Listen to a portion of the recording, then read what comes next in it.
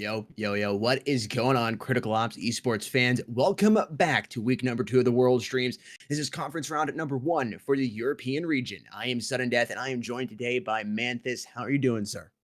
Pretty good, pretty good. And we do have some exciting matches. Again, we're starting off with the Europe region today, and we have some very exciting matches coming up. We do have a little bit of, some tournament format stuff we're going to be looking at beforehand while we wait for these teams to go ahead and get ready to join the room. And also so everyone can know a little bit more about how Worlds works. So right now on screen, you can see the format. So previously, last weekend, we were casting the preliminaries, right? So that was 32 teams split up into 8 groups with 4 groups in total, 4 groups per region, or I'm sorry, 2 groups per region for all 4 regions. And then the top 2 teams from each group went ahead and advanced onto the conference. That is what we are watching today, the conference rounds.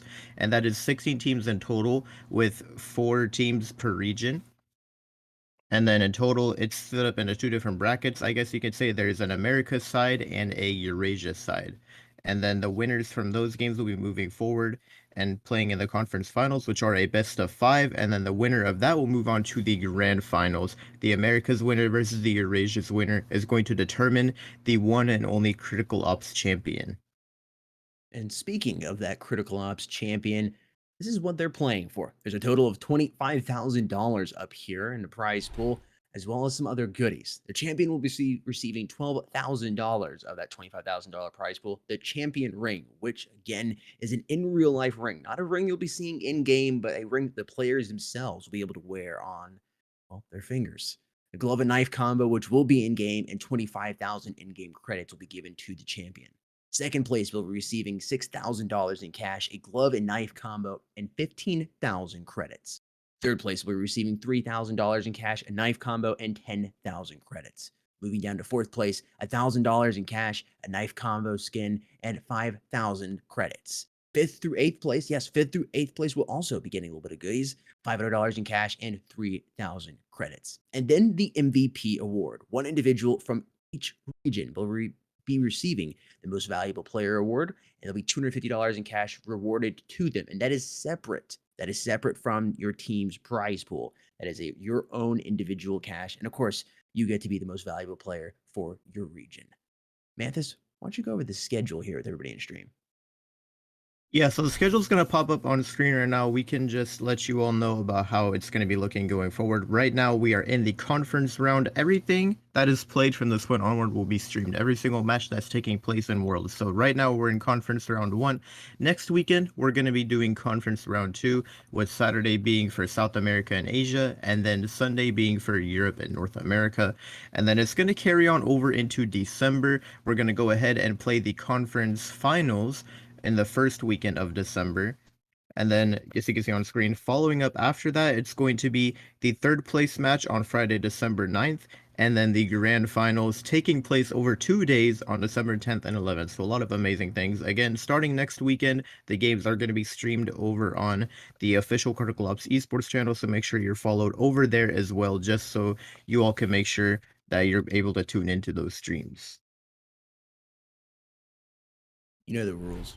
Get in that description, click the links, subscribe, follow, like. Manthus, why don't you introduce the participating teams? I know all of these teams still aren't here, but these were the teams that qualified. Yeah, we did have 8 teams. Again, right now we're watching the Europe region, and there are a lot of amazing teams, some familiar faces, some new ones. Again, that's kind of what happens when you have 8 teams instead of the usual 4 competing for, a big prize. But so far, they have actually been eliminated down to just Invictus, Hammers, Exclusive, and Rain. If I'm not mistaken, those are the 4 teams that ended up moving on.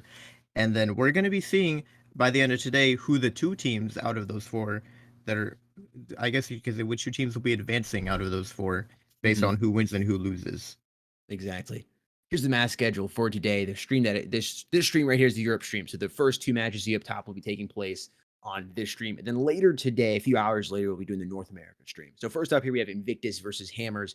And then it'll be Exclusive versus Rain right after Invictus versus Hammers. And again, later today for the North America region, we'll have Underestimated going against Xenocide, and then Mobility versus Phoenix after that first North American match. Now, I believe some of the smart voting is still open. I know people have been voting. And for those that are just joining for the first time, Manthus, would you please explain what the smart voting system is for them? Yeah, so we just introduced the smart voting system, and you can see here Basically, if you go to that website at the bottom, played.mobileesports.org/dashboard/voting, then you can get a chance to go ahead and vote for your favorite teams. Now, you don't have to vote for every game. You can only vote for the matches or the teams that you're more confident in voting for. But overall, the point is you can go ahead and spend some points trying to guess how well you think you know these teams. Do you think they'll win? Do you think they'll lose? You could show off your prediction skills and climb that leaderboard. And Critical Ops is giving away credits as well. So if you're a viewer and you want some free credits, maybe you want to get some cases by that new operation that just came out. This is a pretty nice way to just get your hand on some credits. You can go ahead and vote for those teams for free. Nothing you have to spend at all. You can just go ahead and vote for those teams and potentially win some credits. So it's a nice way to show off your prediction skills, climb that leaderboard, and keep the viewers engaged. 100%. Here's the matchup right now. Invictus versus Hammers. That is what is coming up right now, folks. Let us know your predictions down in the comment section down below. A YouTube poll should also be popping up now, but we're going to go ahead and introduce Invictus's lineup, go over their achievements, and look at their stats. Manthus, back to you. Yeah, so stats, let's take a look at Invictus first. Now, I know recently they have been the team that's been popping off a lot. We can just take a look at their roster, and their raw statistics already look amazing. I mean, the amount of maps played, their overall rating and win-loss ratios, they're just amazing. Their lineup is good too. I know we saw specifically Malik has been a very dominant factor previously, and you can see he has the highest rating, even though he's only played 14 maps. Now, that rating does actually have an impact on how many maps you've played. So having that high of a rating with significantly less maps than some of your other teammates just shows that you've been a very consistent player so far. Um, I believe their team stats as far as standings in the previous tournaments will be popping up as well, and you can go ahead and see how they placed recently. In Circuit Season 4, they ended up placing second in the finals. Embers of Victory Season 2, they were the winners, and then in Circuit Season 5, they were also the winners. So Invictus have been the dominant factor recently when it comes to major tournaments. They've been winning it all. Now, on the other hand, we could take a look at their opponent, Hammers. Again, both teams have very good stats. I can definitely say we're going to have a very solid matchup today for Invictus versus Hammers.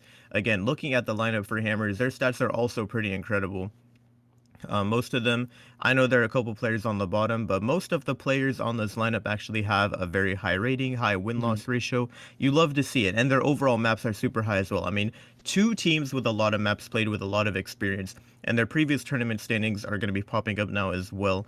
I mean, overall, I can tell you right now that Hammers is going to have some amazing standings as well. Circuit Season 4, they did not compete. Embers of Victory Season 2, they did not complete. And then in Circuit Season 5, they ended up placing third in the finals. Even though they placed third, I've seen them play in some other smaller community tournaments and stuff and really take the stand there. So I think we're going to have a very solid matchup between Invictus and Hammers. Definitely looking forward to it. Chatting in that YouTube poll should be popping up here shortly. And speaking of polls, here's the community votes where people spent their smart votes. Today, it's a little closer than we've seen previously, but still pretty lopsided. The community is definitely in favor of Invictus today, gaining 79% of the overall votes, where Hammers only got 21%. Again, better than what we've seen previously on some other streams, but still definitely lopsided. Coming into this, seems like the community is definitely favoring Invictus. We'll have to see if they're right. Yeah, no, like you were saying, not as much of a lopsided, but pretty much every match we've seen so far has been super lopsided. Again, part of that is just the fact that when you have so many teams that are competing, usually you'll have those teams that don't get the spotlight as much, and everyone always has their favorites, right? So they're gonna vote for their favorites. In this case, Invictus and Hammers are both very solid teams, so I'm not at all surprised by the fact that the votes are a lot closer, or probably the closest out of any match that we've seen so far. Mm-hmm. We're taking place on the knife round right now. Invictus versus Hammers. You gotta wonder. We're on Canals right now. Definitely gonna be a lot of sniper action taking place here. I am looking forward to seeing Fallen Knight whip it out. Coalition wins. Oh, but Invictus is gonna win the knife. Now, I can't remember who the main sniper is on the side of Invictus. I know that Fallen Knight is a very good sniper on Hammer's side. I think we'll be seeing him put in the work. I know sometimes Jimmy's picked up the sniper, but I think other players have also picked it up. I feel like he's not the main sniper, but I might be wrong about that. And it seems Invictus are going to be choosing to start on the Coalition side.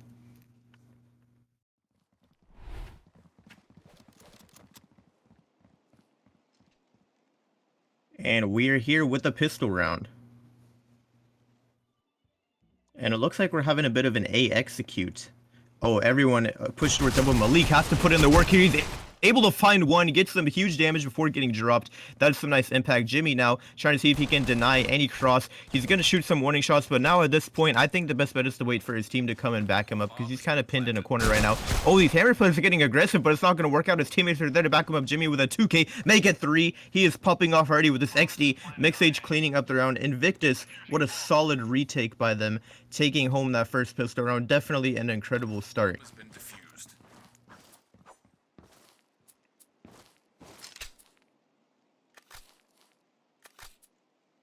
And yeah, Invictus, they're just going to force up the M4s, at least a couple of those players. Some of them who have those deagles, they're just going to stick with it, it seems.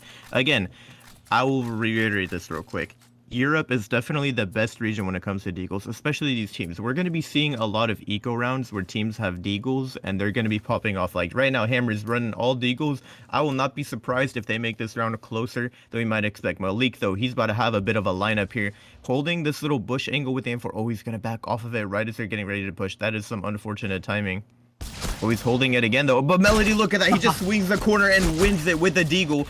Tags Vulgrant as well. Ecstasy is going to refrag, but that's what I'm talking about. I mean, they're so good with the deagles. They could just win a head-on gunfight with it. They don't even need the M4s. They don't need the AKs. Just give them deagles and they'll get the job done.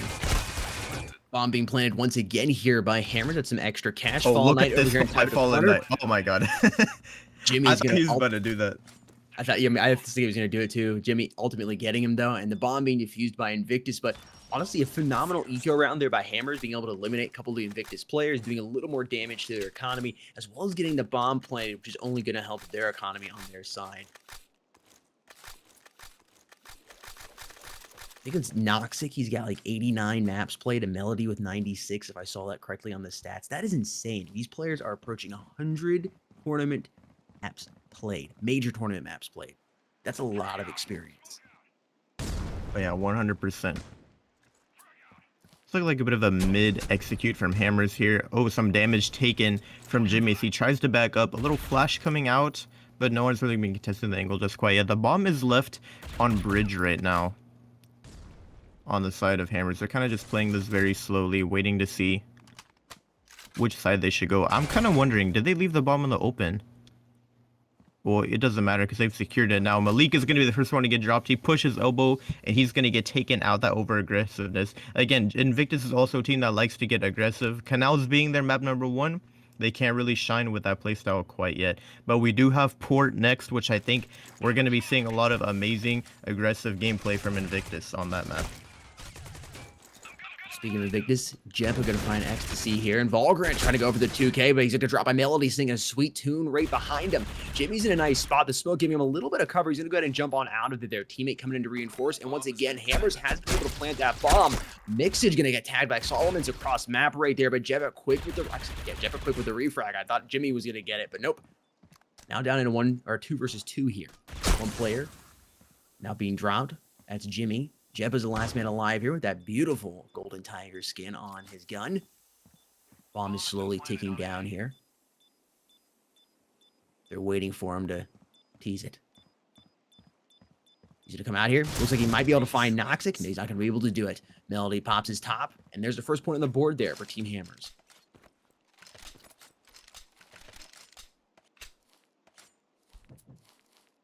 And I'm wondering how early it's going to be before we see the first sniper pulled out. Now, obviously, Invictus are going to take an eco here, and I think we're going to see some deagles bought. Not as many as I was expecting. I thought we'd see a couple more. But Melody already buying a Scar. That is very interesting. Oh, and Mixage throwing a flash for his team. No one really going to be main, though. Ecstasy is the only one there, but he's going to get dropped quickly. Fallen Knight is already pushed up through tunnel stairs, though. They have control of A main, but Invictus have gotten their eco pick. That is what they wanted to do with this strat, and it worked out for them. Now, Mixage is alone on B, though, and he's about to get jumped. I don't think you're doing much with the XD45 in this situation. I mean, maybe if they don't clear you, you can get one if you're lucky. He's going to hear that bomb plan going down. And yeah, there we go. He's able to deny the plan. Pick up a gun. That is what I'm talking about. Mixage, he's recovered a Scar. from the player. They didn't clear that corner. They thought the site was clear, and he's able to punish them because of that. Now both players have a gun. This is actually looking doable for Invictus on their eco round. I mean, Jimmy coming in with the flank, Mixage shooting a lot of warning shots, taking much of their attention, and now this flank from Jimmy should be pretty huge. I mean, they're all focused on Mixage now, and yeah, he's able to catch one in the back. Fallen Knight gets tagged very low. Not going to get dropped just quite, but Mixage has a doable clutch in his hands, but no, Exaluments is going to win that gunfight. Very valiant effort by Invictus though in that eco round.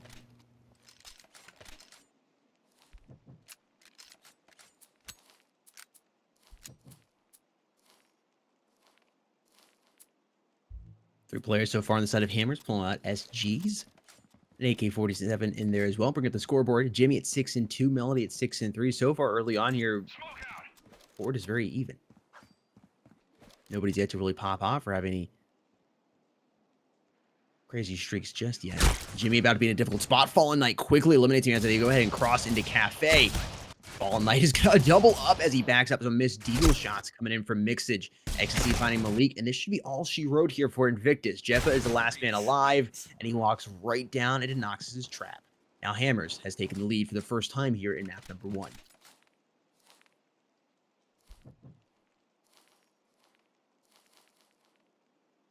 Yeah, and I think my favorite part about seeing two amazing teams clash like this is when you look at the stats, both of them for the first time have incredible stats, like overall, when it comes to their map wins. Right? Like you look at Canals, Invictus, I mean, again, it's kind of their, I guess, worst performing map besides Legacy.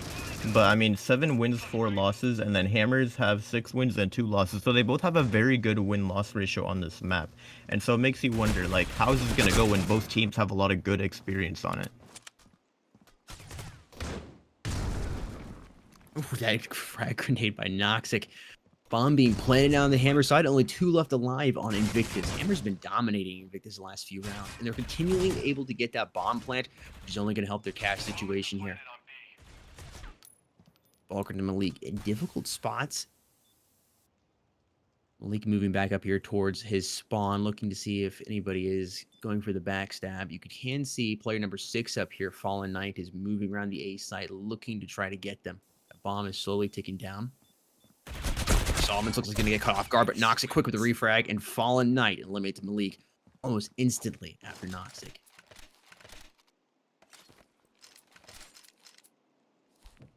Hammer's now leading by 2. Invictus. And he pull out some M4s and some armor here. Jebba opting to go with a little bit more, not quite a glass cannon, but opting to go for a little more damage, a little less armor. I will say I don't think the helmet's going to give him too much protection versus those SGs. So I think choosing not to spend the money on it might be a tactical play from his side. I can't really say 100%, but Sure, good point. looks like Upper Cat might be the first place to contest. We can see Fallen Knight making his way up there. Jimmy is still kind of just sitting back, not really contesting it too much. Look at Hammers just changed the way they're playing. They've just slowed everything down. But look at how far Fallen Knight, he's so far up. I mean, I think Mixage might encounter him soon. Yeah, I think Fallen Knight's going to go ahead and clear this. And he has the bomb. That's risky. And yeah, he's going to get dropped. Now the bomb is down Uppercat. I don't know if that was a mistake or not. Usually I would not send my bomb carrier up in that area where it's so exposed and in the open. That's going to be probably a lost round from Hammers just because of that right there. I mean, you have to recover the bomb from Uppercat when you can hold it from literally everywhere. I mean, you're going to have players in spawn, players on B side, potentially players getting aggressive main to try and cover that. The smoke comes out to try and deny some vision. And I'm wondering, where are the spawn players on the side of Invictus? Like, if you are holding Coalition spawn right now, you deny that bomb plan easily. And they all rotated to B site for some reason, so now it just doesn't work out. I was just saying it should go in Hammer's favor, but I think Invictus didn't pick the best setup there after that bomb was dropped. They definitely could have capitalized off of that more. And now we have a 2v4 retake on our hands for Invictus, but it's looking much less winnable than it was a few seconds ago. I mean, a lot of these players are pushing up on Hammers. You can already see, yeah, both players just get dropped immediately. I don't think Invictus played that round right there. Yeah, based on that bomb being dropped so early on there, really shouldn't have allowed Hammers to get it planted. There's that first ratio being pulled out here. Mixage and Fallen Knight on separate sides, pulling that out. We'll see if they can put it to good use here. Mixage, definitely in a little bit more of a, I'd say a better spot here to catch somebody off guard. Oh, he just moved. So if he'd decided that for a little while longer, he might have been able to have that player cross right in front of him. Again, Hammers has just really slowed it down here in the last round, and they're doing it again. They're playing a little more aggressive, and now they've just really hit the brake, and they're just coasting right now downhill. Minute 20 left here on the clock. The bomb is slowly beginning to move over here towards A. That's where everybody's beginning to group up at. Could easily pick it up and move towards B. They're just looking for that first pick right now. About to have an altercation here between Volgrid and Melody, and Volgrid is going to win that. Grid landed a headshot on him with his AUG. The man down already here on the side of Hammers. I'm assuming Exalmans is going to go ahead and pick the bomb up that's just been dropped here. Yeah, it looks like he's going to move down through tunnels. No, he actually avoids it. Jimmy might have an altercation with him. He sees one, trying to go for the 2K. He might be able to grab it. He's so close to doing, but someone Noxic is able to turn on him and drop him. 42 seconds here. Hammers has to do something, or this is definitely going to be going towards Invictus here. Jeppo finding one, trying to go for the second one. Ecstasy is going to prevent him from doing that.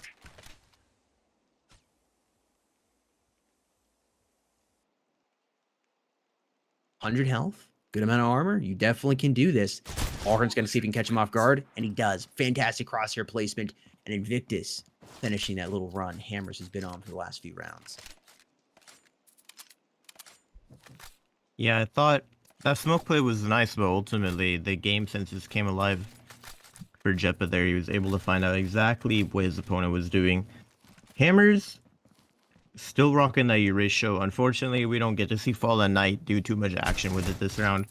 And Jimmy, oh my god, he just pushes Undercat. He doesn't even care. Melody gets dropped immediately. That is a player down on the side of Hammers. Definitely not what they want to see in the beginning here. Malik, we know he loves to contest elbow. I'm telling you, though. Canals is one map where you get punished for being over-aggressive. So Malik has to be careful. If he gets dropped, that could be a round-changing pick for Hammers. I mean, you really do not want to overextend here if you're holding this angle.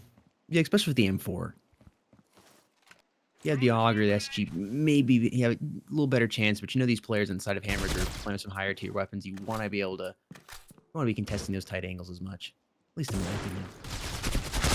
Yeah, but trying to go for the dual hooper. Fallen Knight ultimately going to win. They're pushing this B site right now. At least I thought they were. It seems like he's going to move back around here towards Catwalk and then move up. Solomon's doubling up with the SG in hand. Only 2 players up alive down the Invictus side. 3 alive here for Hammers. And then moving down through Coalition spawn to try to prevent this bomb from being planted. Hammers has planted it once again. I think Hammers has planted the bomb every single round.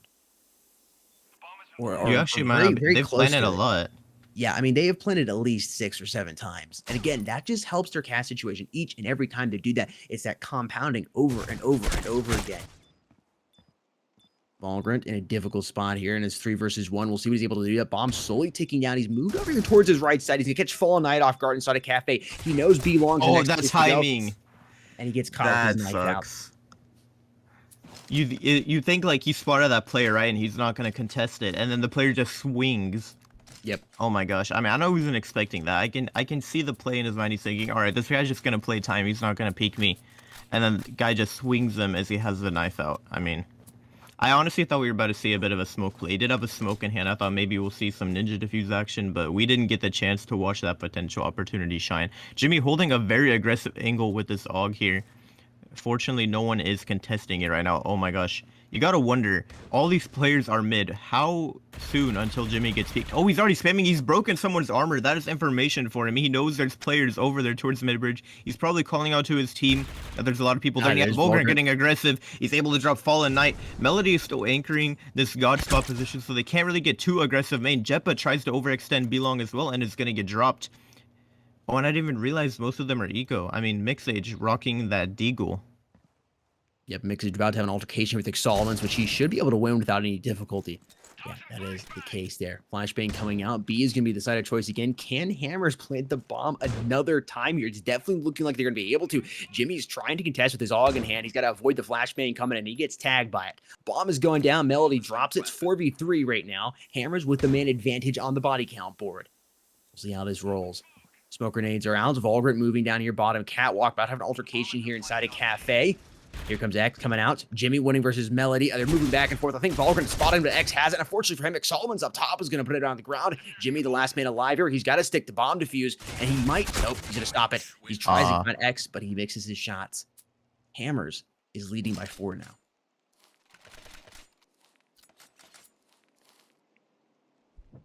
Yeah, and Invictus, they're still able to buy. Yeah, thankfully they can. Bringing the scoreboard up here, I want to look at yeah, Solomon's. I'll say I think he's at top of the board. 11-5 right now. 2 KD for him. Jimmy at 11-8. Volgrant at 8-8, and Fallen Knight at 9-7.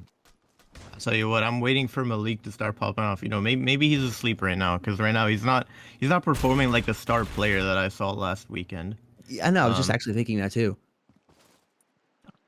So yeah, hopefully soon we'll maybe he does need a little G Fuel in his system, because I really want to see him pop off, man. He's been so consistently good, like across all the maps. Oh, that smoke fades and Exoluments gets caught in a bad spot. Fallen Eye is going to respond with a pick onto Malik, though Volgren is dropping it ultimately. You know, I think part of the reason Malik isn't really popping off yet is he's playing this elbow position, right? And like, it's just so hard to hold that, especially considering he's at an M4 like every single round, and you really want to get aggressive on that angle, but you just can't because it's Canals, and you're just gonna punish your team so hard. It's difficult to hold elbow, especially when they don't contest him much. So I think I'll give a little credit to the map. Look at how many nades are being dropped in the spawn here for a potential retake. Invictus are taking every advantage they can right now. They know they're down. Oh, we're even seeing some nade juggling action over in the spawn here. The circus is here. Jimmy's the first to open it up, finding Nox. Again, Solomon's quickly going to trade out, put it in Jet, but it's a 4 versus 4 right now. Malik feigning a little more aggressive. He's got the AUG in hand. Finally something a little more aggressive than the M4. He's looking to see if he can pick up another player there. Melody moving towards his left, and I believe that's Fallen Knight up there on the bridge. A lot of action going now on the bomb sites. That bomb is moving over here towards A. You see Solomon's all alone over here by B, and he's about to get tagged by Mixage. Oh man, that timing has got to be frustrating. So Solomon's just going to pop around the corner.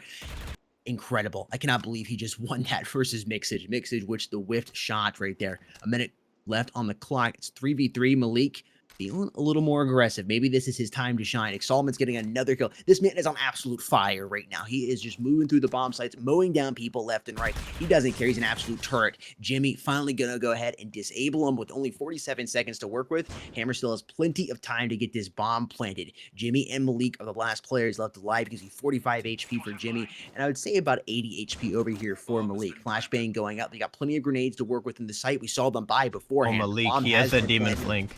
He does indeed, and Malik coming in big right there, going to double up and help his team. I believe it's a triple that round. Flip. You were right, 3Ks. Bomb has been defused.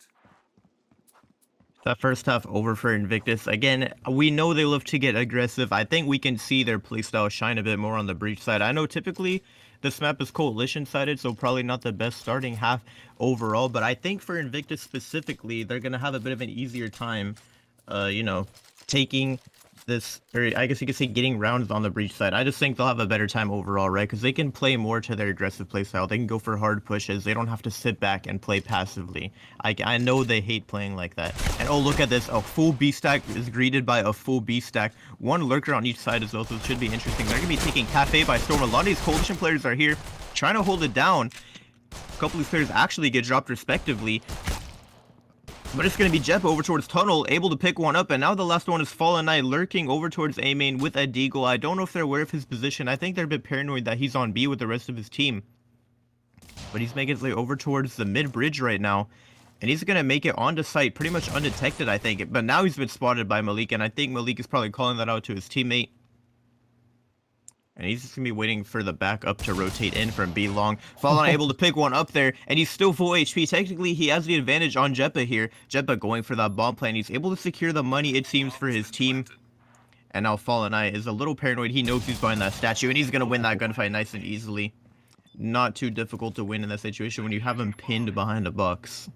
I'll tell you what, it is an absolute treat watching these players in the EU region play with the Eagles. It really is. There's something special about it. There's a skill difference. It's the subtleties. They got a little extra spice in the recipe here. Hammers winning that pistol round is going to give them the advantage moving into the next round, round number 14 here. They'll be able to go ahead and invest that cash into some better primary weapons, some armor, and utilities. It should be an easy win for them, but we'll see. Invictus with an interesting buy here. Forcing it up, trying to catch them off guard. X in a good spot, couldn't open up, finding one, tries to go for the other one. It's Volgren, surprising though with the AK-47 in hand. That's when you might be calling out to your teammates like, okay, this isn't a typical eco round here for Invictus. Jimmy getting a drop by Fallen Knight here, but that bomb has been planted by Invictus. Mixage running around with the MP7. Where's he at? I want to see if we can get anybody with it. Jebba and dropped by Solomons. Noxic working with the Deagle, trying to move up slowly, finds one, trying to go for another one. That MP7 is absolutely shooting peanuts right now, and he's going to jump down here and try to turn around and drop him, but as the PD-50 going to come down the ground. Solomons trying to tease that bomb defuse. Ooh, just a little bit, poking it, just a little tease. Oh, I thought he was going to get it. Mixage, going to find him with the peanut allergies right there. Invictus winning that round.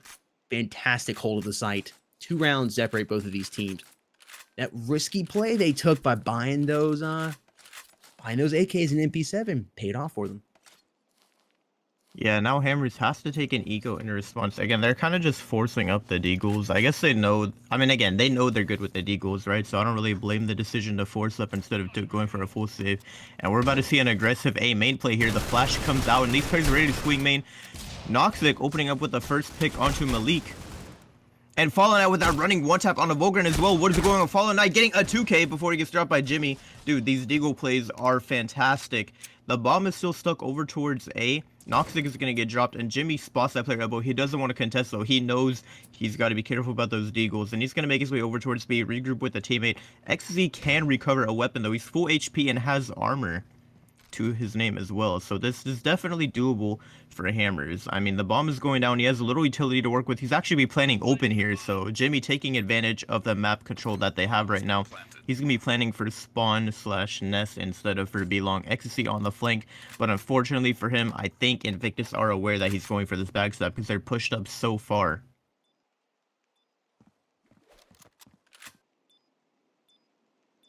Yeah, it's going to be very tough to win this one. I mean, Invictus are set up very good for this post plant. Smoke comes out. He's going to be nading site, but no one is there to meet the utility. Bomb slowly taken down. He's going to have to just play for kills at this point. He's not going to have enough time. Yeah, I think he's just going to save it probably. Yeah, he's running down Cafe. At this point, XC wants to try and save that gun. Yep. I think it's a good decision by him. Sona's peak CT. Will they peek? Oh, they're not going to. Good decision just to wait there. Invictus winning another round and getting that bomb planted. That's some good cash for them here. They should be able to tie this next round up, but we'll see how Hammers responds. XZ was able to save that AK, which means they'll be able to buy some grenades, maybe something for a teammate as well. It actually seems like Hammer is just going to go on an eco once again. We see a Deagle being pulled out on XDs by Noxic, Solomons, and Melody. Yeah, I think a smart play here. I tell you what, though, if this double cubby play works, that would be pretty funny. But I doubt it's going to work. They're probably going to hard clear it. Yeah, Noxic is able to catch one off guard. Actually, they don't expect 2 in the cubby, so it did kind of work out. Melody able to drop one, gets huge damage before getting dropped. I'm telling you, these pistol plays are insane. Fallen Knight comes in with the Deagle. I think we're going to see him go to work. Malik is in one-shot territory. If he can find that one bullet on Malik, it becomes a 1v1.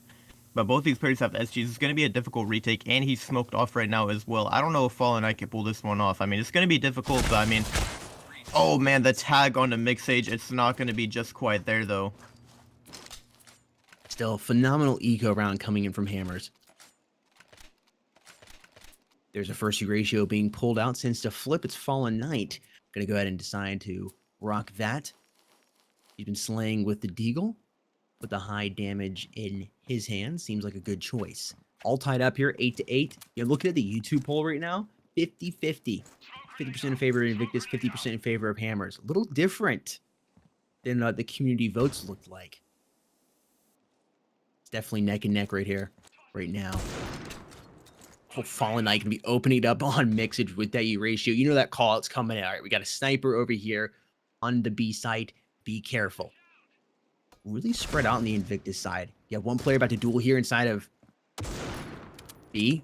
Ooh, Fallen Knight trying to go for another one. He's going to find him. Jimmy jumping down there, trying to get inside a cafe, but he's going to have to wait till next round to grab his Starbucks. 3 versus 3 now. Just about a minute on the clock. The bomb has been picked up, and that's going to be Malik bringing it up. Fallen Knight has Overwatch over the site. Solomon's backing him up.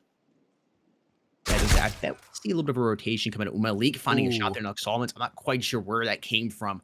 I was a little too busy focused on one spot. It looked like it was on that bridge. They weren't expecting the rotation that fast. He was exposed to bridge and he got shut down quickly. Melody about to encounter Jeppa though, and he's gonna win that gunfight. But Invictus have made their way onto the bomb site, 2 smokes in hand as well. They can go ahead and smoke off their coalition, their main entrances, and play this very smart. Vulcan is taking a super aggressive peek though. I don't know if he'll be anticipated to be holding this angle. Oh, he's gonna back off it. That timing gets the best of him, and now he knows he's been tagged down a bit.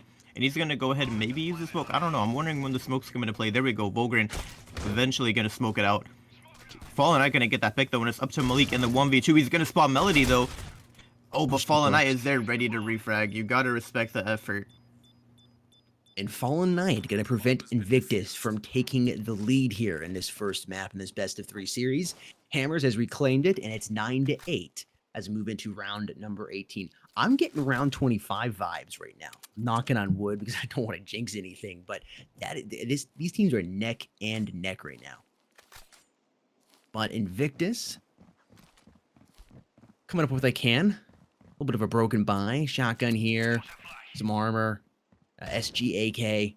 See what they can do. All rushing down B long. That flashbang going to go ahead and pause him. Jeppa is the only one that really getting tagged by it. He's right now taking the lead. Nick Solomon should be giving the call like, oh my god, guys, they're all here. Jimmy and Millie going down. We're dropping players, especially. Ooh, that shotgun. Pick up that big shotgun kill on Noxic. That's really going to help their economy out, as well as getting that bomb planted. Only 2 players alive here on the Hammer side. Victus should have this in the bag. That's what I'm talking about, dude. Like Invictus, they can't really buy. They don't have much utility. They just say, you know what? Let's just say, why not? Let's go for a full B execute. I literally have a shotgun, but I don't care. I'm just gonna put it to good use anyways. And they just go there. They take B side by storm, and that's why I love to see those aggressive plays, right? When they can take a full-on execute and just make it work so well, it's so entertaining. Like most teams love to play slow or passively. Invictus's aggressive style, it switches it up and it makes a way more interesting Melody. About to encounter Malik here, I believe. Oh, and the knife comes out, but oh, he's gonna whiff the shots. Malik is gonna get the headshot on him. No way. Oh man, I thought Malik was a dead man there when he pulled out the knife, but I guess his instincts told him to turn around right as he peeked that corner. Huge round for Invictus. Able to pick that sniper rifle up. It's now in the hands of Jeppa. And they've tied it back up. And with the momentum they have, and Hammer's opting to take another eco here, this should be the round win for them, and they will be retaking the lead.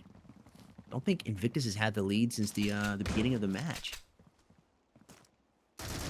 Oh, Malik could have a field day here. He finds one, going for the other. Oh my gosh, it's 4-man for him. You can double Lord Farquaad. All he needs is a queen now, and he'll be king. Volgren finishing off Ecstasy, and there it is. Invictus quickly cleaning up Hammers.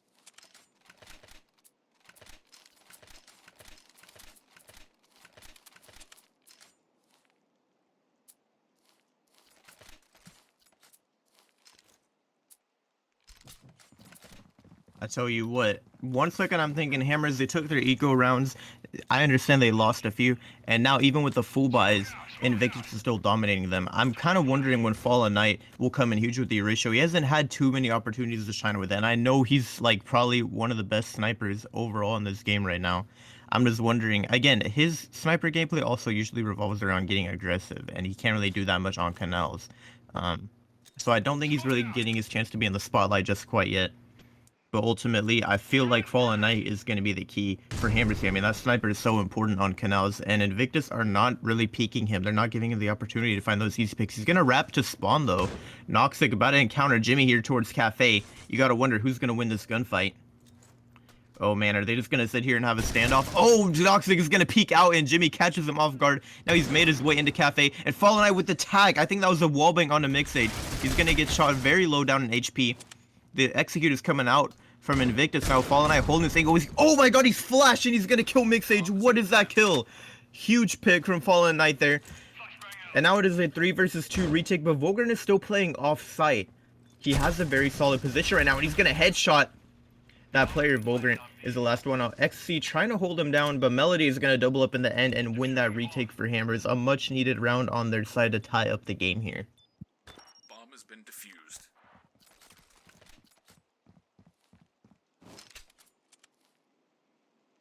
Round 21, getting that 12-12 final round vibe here. It is neck and neck.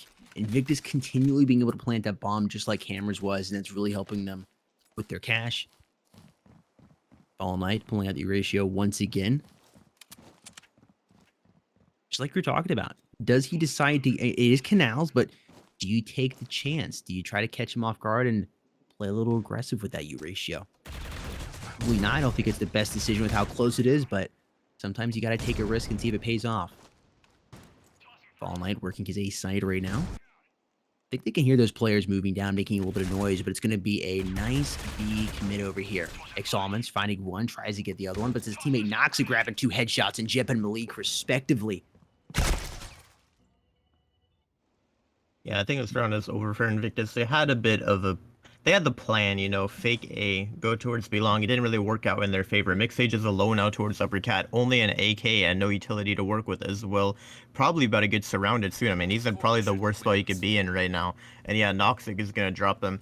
Hammers securing their lead back. And now Invictus, they really got to do something different here. But they're also pretty poor. So I think we're going to see an eco round from them before we head into match point, assuming that they lose this eco round. Actually, maybe I'm wrong. I don't know. Maybe they'll force up. I mean, it seems like a bit of a broken buy from them. I don't know. Mixage buying a shotgun. Some of these players choosing to just eco, so I'm not really sure what the call is here. Fallen Knight trying to peek this aggressive angle. Not going to spot anyone, though, on those tunnels. Oh, and Mixage with a shotgun. How do you get that kill? Jimmy just runs into side. He's going to get dropped. These A players are dropping like flies now. Malik doubling up with a deagle, though. Mixage finding another one. How are Invictus winning this round?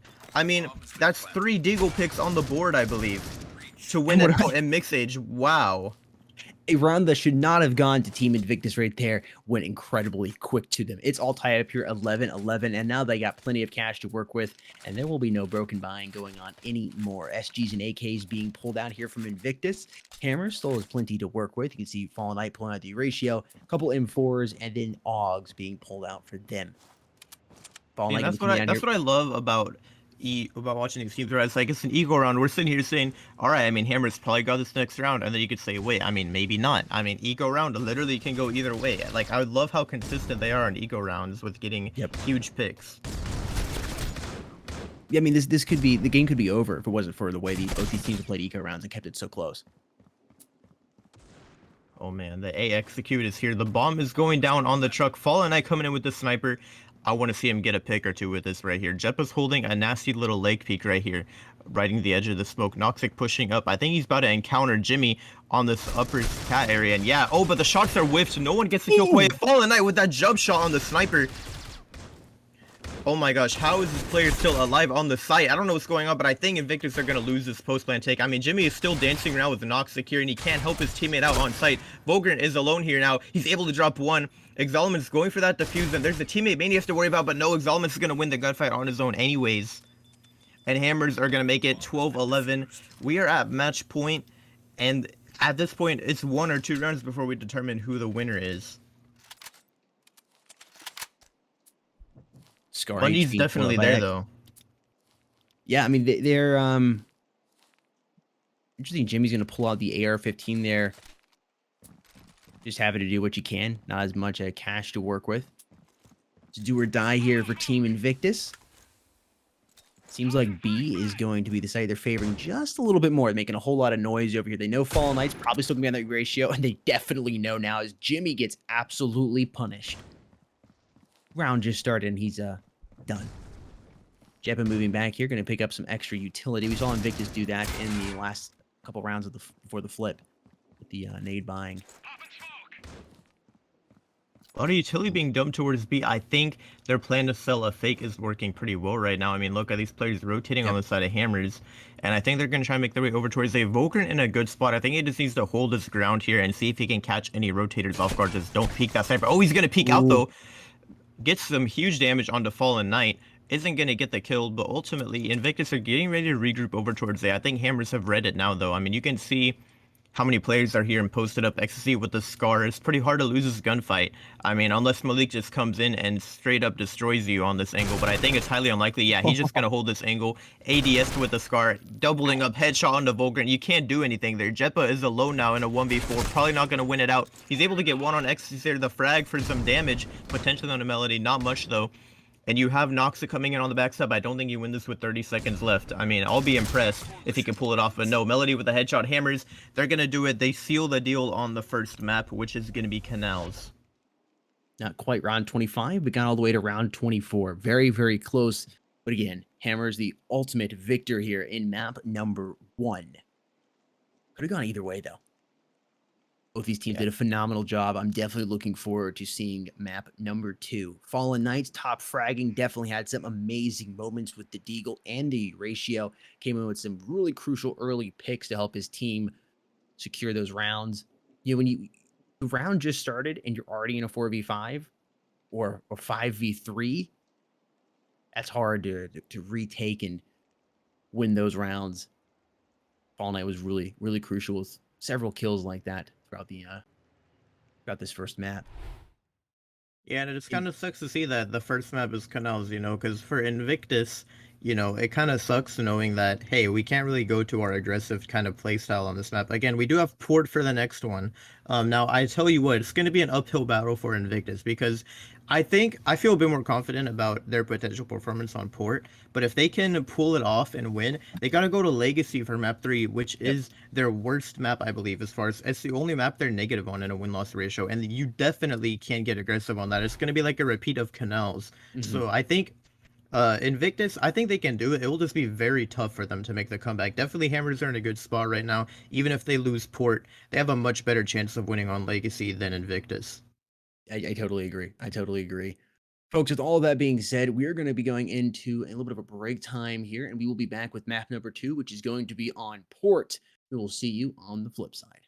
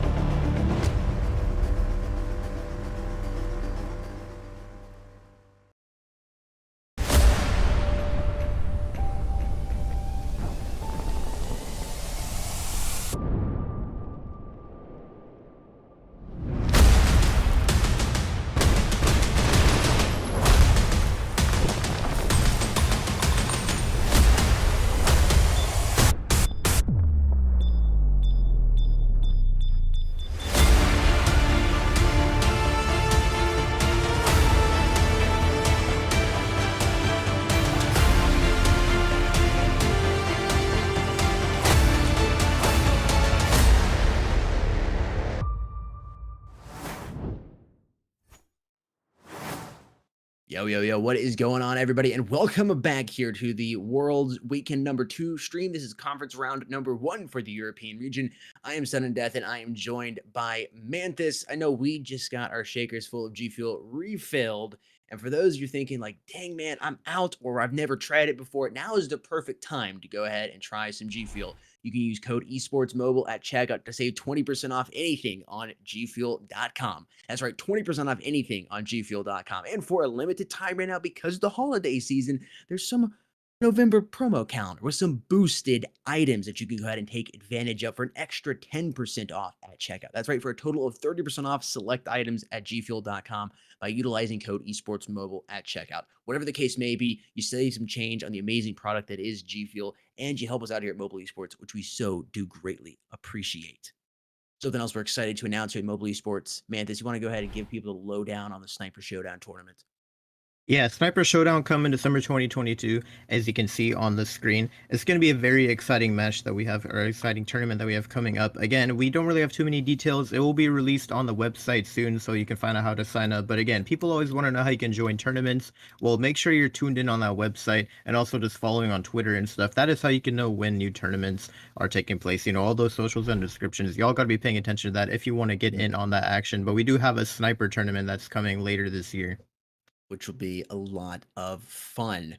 All right, folks, we got about 1 to 2 minutes before we hop on into map number 2. We got a little bit of replays coming in from map number 1, which was on Canals. For those of you just joining, Hammers is currently winning this best of 3 series 1-0. Invictus lost 11-13 on that map of Canals. We're coming into map number 2, which is going to be on Port. But Manthus, what stood out to you, excuse me, on map number 1 here on Canals between both these teams? I mean, overall, I just gotta see, when you look at the gameplay style, right, Invictus, they like to get aggressive. Couldn't do it all too much on this map. So, you know, I saw that a lot when they were on the Coalition side, right? They tried to peek out. Malik was having a bit of a hard time on that first half. I don't want to call out anyone specific, but I know he's a good player overall. It's just he really didn't have his time to shine when he was holding that elbow angle, because you just got to be so disciplined, and it's hard to play like that, especially when he didn't really have a strong AR most of the time. Versus when we get on the flip, that's when things really started to get exciting for Invictus, because they were able to pull out the strats, the full executes, you know, buying some utility, going for some hard pushes. And we see even on eco rounds, even when they don't have full guns, they'll just hard rush a site and they'll win sometimes. Like we saw that one, I can't remember the scoreline, I think it was like, it might have been 11-10 or something, but they had like a shotgun and like a deagle and some AKs. They just said, we don't care, we're gonna push B, and the broken buy just works for them. Like as long as they have the utility, they can make it work. Yeah, they really can. I think that's a difference from some of the rounds we casted yesterday, is that both of these teams, they can pull out wins out of thin air. They can go ahead and pick up a deagle, an XD, and find a shotgun, and there's a high chance of them being able to pull out the win. We're just about to go into the knife round here, folks, for map number 2, which is going to be on Port. I'm taking a quick look at the YouTube poll right now. Lots of people have voted 53% in favor of Invictus, 47% in favor of Hammers. And it's interesting because just a little while ago it was tied up 50-50. And Hammers has won. However, Invictus has pulled ahead. And Invictus was the favorite coming into it based on the amount of votes that came in from the community. And we were talking a little bit off stream. This map number 2, Port, can play a little better for Invictus because they like to play a little more aggressive. That's their play style. And whichever side you're playing on, you can definitely get a lot more aggressive on this map. And speaking of sides, we're going to be figuring out which side these teams you're starting out on in just the next few seconds here, as the knife round has initiated. Malik and Jepa striking first here for Invictus, and it seems like the Blues have the advantage, but I take that back. Oh, never mind, the comeback. Slipping on some teammates' body parts there, I guess. Invictus is going to be able to decide which side they want to start out on, and it looks like they're going to be starting out on the breach side here. I take that back. It's going to be on the Coalition side. That caster's curse, man. I say something, and it's the exact opposite. I'm not going to win the lottery. I'm not going to win the lottery. I'm not going to win. Hey, you know what? I gotta say though, considering they're on the Coalition side, we're definitely going to see them shine when it comes to getting aggressive. I mean, we've seen it in the past just from how they played Port previously. I already know, I could say confidently, they're going to be pushing mid a lot. They're going to be pushing A long a lot. I'm not afraid to say it. I think it's going to give us a little bit of the vibes that we saw from that Evil Vision versus Flawless game yesterday, right? I mean, we're gonna be seeing a lot of aggressive play on this map, and I'm all here for it. Right now in this pistol round, it looks like we're gonna be seeing a bit of, I thought it'd be long execute, but they're gonna be rotating back to mid, it seems. Again, Hammer's mostly rocking this armor and sticking with the P250 instead of upgrading to that stronger pistol. And look at this backside peek from Zeon here. He doesn't even care. Two players dropped on the side of Victus already, and Volgren is getting surrounded from A-Long as well now. Jimmy is in a bit of a tough situation. We could see a flawless pistol round from Hammers here. Malik is the last one alive and probably not going to find any picks. Yeah, everyone is peeking him right now. Talk about a flawless execute by Hammers to start it off. Incredible. Not only did they win the round, but they got the bomb planted as well, which will help them with their cash. And they're going to go to utilize that to buy some good old weapons here. We were just talking about it, and right before we came into map number 2, you can't count Invictus out here. And even if it was reversed here, if the roles were reversed and it was Hammers going into an eco, you can't count either of these teams out. They're very good at playing on these eco rounds, and you can see they're playing very, very aggressive right now. Fallen Knight getting a kill. Oh my gosh, it's ecstasy getting the quad feed. Wow. I'm not gonna lie, I kind of, it's like I blinked and I missed it. Literally, I'm not even making it up. I looked away for like 1 second and there's just a 4K in the kill feed. It's happened to me numerous times. It was so incredibly fast right there. Invictus was wanting to go ahead and get that eco round over with, and now they're able to go in with that full buy. Mixage pulling out the Scar here, and Og's being pulled up by everybody else except Malik, opting to go for that lower tier AR once again, the M4. I'm looking forward to seeing if any kills can become Mixage here with that Scar. Volgren going to be watching a site, and that bomb is slowly creeping up here. Unfortunately for Mixage, I don't think anybody's going to be challenging him, although you might see an altercation here with player Exoluments. Dude, I'm telling you, that leg peek in the back is such a devious angle, right? I mean, we saw, I think it was Evil Vision abusing that angle yesterday, and Jimmy using it again. I mean, it's so hard. Like, you take a leg peek, right? It's already hard to win that gunfight. Then you'd make it a longer range leg peek. Like, you're not winning that gunfight unless you have maybe a sniper or a Scar. It's so hard to take someone off that angle. At least for a one-on-one peek. Again, don't get me wrong. If you like triple peek that, I think it's an easy kill. But you cannot contest that solo. You're not winning it ever. Jetpa goes through some potential wallbangs. Can't find it though. I think if he sprayed a little bit longer, he would have found it. Oh, and Mixage, does he know Zeon is in this corner? There's no way he's not aware of it. Yeah, okay. Somehow Zeon is going to get away with that little cheeky spot. I think Volgren knows now, though. Surely he doesn't get a second one here. There's no way. Why aren't you clearing that? I feel like that's just lack of communication on your team there. And Hammer's going to win their 3rd round in a row, having a very solid start on port. Statistically speaking, this is usually the first round you see the team that's lost the last 3 take this round, but I don't know if it's going to be able to happen here for Invictus. We'll see. Invictus pulling out a lot of shotguns here. Malik going for the SA-58 and Volgren sticking on the Deagle. I don't know if they're going to be able to do it, but this is a potential, it's a possibility here. Invictus is able to pull some incredible wins. We'll see if they if Hammers plays this right into their hands. Noxic is going to find Malik. Not going to be utilizing that SA at all.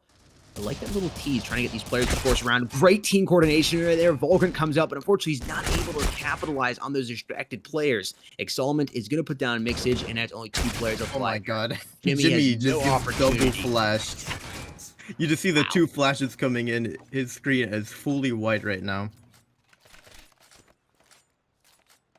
Now, that was a very weird buy. I mean, going for 3 shotguns on port, I don't know, man. I mean, especially considering the angle he was holding, that was just such a wacky decision. I don't know. They are able to fool by now, though, in response, and I think we'll finally see some aggressive play mid. We can see 3 players mid on the side of Invictus here. I've been waiting for this. The flashes are coming out towards A-Long. Jimmy's going to be the first one dropped, though. I think Hammers are ready for it and prepared to shut them down. Malik does get a pick, but it's already down to a 3 versus 4. Man advantage currently in favor of Hammers. Invictus, I don't think that's going to stop them, though, from their aggressive playstyle. I mean, they need to switch it up, right? Because so far, Hammers are getting every single round. They need to go back to their roots. I know it can be a bit difficult. You know, it might be a mind game. Should we really get aggressive when we're losing like this? But you got to see them mix it up sometimes. Mixage, there we go. They're going to double up there. Malik is now in a 1 versus 2. Some even trades coming out. Fallen Knight's pushed up so far on B. I think he's going to try and clear sight and then maybe call out to his teammate for a possible rotation. I don't know. I mean, the bomb is making its way onto A side, so maybe we'll see an A execute. I think we're just going to see a potential flank from Fallen Knight here. Surely by now, though, XC has to know that Malik is somewhere near him because his teammate has fully cleared mid. He knows mid is open. Oh, Malik is actually going to run back around, though. Maybe he can catch Fallen Knight off guard here holding this Lake Peak. The smoke is up for him, but I think that's not going to stop Malik from clearing this out. The bomb... Oh, no, he's going to turn! Oh, my God. That timing, dude. The smoke... I thought Malik was going to push through it and find Fallen Knight there. That's so unfortunate. And Fallen Knight, he's ready on this demon angle. I mean, I think you can't win this if you're Malik. Fallen Knight is posted up and ready to take you down. Like, what can you even do in this situation? Yeah, he's just going to spot him there and delete him. Literally, there's not a thing you can do if you're Malik in that situation. I'm telling you, that angle is very broken. I was looking at the comment section. I saw somebody say Invictus has practiced so much that they're just overthinking everything. And it's honestly a good point when you think about overthinking in the mind games that we play with ourselves and that can be played on each other. If you've practiced something so much, you're thinking too much instead of just playing. And that's kind of what I'm seeing from Invictus here. It's not that they're asleep, but it's like they're trying too hard. Like, does that make sense? They're trying way too hard and not just letting it happen, letting things unfold, and being able to react to their instincts here. This might be the round that we finally see some instincts coming alive here. X is the first player to drop anybody on the side of Invictus. There's only 2 players alive now on the Hammer side, and it seems like the Nail is finally getting to fight back versus this Hammer, which has been pounding away on them. Yeah, I mean, the strats were coming out there. Again, that's the one thing I always notice it when they get aggressive. It's like they have like a different strat for every setup, right? Like even they don't just straight up swing and like they have a teammate pop flashing them in or something from another part of the map. And that is what I love about Invictus. Their teamwork is there. I think they just weren't really, you know, getting to shine those first couple rounds when they were poor. And now we're seeing a double A-long swing. Please don't line up and give him a 2K, but it's going to happen. Oh my God. Ecstasy just shuts them down. And, like, I feel like it's just these little mistakes Invictus are making, right? Like, the idea is there. They had such a good start, and then they just can't close it out. They can't really execute the strat that well. Maybe not warmed up. Maybe, again, it could just be the nerves, right? I mean, they lost that first map. They were probably thinking, we really need to win this one. And now Hammers is up 6-0. I mean, it's got to be a huge mental game for Invictus right now. Like, you got to be just a little nervous. And Jimmy is sticking to this Lake Peak when traditionally Invictus finds the most success from pushing mid. Malik is in some trouble here, though. There's 4 players be long, and he's going to get immediately dropped. Yeah, it just seems like they're just hitting their heads against the wall over and over and over again. They're just not able to get anything. It's, you know, keep it simple, stupid. I think if Invictus is just able to go back and kind of just slow things down and try to retake the momentum, the control in their hands. I mean, they're on the coalition side. You should be able to do that. They have to come to you to plant the bomb. Knife him, Vulgar. Knife him, please. Oh, he's not going to go for the knife there. Man, I tell you what, if he did trigger discipline there, I would say either go for the knife or go for that trigger discipline. But I guess maybe they thought it's too risky. You know, Invictus at that point don't want to sell that free kill. Oh, man. See, and look at the sound of Invictus. They're going to fast flank. They know what's about to happen here. Jimmy's coming in for a super quick flank. Knife out. Surely they hear him. There's no way they're oblivious to his presence. So Jimmy just has both of them with their backs turned to him. Invictus are going to pick up their first round. And that is huge. Very important for Invictus right there, considering the losing streak they've been on.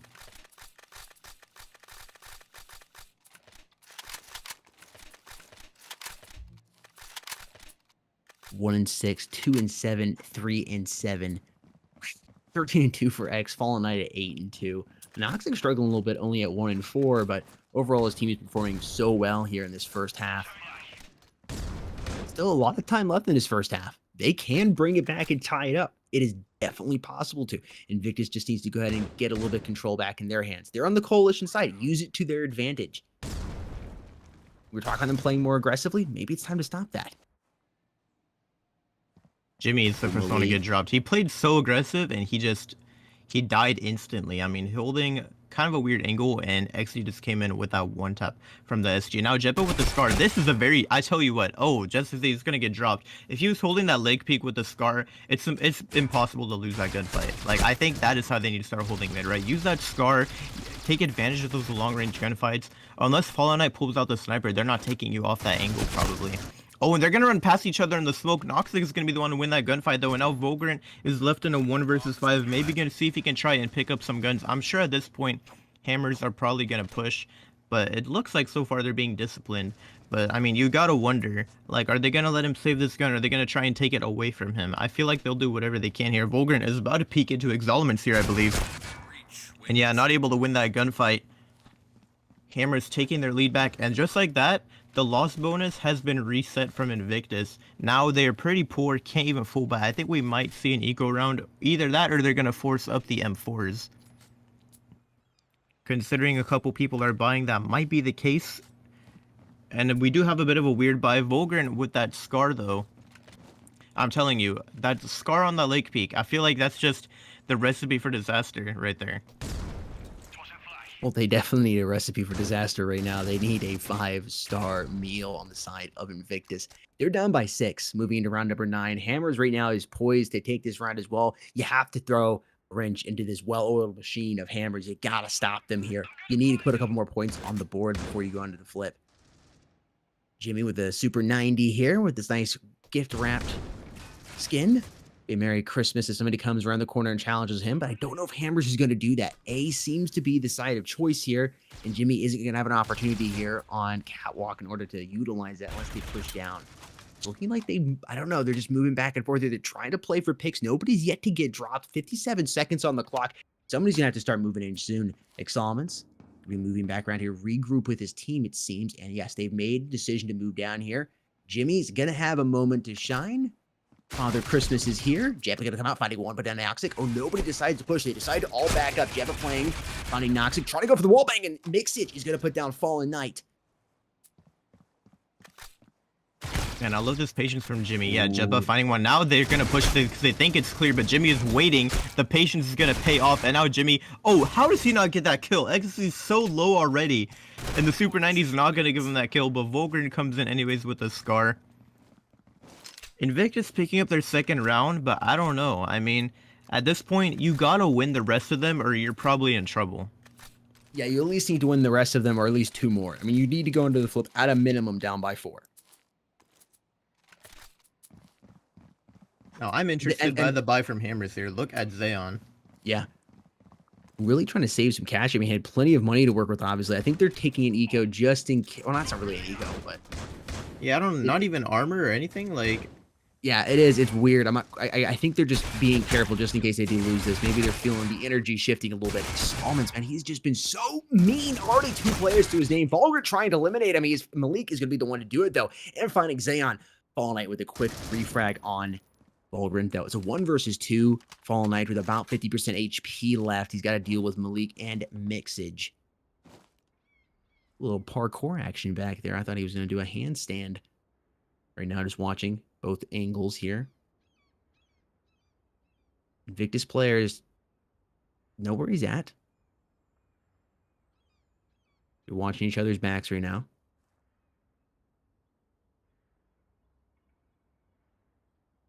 Man, it's up to Mixage here. Oh, the double P comes in though. Malik, there we go. Great timing.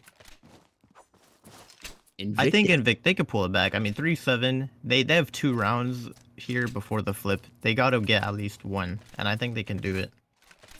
I think they can as well. It is definitely possible, but we'll see how Hammers responds now. I guess they respond with an eco.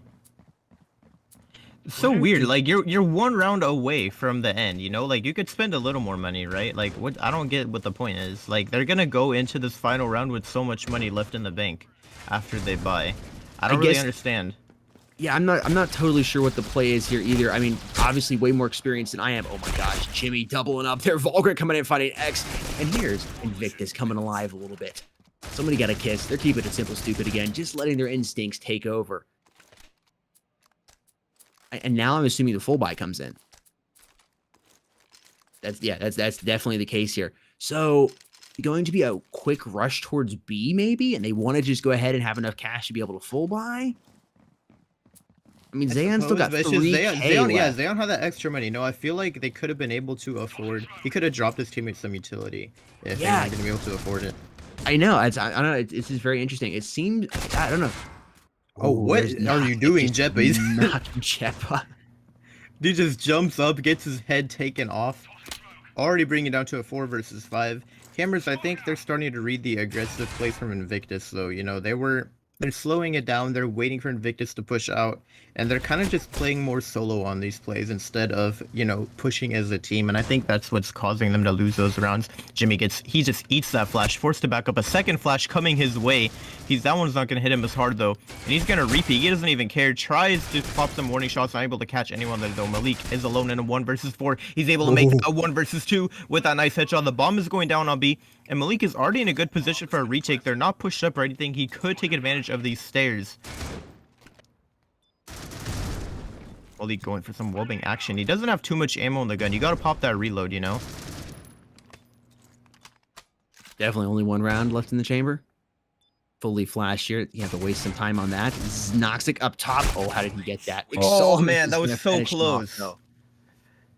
If he won that clutch, that would have been incredible. I mean, he actually almost pulled off the 1v4. Invictus still in it, though.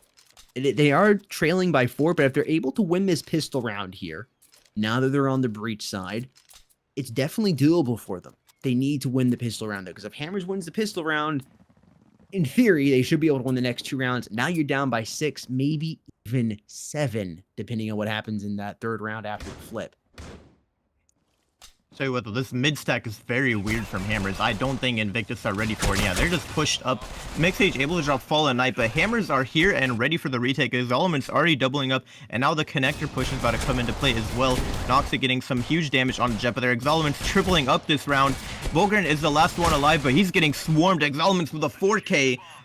Dude, this guy, like you said earlier, he's been on fire so far, and Hammers winning that pistol round, it makes you think this is not a good look for Invictus, right? And again, a quick reminder for everyone watching, this is single elimination at this point. Invictus loses, they're knocked out of Worlds, and to get taken out in the round of 16 is going to be a bit of a heavy hitter for them, I guess, you could say.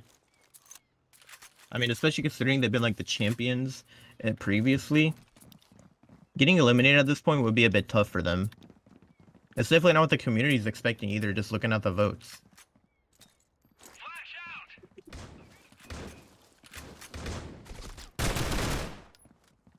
Wait, Solomon's flash and still going for the kill with the Scar. Zayan can put down, makes it. Jimmy can put it out. Solomon's pretty good damage to his team. Doubling up with the AK-47. They're trying to take this A side right now. The bomb is in, and they might try to plant Fallen Knight here, and people move back and forth. He's going to move over here, right to the right side. Now the bomb is being planted in his 3 versus 3. The roles are reversing. Hammer's now going to be on the offense. Have to be the aggressors here, while Invictus is playing some defense. Fallen Knight playing very smart, working himself through those garage doors. Ecstasy, he doesn't care. He'll follow right through the steel there and drop him. Oh, the Man of Steel. Fallen Knight here. Gonna find Malik. He knows he's low. Quick look to the left side. And his teammate Noxic comes in, and they've retaken the bomb site with surgical precision. And that bomb will now be defused after they go ahead and do a little bit of shopping on the ground. And it's Hammers. 10-4. Bomb has been defused. Yeah, and Invictus chose to go for the buy there, kind of, and it didn't really work out for them. I mean, at least since they got a double bomb plan, they're in the clear to, you know, sort of buy up the AKs again. Not much utility to work with if they do go for that buy, but, you know, at least they can have a couple flashes. Maybe try and go for... I mean, the A execute, it's there. They have the flashes. They could run it again. I mean, overall, I don't know. You're not in a good spot right now if you're Invictus. The flashes are coming out mid. I think they're going to contest this hard.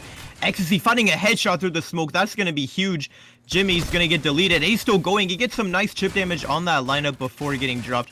The B bomb plant should be coming into play here very soon. Noxic with an AK here. He's able to get a kill on the jet, but he's getting backstabbed though already from the other side of those stairs. The bomb should be getting planted now for Invictus. That's 3 bomb plants, so at least they're keeping on top of the money game here. Fallen Knight with this backstab. He's able to drop Volgrant. Easy kill with the AUG for him. He's gonna double up. Looking to get the triple. There it is. Hammers are on fire right now. And I don't know. I don't want to call anything too early, but it's not looking too good for Invictus. I mean, you let Hammers, especially if now that they're on Coalition side, they could easily build up a win streak here and just close it out 13-4. I think it's highly possible.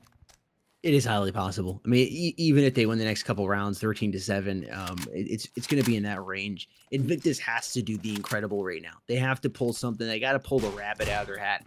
They probably should pull 2 rabbits out of their hat and throw one and use the other one to do, bite some toes. I don't know. They got to do something crazy. They got to take some risks. They got to take some chances. Oh Oh, they're pushing hard here. Jimmy's the first to strike. Solomon's going to even body board putting on a player there. Ecstasy trying to get a good scar. He's able to do it. Vulcan and Malik, getting kills respectively. Now it's 4 players alive here on the Invictus side. Only 2 to work on the Hammer side. But we've seen this situation so many times where it's 4v2. Invictus has the main advantage and they're able to bring it back. Noxic trying to go. Oh my gosh, he gets 2 players. Just like shooting skeet out of the air right there. Play pigeons. Noxic trying to go for the 3rd. He's not going to be able to do it. Vulgrin drops him and Invictus is able to secure that 5th round.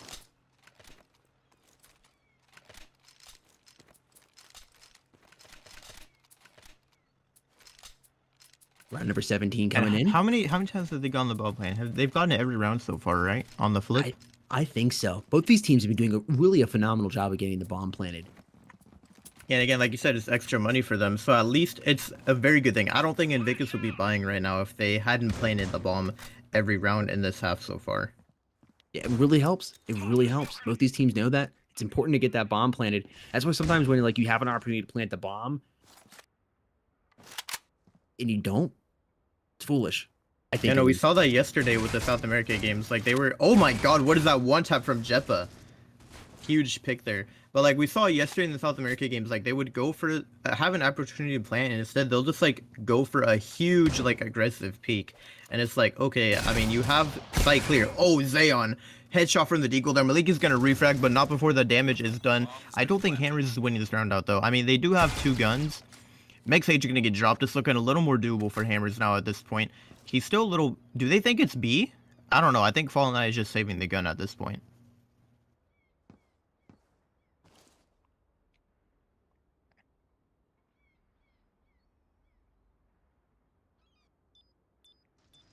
Bomb ticking down slowly, but this round is definitely going in favor of Invictus. It's safe to say 11-6 is going to be our scoreline here. Fallen Knight choosing to save that M4. He has $0, so he definitely is making the smart play to go ahead and try and save this weapon here. And I don't think Invictus are going to push him either. I mean, maybe they'll push up, but I don't think they'll get an opportunity to actually kill him. Oh, no way. I thought he was about to die there. I'm not going to lie.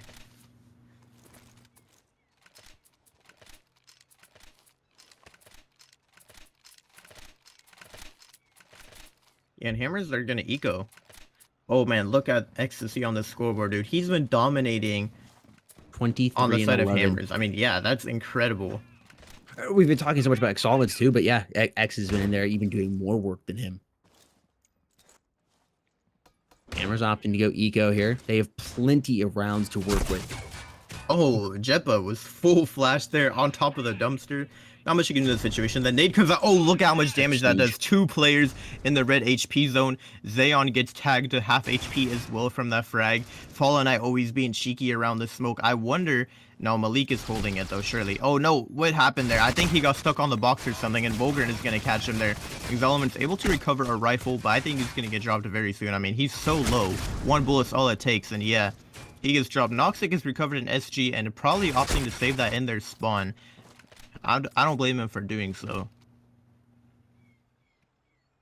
I mean, Invictus, they're putting rounds on the board. That's what you like to see, right? We were thinking it's probably over for them, and they're starting to turn it around. Now, they'll have to go on an incredible win streak here, right? Because you can't let Hammers get that 12th round just quite yet. You got to close the gap a lot more before that happens. Oh, man, that's a mean headshot. Nox has to be careful, though, as he's low on HP. Getting a little aggressive here. Seeing if he can find that last player as he crosses, and he's not going to be able to do that. He secures that SG going into the next round, and they have plenty of cash to work with now here on the Hammer side. This is when we'll see the full buys coming in, and Hammer tries to finish hammering that nail into the wood here that is Invictus. Seen a lot of 13-7, 13-8 predictions here in the chat. That's kind of what I was thinking. And we shall see, though. Invictus has the ability to bring it back, though. They've started the comeback. This is when you have to start it. You don't want to wait till match point. Oh, it's Solomon's finding 2, goes to the 3rd, doesn't have time to pick up the 4th. It's Mixage that drops him down. Only 1 player left alive here, and that's Mixage. He's doing some work, though. He's eliminated 3 of the players on the side of Hammers right now. And it's a 2 versus 1. Oh, man, that timing. Oh, Zayon finds him, moves back, teases him just a little bit. They try to work together as a team. No, I think they're just going to go ahead and move back into the bomb sites. Zayon playing that perfectly. And it's now match point here for Team Hammers. And it looks like Hammers will be winning this best of 3, 2-0.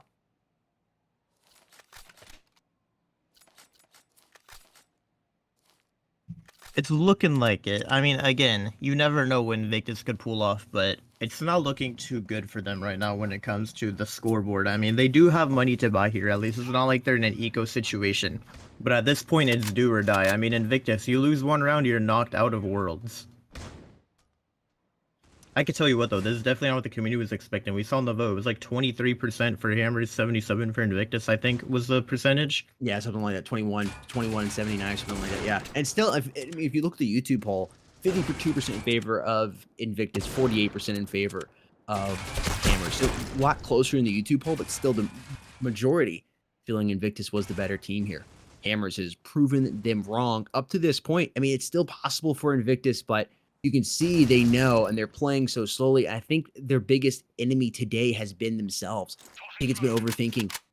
Maybe I'm wrong, but just by seeing the way they played compared to the previous times I've watched them play, it just doesn't seem as natural. There does seem to be a little more overthinking going on, some more nerves at play here.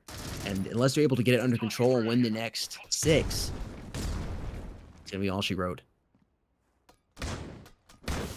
Oh, Fallen Knight getting dropped by that frag is going to be huge. They don't have to worry about that sniper anymore. XZ comes in, only finds one before he's going to get dropped. Xeon in the backside as well, 8 HP. And I think this is going to be a round win in Invictus' favor, unless Noxic can do an incredible clutch, but probably not going to happen. Bomb down for Invictus, again, securing even more money for them going into the further rounds. I think Invictus in a pretty good spot. They just need to not lose their guns now. I think Noxic playing for these exits is a nice play. He needs to try and whittle away at their economy as much as possible.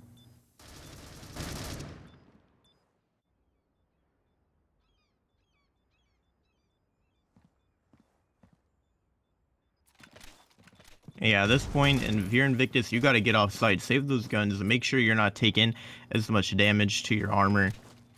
Yep. It's really coming down to cash here for both these teams. Noxic needs to make sure he doesn't get eliminated, saves that M4 going into this round. They got some cash to work with here.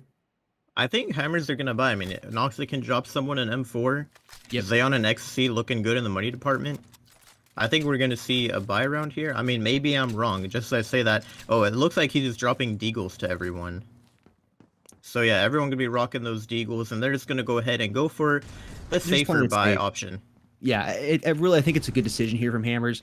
There is no reason to give this up. I mean, we've seen so many teams make small little mistakes, and that's what makes those comebacks possible. And Hammers really doesn't want to allow that to happen.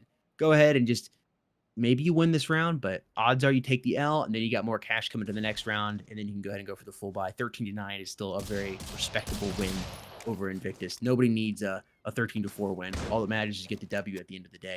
That's how you move on.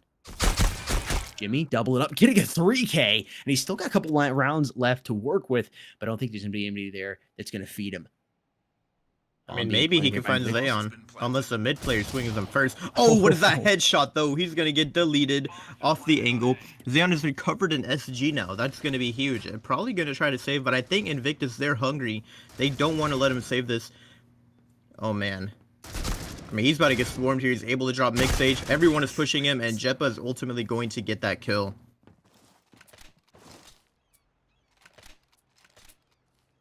But yeah, like you were saying, 12-9. At this point now, Hammers, they have plenty of money to work with. They can full buy. And it's literally Invictus hanging by a thread right now, but they're getting closer and closer to closing the gap. I mean, at this point, I think it's safe to say this could go potentially to map 3 if Invictus can pop off a couple of times. It can. It definitely can. This is the round Hammers have been waiting for. They've waited to hit back hard here. They want to drive that nail for the final time into that board, head through that knot. They just got to be so careful. Jimmy getting a little bit aggressive and moving up. This pays off for him. This will be huge. X is first to strike, finding Vulgrin. That's not good for Invictus to already have a man down here. Jimmy's going to lose his life as well, but not before he was able to take Noxic with them. 3 players alive now on the Invictus side. The bomb is moving down here towards B, but there's 2 players that go ahead and reinforce this B site on the side of Team Hammers. Hammers knows they got the time on their side. They have to wait. They got the man advantage. They got the time on their side. Let them come to them. Watching Jeppa right now swinging. Looks like he's going to move in towards this A site. Fallen Knight realizing the situation. He's going to go ahead and back up. Gets tagged by that flash. It is dissipated. He catches Jeppa getting a little too aggressive here. Planted. There's no way. I mean, Jeppa should not push that. Ooh. Never mind. Maybe he is going to peek it anyways. Fallen Knight gets dropped there. It is now a 3 versus 3. And Mixage getting that pick onto Xeon. I think Invictus are taking this round. I mean, Jeppa's in a good spot here. He's able to get that kill on Exalements. Easy peasy. Ecstasy with a pixel of his own. But Mixage is going to refrag. Invictus making it 12-10 now. And yeah, like I said, every round, I'm thinking it's more and more possible that we're going to map 3. I mean, Invictus, they're really coming alive here in the end. They know they're out of the tournament if they lose, so they are giving it their all. And you can just tell by the past couple rounds, they're definitely doing that. I mean, their performance has been incredible. They're really trying to see if they can secure this win. Yep.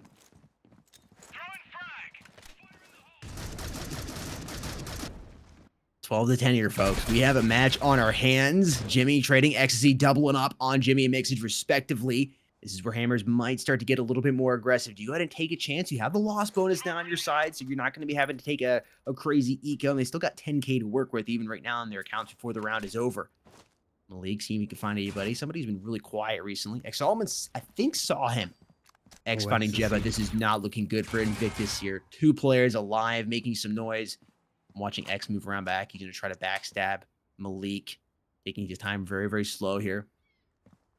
They're feeling a little panicked here on the side of Invictus. You can see where they're moving. They're looking for a pick, just wanting a panic kill. Volgren finds Zayon.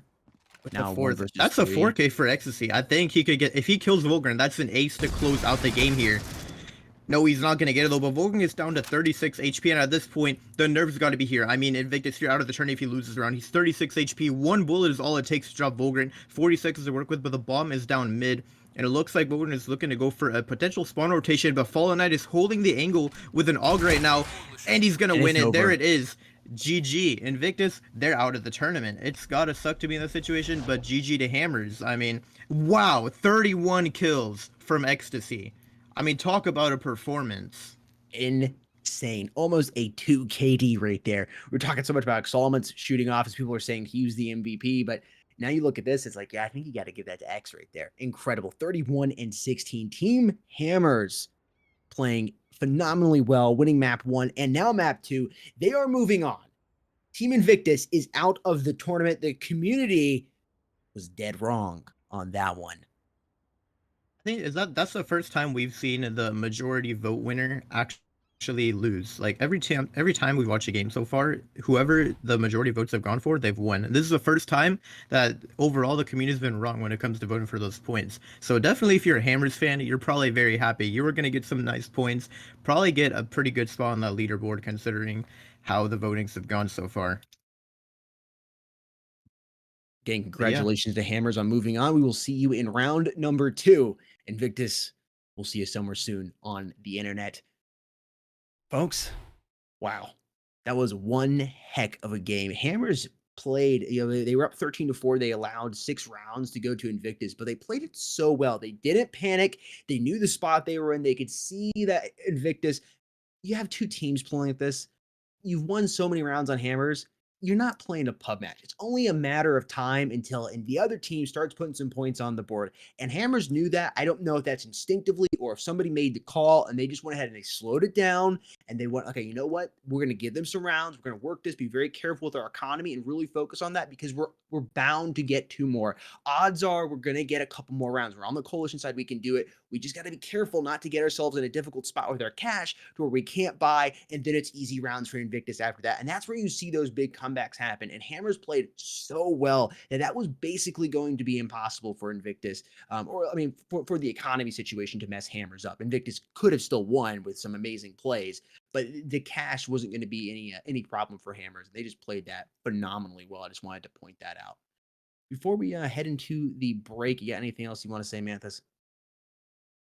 I mean, overall, just great games from both teams. I don't know what to say. I didn't expect it. I thought Invictus were going to put up a much better fight, and ultimately, they did not. Well, folks, I know we're going to be going and refilling our G Fuel shakers. And for those of you sitting there thinking, man, I don't have any G Fuel, it's okay. We got you covered. Code Esports Mobile can get you 20% off anything at gfuel.com right now. That's right, 20% off anything at gfuel.com. And select items, you can go ahead and take an extra 10% off for a total of 30% off at checkout by utilizing that code esportsmobile at checkout. That's right, total of 30% off some of these select products. But either way, it's a base 20%. And again, select products will get you 30% off. Saves you some amazing change on the product that is G Fuel and helps study mobile esports, which we do greatly appreciate. All right, with that being said, we're going to go ahead and head on into the break time. Chat, let us know in the comment section down below what your thoughts were on that. I saw the gap just closed there on the polls, like Hammers, they just won there. It's like, all right, we're going to vote for Hammers right there. Now it's all closed up. Again, folks, let us know your thoughts on what happened in map number 2 there. I'm curious to read those while the break is here. With all that being said, we will see you on the flip side for the next series of matches here. See you in a few.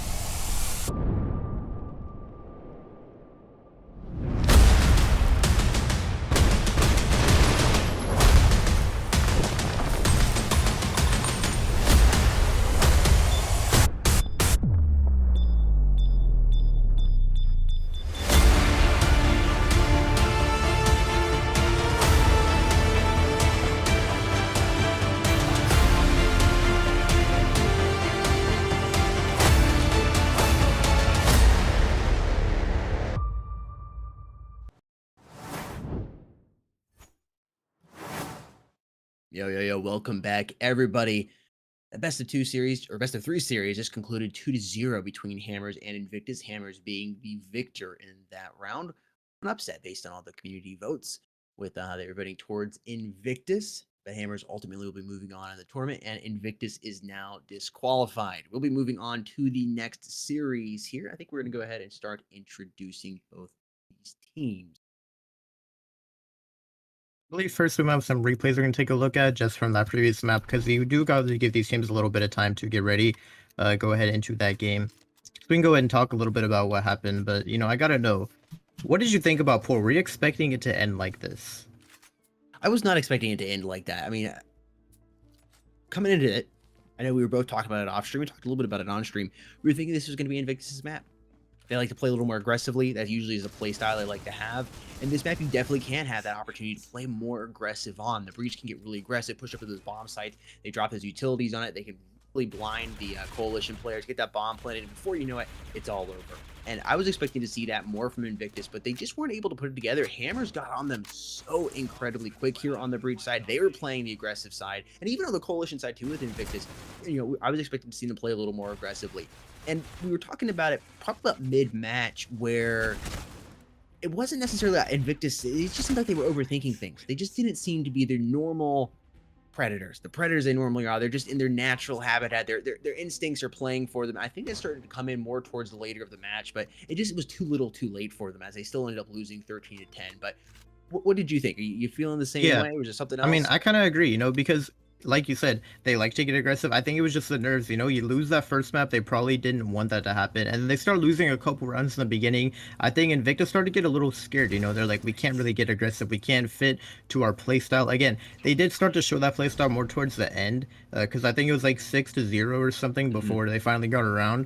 But like, ultimately, I think if Invictus just stuck to their roots, I think it was just it was a mental game. What can I say? They were kind of nervous. They were feeling the nerves. I mean, you're in the Worlds. If you lose at this point, you get knocked out.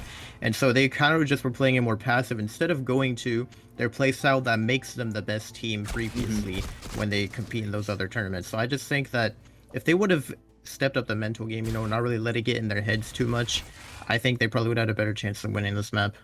Yeah, I agree. Again, it's really what it seemed like it came down to is just they were overthinking things way too much. And Hammers was here, they've been here, and they were comfortable, more comfortable than Invictus was, and it showed. I think we're about ready to go ahead into the knife for the next round. The matchup here, we'll try to introduce the teams a little bit, but I mean, they don't need too much introducing. Exclusive versus Rain here on the map of Legacy for map number 1. Map number 2 will be Ungrounded. Very interesting maps for best of 3 series, both heavily coalition sided. And it seems like exclusive. Ooh, maybe I take that back down to 1 versus 1, and Faultless is going to be doubling up with that knife in hand. And Team Rain will be able to decide which side they want to start out on. But I was going to say before that, both these maps pretty heavily coalition sided, or can be at least. Yeah, definitely. And also, exclusive is a team we haven't seen in the spotlight too much recently, I mean, typically when you think about EU teams, there's kind of like, the big three, right? You have Invictus, Hammers, and Rain. And then your other team, it kind of depends. It's been on and off. But like overall, those are kind of your big three. And so seeing exclusive take the spotlight here is going to be very interesting.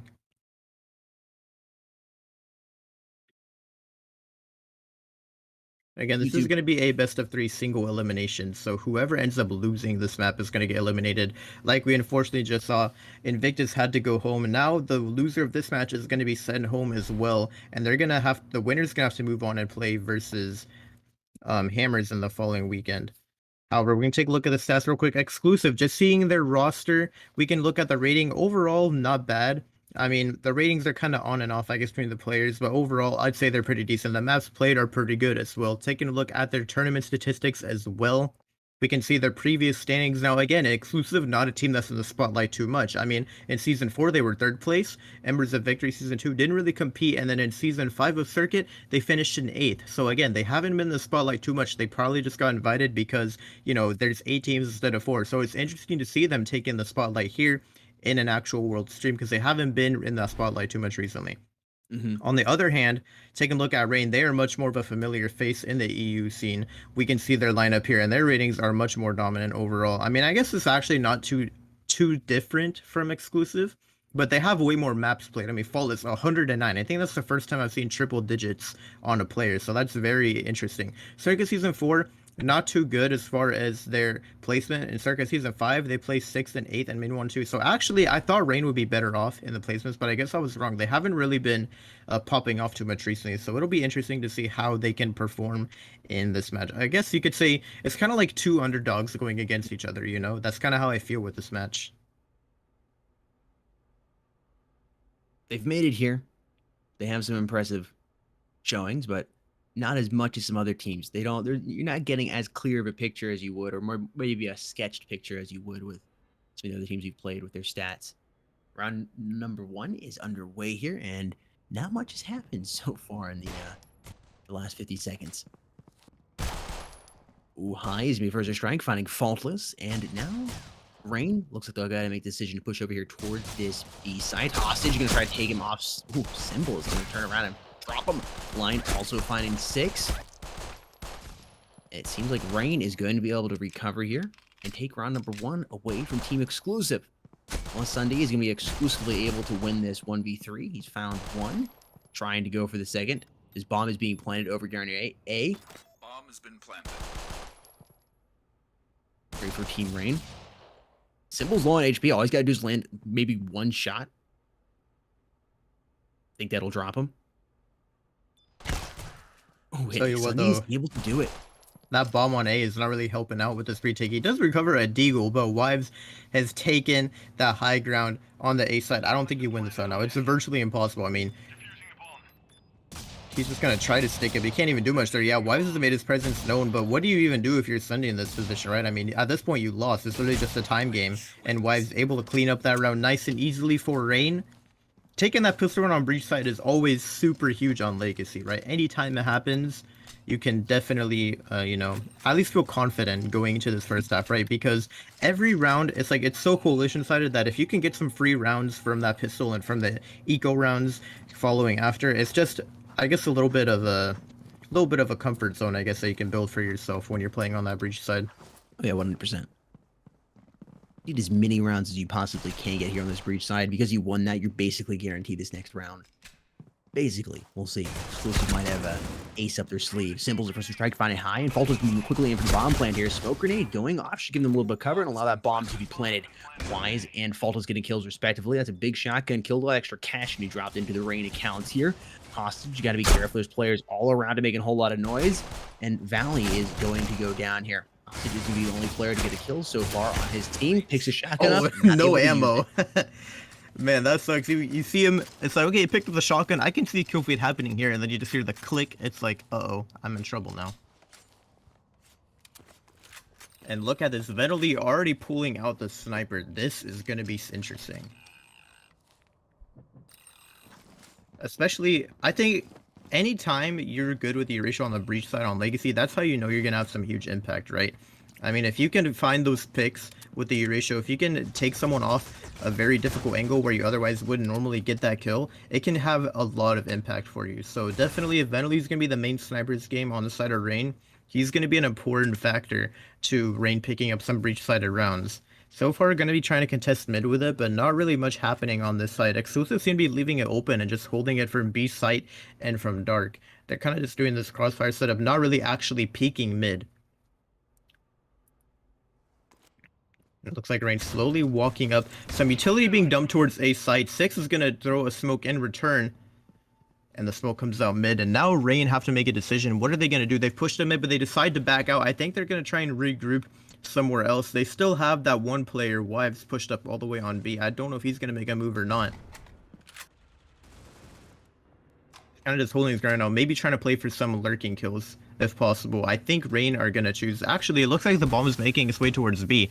Rain continue to make some noise A, just show their presence, and now they're going to go for B execute, it seems. Mid smoked here, and there's only 30 seconds on the clock. It's a B execute at this point. We can safely say it. Hostage gets some chip damage, not able to find any kills though. Valley gonna have to put in some work. He's able to get one, but that nade is going to take him out ultimately with the refrag. Hostage is full flash on the statue as well. My line coming in and getting that pick as well. Now Rain has a main advantage as the bomb is going down in a 4 versus 3. Venly with that sniper. Still hasn't found anyone quite yet, but I think holding spawn might give him a free kill here. But no, High with the headshot there. That's going to be a huge pick. He's going to take off Venly. Oh, what is that? Wallbang headshot into my line. He's not done. Sunday as well. I thought this was going to be range round. And what is going on? Exclusive with a flawless retake. 3v4, and they turn into a 3v0. Wow. That was incredible. I guess Exclusive is here to play. I don't know if that was that was a really like weird wallbang, you know, like it's just the game sense turns on for a second. I mean, how do you even get that kill? That's crazy to me that even happened. And now the sniper's down. Instincts. Yeah, I think we're gonna see Hostage pick up that sniper as well. They were able to recover it from Venly. I know Hostage is a good sniper. He's another player I've seen have some impact with the sniper in previous tournaments.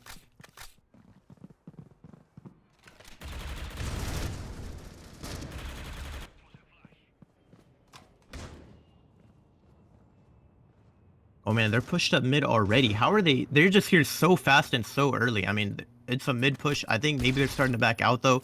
6 is going to be the first one to open up this round onto Symbol.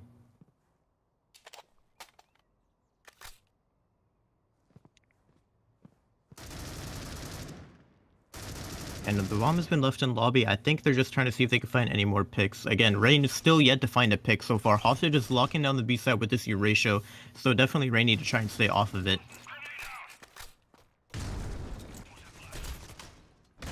Oh, and Flawless able to pick up a kill on a 6. That's going to be huge for the A site.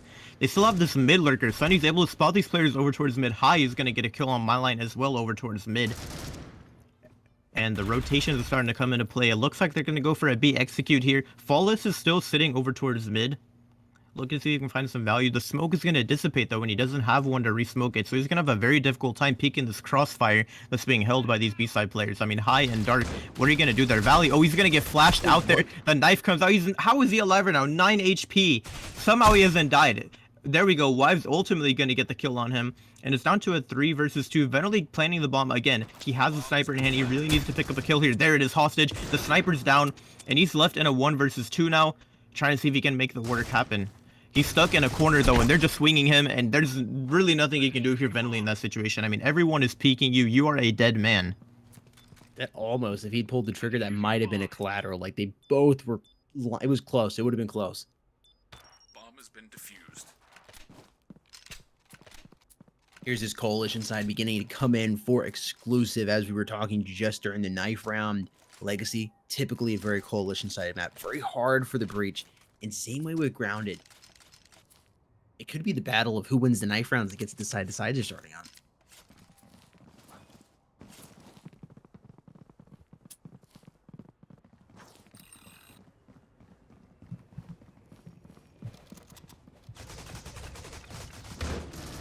When the flash comes out.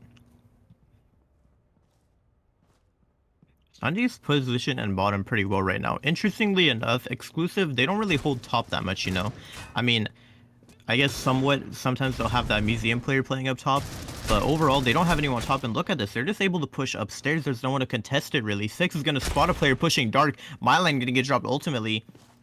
But yeah, Rain have taken control of the Heaven now. They only have Deagle, so they're going to have a bit of a tough time winning this one out, especially considering that Valley is a little aware of the fact that they're here. And yeah, the shots are being fired, and they're just going to line up for him right there. Nice and easy double kill to finish up the round. Exclusive getting some rounds back on the board.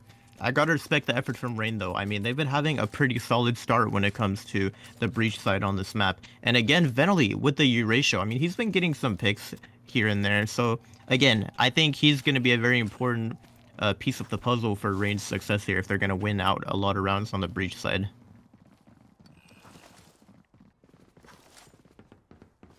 Finally, bringing back out the ratio once again. Hostage still having it.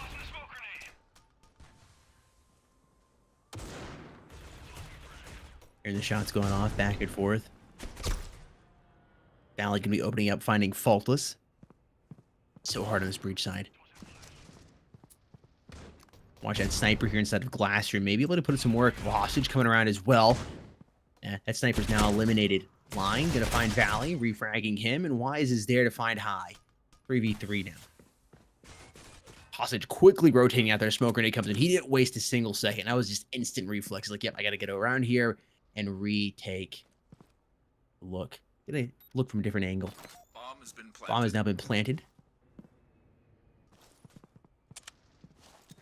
6 coming in to reinforce his teammate here. They're looking around. Rain has his sight on lock. If Sunday is able to get this kill, he's not. I think this should be Rain's round now. Oh, what a hostage. shot. Incredible. I mean, at this point, Rain don't want to peek him anymore. They were getting a bit aggressive. Now they knew as the ratio, they're just going to back up and let him save that gun, I think. Oh, he gets a little aggressive there.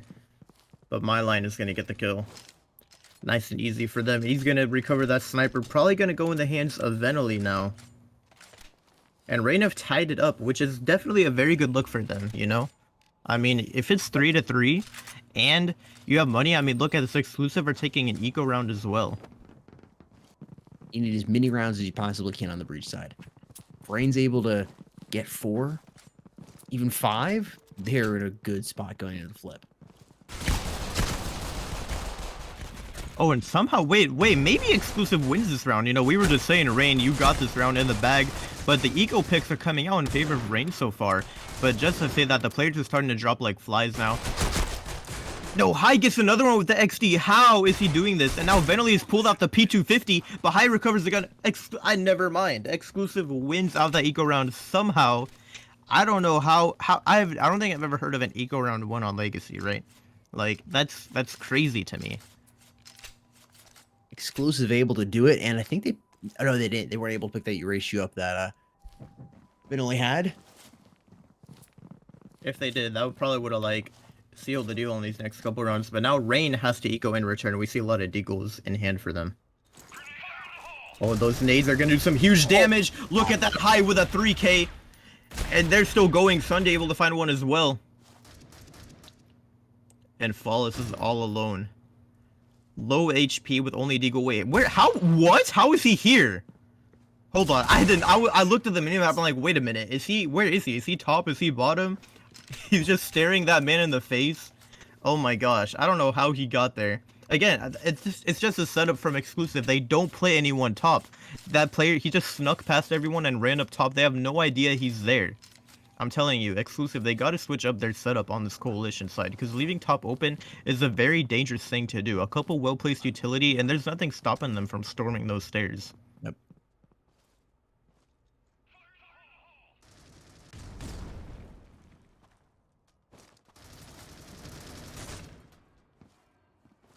Once again, trying to get an opening pick here on the side of Team Rain. Then they're going to find it. 6 exposed himself a little too much up there. Wasn't able to get that frag grenade off either. Bomb just laying down right outside of T double doors. Now been picked up.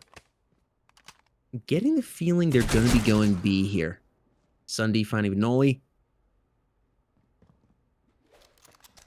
Now back down to a 4v4. Taking their time here.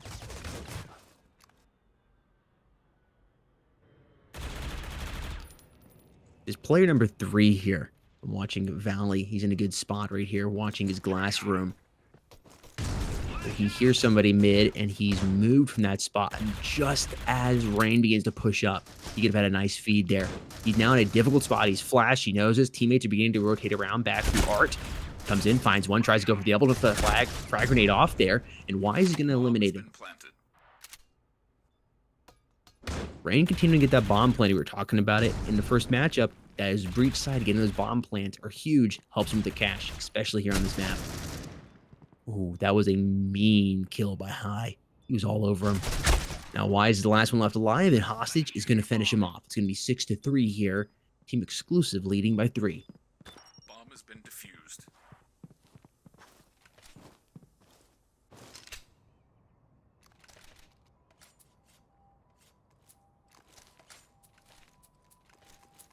Money is definitely there for Rain, so I think they're at least good on that department.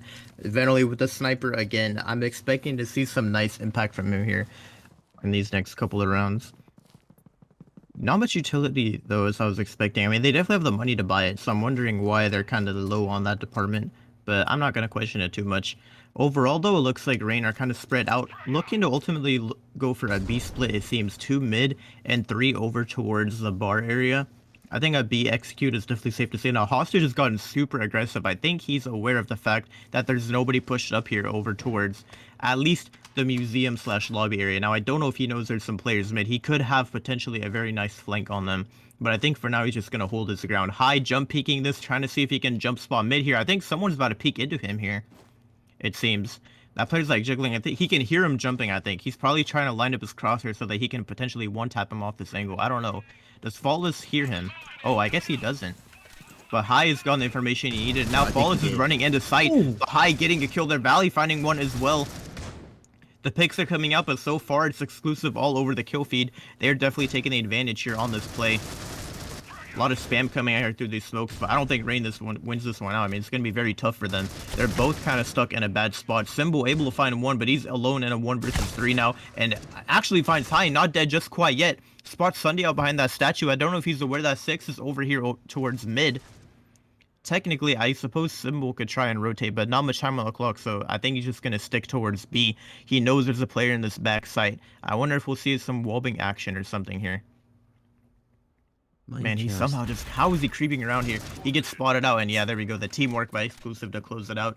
7-3 now. I think Rain are already in a decent spot. If they could pick up one more round, though, that would be huge for them. Yeah, if they're going to the flip 8-4, I mean, like I said, they're in a decent spot right now, but if you can go into the flip only down by 4, then you win the pistol round on the Coalition side, be sitting pretty. 16-5, High is going absolutely off. Same way with Sunday as well at 11-5. Both these players rocking 2 to 3 KDs. Might change, though, once we go into the flip. I mean, the high KD could just be the legacy coalition effect, I guess you could say. This is what happens when you're just defending on that map. It's so easy to get those kill feeds. Beginning to move around here through Museum. Hostage has the high ground here. Gotta be careful, Anakin. Rain is just getting picked off one by one. Looks like they're gonna push through mid here. Sunday's gonna be watching that flashbang coming in, gonna force him to move off, and he should get that call. They're gonna be moving up mid stairs here. High is coming to reinforce. He sees Follows move up, fires a couple shots. Here comes Hostage. 1, 2, 3. It's easy. Wow. Team Exclusive now up by 5.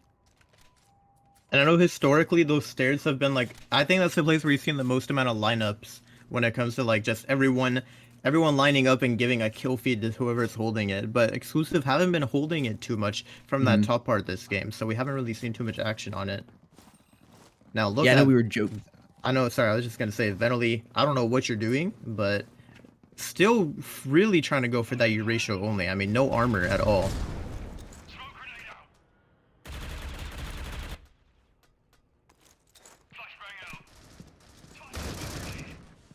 Sunday the first to strike, see if he can double up. But only in a difficult spot. We're going back out here and regroup with his team. Does Rain take this? Do they go into the flip only down by 4? Is it going to be a total of 6? Ooh, so close.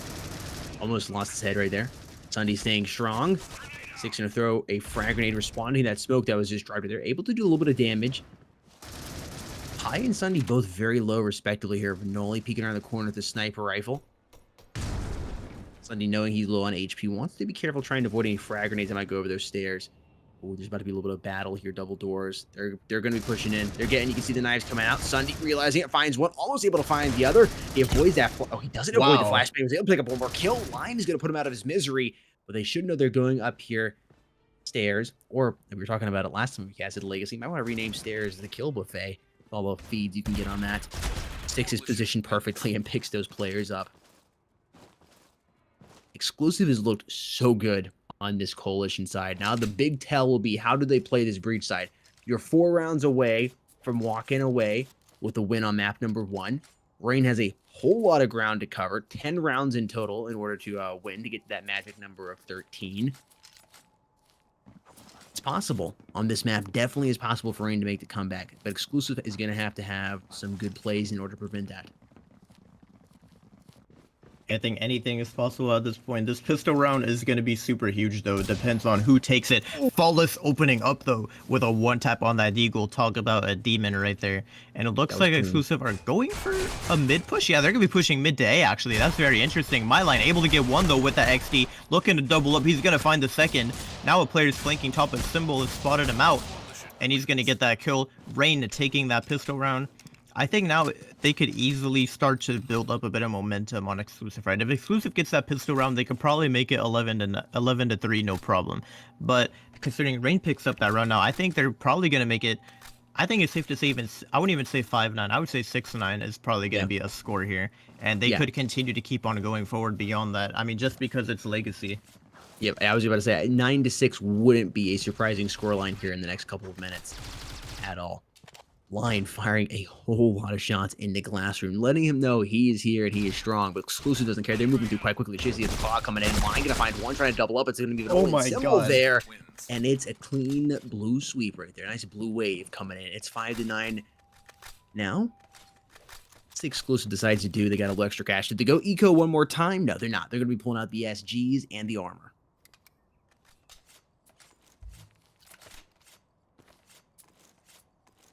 Well, we're looking a little bit better for these players now on the side of Rain. I mean, in the beginning, yeah, they weren't doing too hot. You got to remember, though, they are playing on the breach side that first half. Now their kills are looking a bit better when you look at the scoreboard, and I think that's going to continue to keep on improving as we play out this half.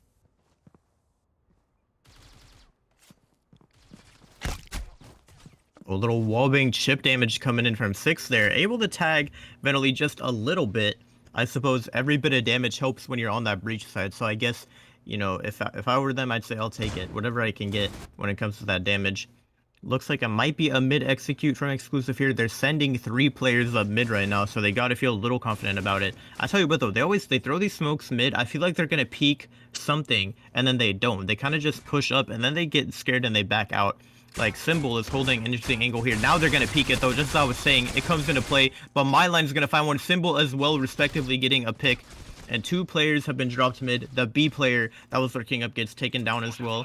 And I don't think Exclusive win this one out. The bomb is still hanging out over towards the lobby, but he's going to get dropped quickly. Another flawless round by Rain. No players at all getting dropped. And they're able to recover 3 SGs from their bodies. That's going to be huge for Rain, right? They don't even need to upgrade. They have some good guns already and the SG as well. It's definitely a nice one to have. And just like that, we're saying 6-9 is a possible score, and Exclusive have to eco now. We're looking at 7-9 probably. I mean, again, eco rounds almost never won on this map. We did see it happen earlier, so I guess, and it was Exclusive who won the eco round as well, so maybe it could be possible. But it looks like they're going for a B execute. A lot of smokes in the end, 4 smokes. They're gonna try and do something here, but MyLine might be able to take them all out before they can even make it to sight. That's a 3K for him. He's still going. P250 with the 4th, but not able to find the ace. He's gonna get dropped by Hostage, but not before Venali cleans it up. Still a huge defense setup over there by MyLine. Wow.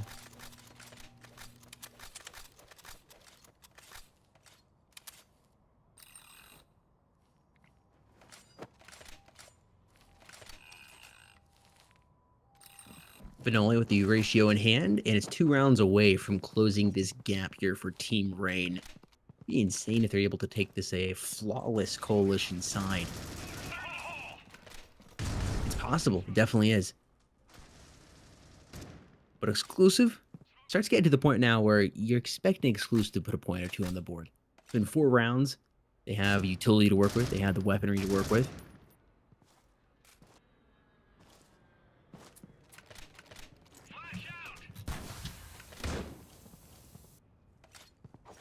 At this point, this round is so huge for Exclusive. You gotta win. Yeah.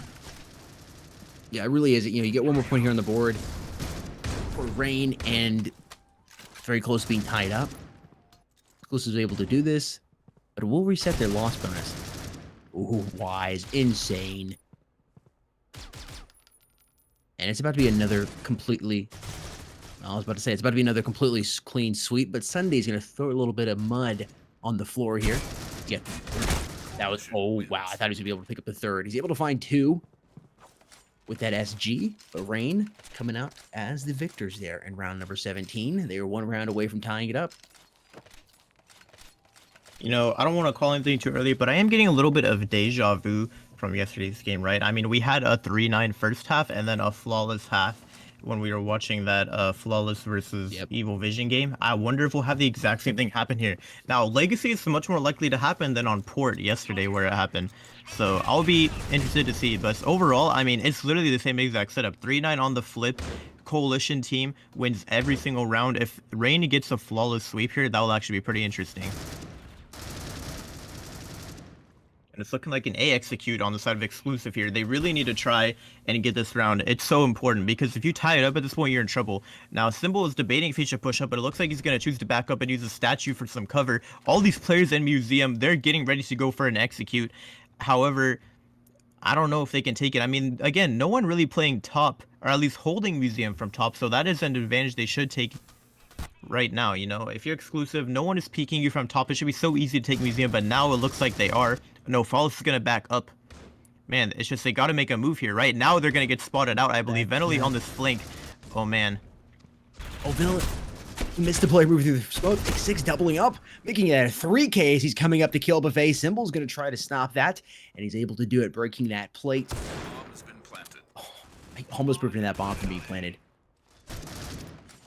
And somehow, I thought that was exclusives around there. I mean, we have the 3K there from 6, and then Rain just comes in with the cleanest retake ever. I mean, I don't know how that player, it's like, are these guys even playing with headphones? Like, that guy is running up behind him, right? He's running down Museum, not even scoped in. He's just straight up running down Museum, making so much noise, and he kills the planter. I don't know how that player in Museum didn't catch onto that earlier. Or, I mean, not the guy in Museum, but the guy sitting in the corner on side. I feel like he should have caught onto that if he had sound on. You'd think.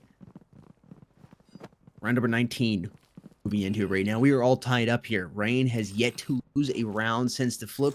And of course, it means exclusive hasn't won one either. They were up 9-3 when we went into the flip, and that gap has been totally deleted. Both these teams now 4 rounds away for walking away with map number 1 checked off. Oh, exclusive about to push in. Symbol could have a huge feed right here if everybody lines up for him just right. He does have a frag grenade to work with.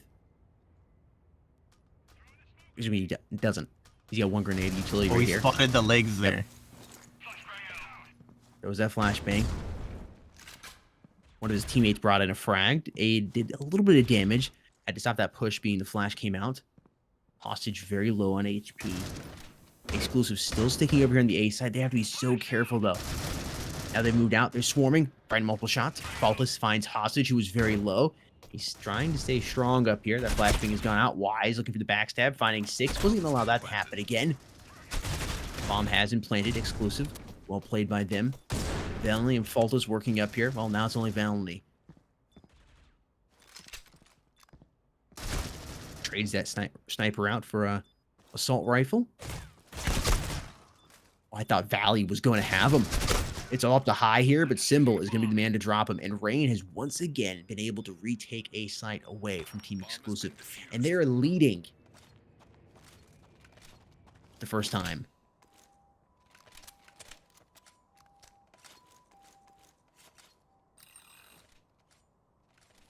Yeah, and right now, I mean, again, like we were saying earlier, deja vu from yesterday. I think Rain are probably, it's looking more likely they're going to get that flawless sweep here. I mean, I don't know what you can do. Exclusive, they've had the executes, right? They've had the strats. They're trying to take site, but they're not really able to finish out those rounds. You know, like even getting a couple of picks, it's just not working out too well for them. They really need to try and switch something up here. And 6 holding this bomb. He's in a dangerous spot. He's been spotted out. Goes for the peek. I don't know what you're doing there, man. You got that bomb. You need to just run away and regroup with your team. Now the bomb is down lobby, and there's 2 players pushed up aggressively holding. And now Follows is getting jumped here on the other hand, trying to run away. I think he's able to just barely get out with his life. And now Exclusive are realizing, okay, we need to regroup and go for this bomb. That should be our main focus right now. These players locking down bar are going to be a pretty solid threat for this round. I think that was a huge blunder, but the smoke comes in to secure that bomb. And Exclusive gotten out with it, but not before Rain have pushed up and taken control of Museum. But Sunday with a 2K there with the SG. Double headshot to clean that up. Tap, tap, and that's going to take him down. But Wipes comes in with the flank in response of his own. So many executes happening there. So many 2Ks. So many pushes. But Rain ultimately, they just had better map control. They were able to push up and take some nice advantages. think we're going to see that flawless sweep here on the side of the coalition for Rain.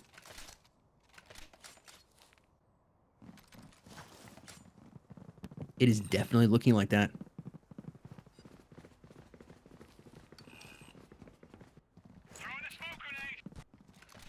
Moving in fast here for the side of Exclusive. Missed shot from that sniper rifle. Multiple grenades going out. Thought Exclusive might just fully push through and try to go up their stairs, but they decided to pull it back and hit the brake now. Wise has moved up here. You can see him.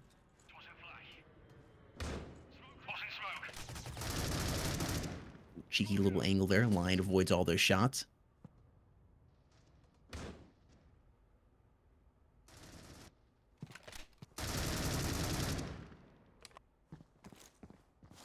Just about a minute left here on the clock. Rain 1 point away from match point, and then one after that, and they're good. Team Exclusive so close, yet so far away. And you know you have to go undergrounded as well, which can be another coalition headache.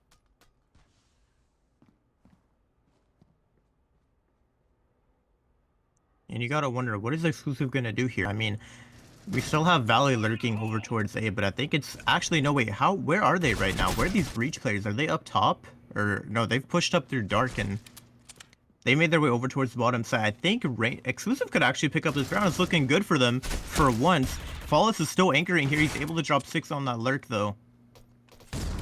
But I think Exclusive are finally going to secure a round. It's been a little too long, I think, but overall, definitely much needed for them. However, like you were saying before, Exclusive finally picked up a round. On the downside, their loser bonus is going to be reset. I think Rain are just going to choose to save. Definitely a smart play here. You don't want to give them that sniper or that SG to I mean, I guess SG doesn't really matter, but you don't want to give them that sniper, definitely. Oh, nice. Look at the angle from Flawless. Is able to catch high off guard. I don't think they were expecting him to be there. He's going to peek just a little bit too much, though. And Venali is here in spawn. Make it shriek and save that ratio. Well played by Team Exclusive here. Now only 1 round separates these teams. It's 3 rounds for Exclusive, and they've won. 2 rounds for Team Rain, and they've won. It is coming down here to the wire. Like we were just talking about, that loss bonus now, loss bonus has now been reset for Exclusive because they just won. They are able to pull out a decent buy. So they're not too much of a disadvantage here. Can they carry the momentum they just got from the last round into this one? This will be huge if they're able to tie it up. Because then you might have a situation where Rain... Rain should be able to mostly full buy one more time after that. But then they might decide to eco. There's several things could happen. This is a big round for Exclusive, I guess is what I'm trying to say. They really need this. If they're able to do this, they have an opportunity to win. Faultless, positioned perfectly, avoids the flashbang, able to land a couple shots, but decides to get away, and nobody was able to hit him. He's going to reposition over there on that B site. His teammate Wise is coming in and can peek that mid hall if need be. Flash coming in, going to surprise those players. That smoke is still there, and Wise is able to find one. Sunday quick on the refrag, though. We have Sniper Overwatch here watching double doors. And Exclusive still just taking their time. That bomb is now being picked up, and I'm getting the feeling that we're going to be moving over here towards that B site. You can see player number 9-6 pushed all the way up here in Glassroom, looking to see if he can get a pick before his teammates get up here. Any frag grenades left to throw on the side of Rain? It doesn't look like that's the case. They do have some tacticals to still use. I'll tell you what, though, the lurk from Exclusive is interesting. Like, they always have a lurker every time they go for a push here. I think Rain are catching onto it, though. Myline able to take one out there. I don't think he knows he didn't kill the planner. Fall is going for some spam through that smoke. And yeah, the damage is coming in. That lurker gets taken out as well. 6 is going to get dropped swiftly after. Again, the lurk play, I mean, I understand, but you're doing it like, I've seen it, the pattern, right? Just watching it as a viewer. I've noticed you're lurking almost every time you get a post plan. Like, at this point, Rain have definitely caught onto it, right? They're not over-rotating. They're making sure they leave someone to anchor those sites. Yeah, and having that extra man on that B site when they got that plant could have really helped get those players off of statues. Rain is now here at match point. It might be all she wrote here for Team Exclusive. Hostage pulling the ratio out. We've saw some impressive plays from him on the first half. Maybe it's what they need to go ahead and prevent Rain from peaking round number 23. Frag grenade coming in, soften those players up just a little bit. Faultless missing all those shots, if only he knew how close he was to hitting those. Aggressive sniper play by Velany. Symbol's positioned perfectly here. Fire some warning shots in there, waiting for that smoke to dissipate, and there's Hostage, which is a crucial pick with that U ratio. They now know there's a U ratio out. They will be a little more hesitant, I would say, on exposing themselves. Faultless is up top here, and he's going to take his time. Doesn't want to give away his position too much. Just a little trigger discipline here. You let that first player push in and wait for that second one, and you can pick them both off. Oh man, it looks like they're not going to push him though. I really wish we could have seen that spell come into play, but exclusive ultimately choosing not to go towards A. It might be for the better, right? It's very hard to deal with that angle specifically that Faultless is playing. But Wives is holding this mid door speaker. Oh, he's going to back off of it? No, he's still holding it. I wonder where exclusive is going to go. I mean, they have 30 seconds, right? They got to make a move. And once again, they're sticking with that lurker. I mean, again, I don't know. Maybe they're going to double back towards A. I can't say for sure yet. But they got to make a move soon. I mean, you're at match point here. You got to go. A hostage is going to get dropped in. Now at this point, it's probably just around a desperation, right? They've secured the bomb. Only 15 seconds on the clock. They got to make a move. Wives has seen him cross towards A. Faultless is in position. I think we're going to see the trigger discipline play here for sure. The smoke comes out. They're going to run into sight. And Faultless, he's just going to wait. Like you said, yeah, deny that play. Wait, maybe not deny the... Okay, never mind. I thought he wasn't going to deny that play. And I thought he was going to whiff. But yeah, there it is. Good game to Rain on the first map. They're going to take that... Almost a flawless half. Rain only getting one round on the flip there. Or I'm sorry, exclusive getting only one round on the flip. Yeah. No, Rain, phenomenal performance. Look at line, 27-14, almost a 2 KD raid there. You're coming into this, you win this, your team Rain, you gotta be feeling good. You know you're going into grounded. All you have to do is win the knife round. You get the coalition side to start with ungrounded, and I mean, I don't want to be counting my chickens before they hatch here, but it could be a 2-0 here from Rain. Exclusive is going to need to do some work on this upcoming match. There's also impressive moments from 6. I didn't realize he was going double negative like that. Yeah, again, I mean, I feel like I like to call it the legacy effect. You know, that kind of just happens when you play that map. Sometimes you'll have a bad game, but it's not really your fault. You just can't, if you can't find the picks, if they're not pushing you on that coalition side, and then you're struggling on that breach side, it's so hard to perform well. I mean, I honestly don't really blame the players for their individual performance just because it's legacy. It is. I totally agree. Legacy is I don't want to say difficult. It's an odd map. It just is. It's very coalition sided. It's the way it's set up. And as long as the coalitions, like you said, don't push, which that's their job. Their job is like you break it down to the bare bones level is to camp the bomb sites and to camp those angles and sit on the head glitches. That's their job. When you break it down to like as simple as you possibly can get it, that's their job. So if you're not pushing them, it is so much more difficult for the breach to get that bomb planted and take those rounds. Well played to Team Rain there, folks. We're gonna go ahead and prepare map number 2 here, and we will be back. Grounded is incoming next, and Rain is leading 1-0 here in this best of 3 series. We will see you on the flip side.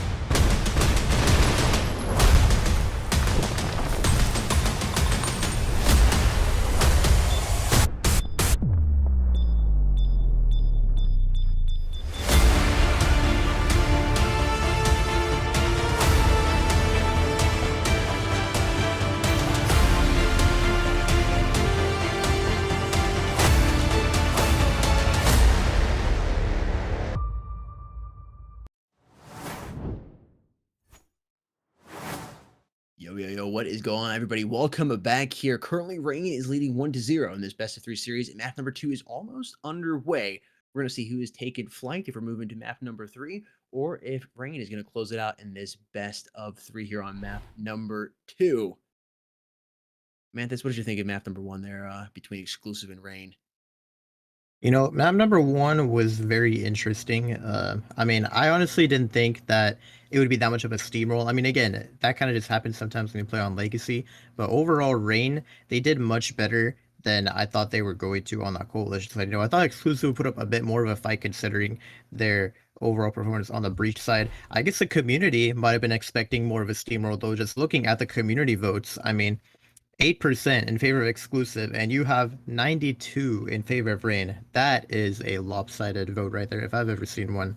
I think so. Definitely everyone is expecting Rain to win. So if you're an Exclusive fan out there, I don't know. You got an uphill battle to fight if you want to stay alive in this tournament. Yeah, 100%. Just looking at the YouTube poll too, which is more day of and after, there's some performance-based stuff here based on what you saw on map 1, but 74% in favor of Rain, 26% in favor of Team Exclusive. So a little better than where the community voted wise, but still definitely heavily favoring Team Rain here.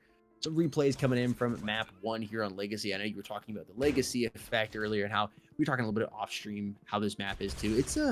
It's an odd map. It's difficult where you can have such a dominating side on the coalition, and then you go into the flip. Exclusive was winning by 6, 9-3 on any other map. That's basically over. That's all sure. You're up 9-3. You need 4 rounds on the breach side. That is pretty easy to do. On this map, not so much. They were only able to pick up 1 round against Rain on the breach side. What did you see that Exclusive might have been able to do a little better? And because you're coming into Grounded, and Grounded is not as difficult, but it's similar with how coalition sided it can be. What do you think Exclusive needs to do? One thing I will say to notice on the side of Exclusive is definitely you're going to need that good sniper on Grounded, right? I know it's kind of hard to find as much value with it when you're playing on Legacy because it's kind of spread out more. I definitely think that we're going to see that sniper in the hands of Venali and Hostage a lot on both sides. Again, Legacy also just very lopsided. I think overall, one thing that Exclusive could have done better is not have lurkers so often, right? I mean, don't get me wrong, a lurker is good, but I think the whole point of a lurker is supposed to throw them off, right? Make them scared. When you do it every single round, then it's essentially like a throw play at that point, right? You need to start slowing down how often you're lurking. Like, I would say probably lurking like once or twice and a half is probably already good enough. Maybe 3 times if you want to push it. But lurking every single round when you're getting ready to go for that plant, it's like Rain were just starting to get, they caught on too quickly. What can I say? I mean, it just didn't work out for them. I think that extra manpower was definitely needed towards where they were actually executing the sites. Overall though, Legacy, it's a tough map for them, I mean, Exclusive, looking at their stats, they've played the map 3 times and they've lost all 3. It's their worst map overall as far as raw performance. Every other map, they've at least gotten some wins on it that they've played except for Village. But overall, yeah, Legacy was just a tough map for them. So I don't blame them, I mean, it's just Legacy. If you're not prepared for it, you got no chance coming into it. And even if you are prepared for it, it's still going to be an uphill battle. Again, it's just it gets so coalition sided, and this was the buffet spot right here, Hostage picking up 3 because it's just so difficult to push. I feel the breach is what I'm saying. It's just so difficult to try to take in those bomb sites. Exclusive would get the bomb planted, and Rain would take it, or excuse me, Rain would take it very, very easily, or retake the site. What it seemed very, very easily. Commander Grounded, you mentioned the sniper action you need. I think also maybe a little faster play from Exclusive if they're going to be on that breach side to start with. I think that'll help as well. And you have more opportunity to add a little bit of speed on Grounded, being able to push quickly over towards B or quickly over towards A. You can't do that as much on this map, which is why I think Grounded is similar to Legacy, but a little easier because you can have those faster plays, which help the breach out, prevent the coalition from getting into those head glitches and the spots to really hold down those bomb sites. We're just a couple minutes away from hopping on here into map number 2 here on Grounded, waiting for the final player to go ahead and get in here, finish the recordings, and then go ahead and get ready to start moving on. Chat, let us know your thoughts in the comment section down below who you think will be winning. Again, I know it's 74% in favor of Team Rain right now, looking at the YouTube poll at 26% in favor of Team Exclusive right now. Continue making your voices heard there if you have yet to vote. But Team Rain, definitely the favorites coming into this. What do you got to do if you're Team Rain? I mean, they played phenomenally well here on the coalition side. You win the knife round. They won the knife round here in this map. I believe that was the case. They won the knife round. Yeah, I don't know. I mean, it's like what side do you want to pick, right? If you're on, especially when we're coming into grounded, like what do you want to do on that side of it? And again, Rain, they have way more experience when it comes to the overall maps played, right? Because you look at most of the teams, you look at their maps played, it's like, okay, usually for each map, probably like under 10. You look at grounded for Rain on their statistics, they've played it over 25 times. Now, their win-loss isn't the greatest on it. They have like 18 wins and 10 losses, but they've played it so many times, whereas exclusive, they only have one map on it. Now, they have won the one time they played it. But I mean, overall, it's just the stats show that Rain are going to be much more experienced coming into this. I mean, again, they've been the champions for so long. Again, recently, not so much, but in the past, Rain have been so dominant, and I think they're going to show why when we come into this map number 2. Yeah, I mean, that's nuts. You have close to 30 maps played in a competitive setting. Even with that win-loss ratio, again, it's not nothing like, 28 wins, 2 losses or something, but so it's a whole lot of experience coming into it. And yes, you have exclusive with 1 win on this map. Obviously, it's a map they've practiced, but you got to be given the edge to Rain. Plus the momentum they're coming into this. You're exclusive. You probably got some butterflies in your tummy right now, knowing you're down 1-0, coming back into grounded, and it's a little more coalition-sided. How does that play out? They're really going to have to work on keeping their mental game strong. That is something that they're really going to have to keep straight here. You do not want to start having kind of what Invictus did in map number 2, where it seemed like they were overthinking things, and that's what ultimately led to their downfall. If exclusive can just come in, play, and not get too in their head, not overthink things, I think they can keep it close.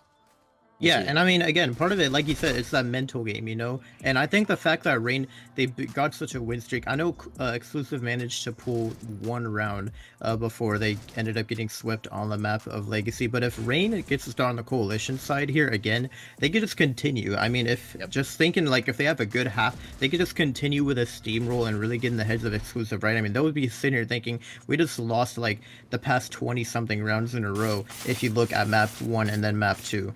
So Rain winning this knife is going to be huge. I don't know if they're going to do it, though. They are barely able to clutch up. It's a 1v1 in the end, faultless to get the double kill to close it out. Yeah, that was exactly what happened last time on map number 1. And the question is, what side do they pick? If I was Rain, I would start on coalition, right? I mean, you got to continue this steamroll, right? That's what I would do, at least, if I were them. Yeah, it looks like Rain will be starting out here on the breach side. Same thing they did in map number 1. A lot of deja vu here. And for me, that's personally what I like to do. I like to have, when I know I'm playing a map that's more coalition sided, I like to go ahead and have that coalition for the side for the second half. Yes, it can be a little risky because you could be in a situation like they were on, I almost said Tokyo, on Legacy, where you're down by 6 or maybe 8 rounds going into the flip, but you have that coalition side to fall back on. If you're able to keep the score line decently close within striking distance, then it's a piece of cake, in theory. Yeah, again, I don't blame the breach side pick, I mean, maybe they're just more experienced. Either way, we're about to see a clash here over towards B-Long. Everyone is grouped up right now, but Exclusive have 3 players locking this down as well. This should be very interesting. So I need to be the first one getting spotted out, and now everyone's peeking out. The 2K, so far it's in favor of Exclusive on this pistol round. And Rain are forced to back out. It looks like they might be trying to take it over towards A. Flawless is pushed up in A mid right now, so he has a very good angle, and they can rotate quickly to A now if they want, but I think they're going to choose to maybe wrap back around, or at least take it a bit slower. They're not going to brute force that push. They still have 45 seconds to play with. They can sort of spot A out here. If they see some danger, they can choose if they want to do something else. The smoke comes out for the cross, though, and now Hostage is alone here on A. That smoke's going to come out to the cross to deny his teammates' vision, and the plant is going down for Rain. They've at least secured that plant money going into this next round. Definitely a good spot to be in. Now, Flawless, I don't know what you're doing. Dude is just gone. He abandoned his teammate on site. I don't know if this is going to... It's definitely not... I mean, I appreciate the risky play, right? You just got to go for it sometimes. But wow, that is super risky. Now, Exclusive are taking their sweet time, so it might actually work out for them. I don't think they expect Faultless to be in here. And yeah, he's just playing the trigger discipline right now. Oh no, they're going to spot him out, though. If that one player didn't turn there, I think he could have had like an easy 3K. Yeah, it looked like he was going to try to shoot the diffuser, prevent them from diffusing, and then try to catch another player off guard and hopefully let that bomb go off. But in reality, that just didn't work out for them. Yeah, Team that Exclusive one taking player the was first way round. too paranoid. I Yeah. think I respect the effort though. It definitely could have worked out.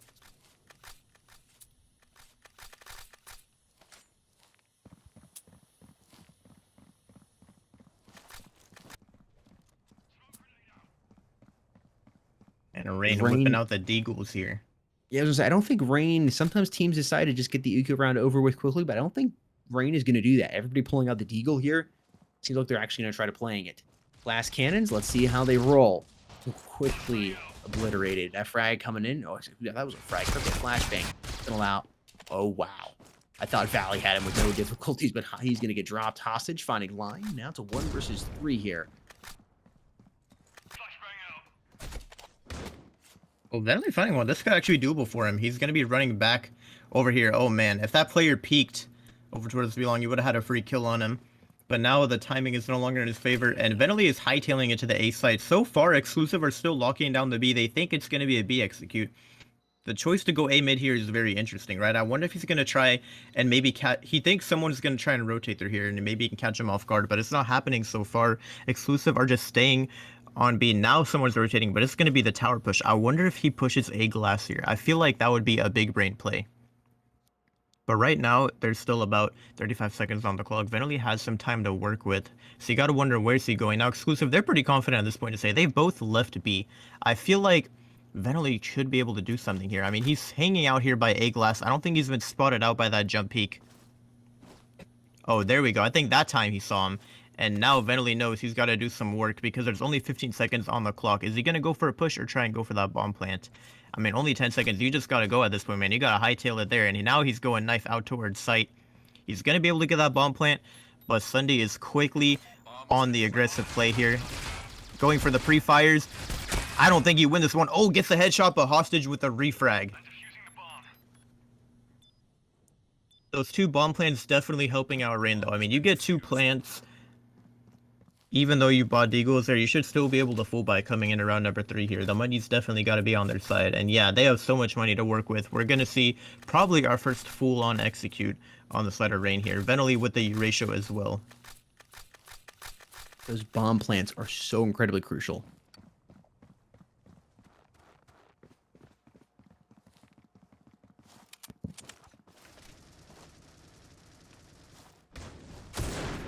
Ooh, there it is, striking for the sniper rifle, coming in handy there in the hands of Vanoli.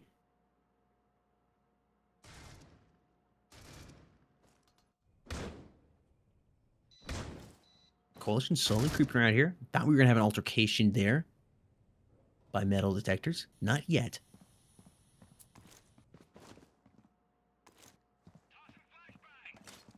Well, they made their way in B mid. No one is holding it right now. Exclusive going for more of a passive setup. You have one holding Snowpile and one holding Sight. This is actually a pretty typical setup, though. I'm not going to lie. But it is just way more passive. But Sunday going to be the first to strike here over towards B long. The nade comes in, but not going to do much damage to him. And now Valley comes in with that flash. But he can't. What is going on? He's going to whiff so hard. He had like a free 3K right there. But he couldn't find that first kill. But I think Exclusive are going to win it out anyways. They're getting backstabbed now. Flawless. Probably about to be a... Oh, no, the knife. The timing there gets... What? How does he win that gunfight? Never mind. I thought Hostage was done for. And he chooses to drop the sniper, which is very interesting. We know Hostage was sniping in the previous game. I thought he was going to go for it again, but it looks like that's not the case here.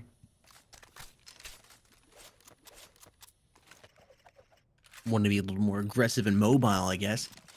Exclusive 3-0 here. They definitely don't want a repeat of what happened in map 1.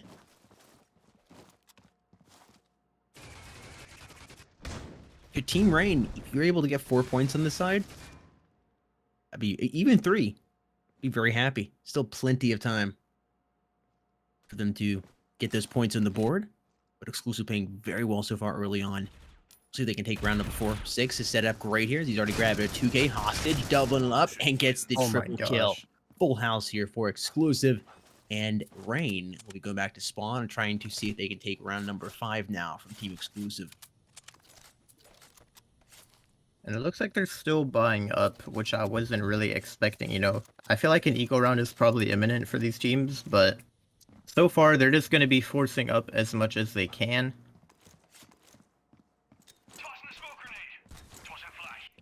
And a lot of utility being dumped towards A mid. This could potentially halter the A mid push, but it looks like Hostage has some work to do here. And oh my gosh, it's gonna get deleted immediately by my line. Headshot from that SG, and he gets taken out. Now Rain have opened up with a pick. They're gonna back out in response. Let's try and sort of spread out that coalition defense just a little bit by opening up a weak spot in their setup. And now it looks like they're regrouping over towards A.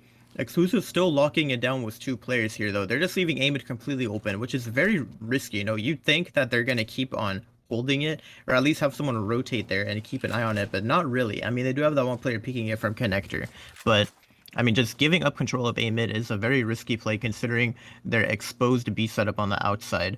But it looks like it's not going to matter because they're going for a B execute ultimately. Flawless might be able to find some value with that lurk there if he plays patiently enough.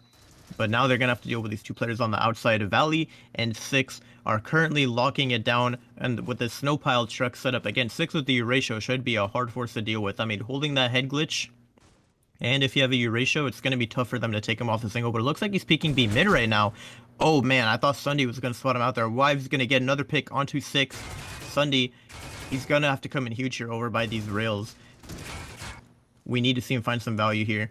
But so far, Rain, they haven't pushed out yet. The time is ticking out, but the lurk from Flawless is coming in out towards A mid. He's able to find one. And now High is the last player alive, but he's getting pushed by everyone. He's able to find 2, though. He's not out for the count just quite yet. 10 seconds left. Maybe if he can pre-fire enough and deny this bomb plant. But no, they're going to cross over to site. The headshot on that player. This is looking doable by High, though. I mean, he's gotten a 3K. Will he get the 1v5? That would be pretty incredible, but I doubt it's going to happen. He has no utility and a player B mid. How do you deal with this crossfire? You just can't. My line is locking down that angle on the chair head glitch. And Rain are going to pick up, finally, their first round of map number 2. They were able to do it, successfully take round number 5.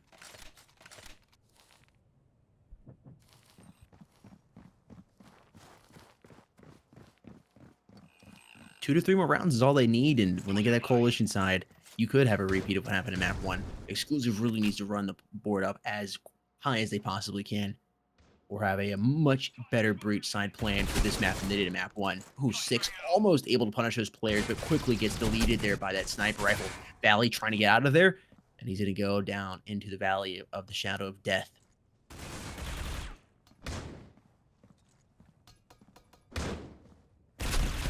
Hostage. Thought he was going to get a 2K. He's able to land multiple shots, though. Faultless is going to back on out of there. Now in a 3 versus 3. Minute 9 here on the clock to work with.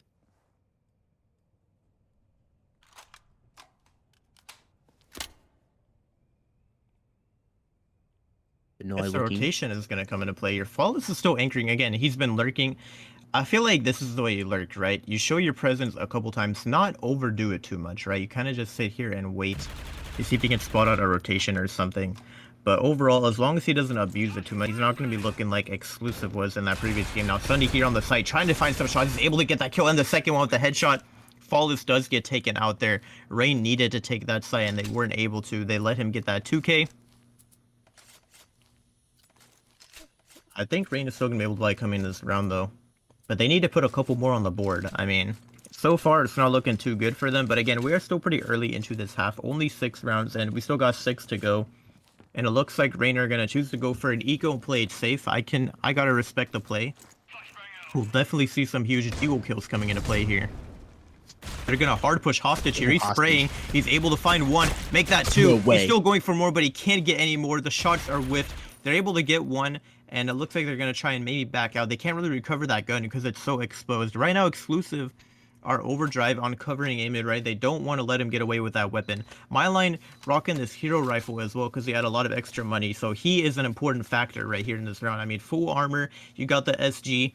You'd really need to play around your teammates. See if they can take the hit for you so that you can find some important picks.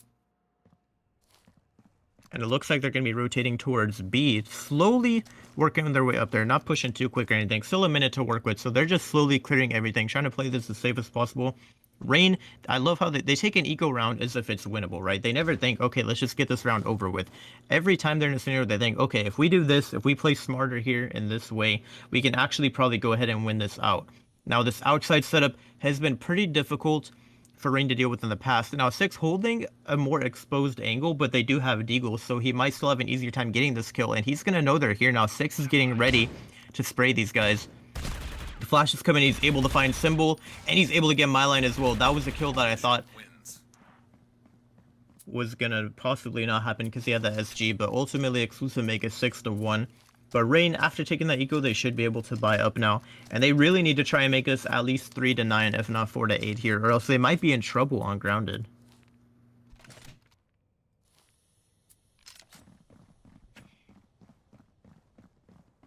Yeah, again, a very coalition-sided map, but you need a couple points on the board. You really do. You can't be going into the flip. I mean, it's possible, 11-1 or 10-2, but it just begins to get even harder at that point. Is winning that gunfight versus Six, and Line getting killed there on Valley.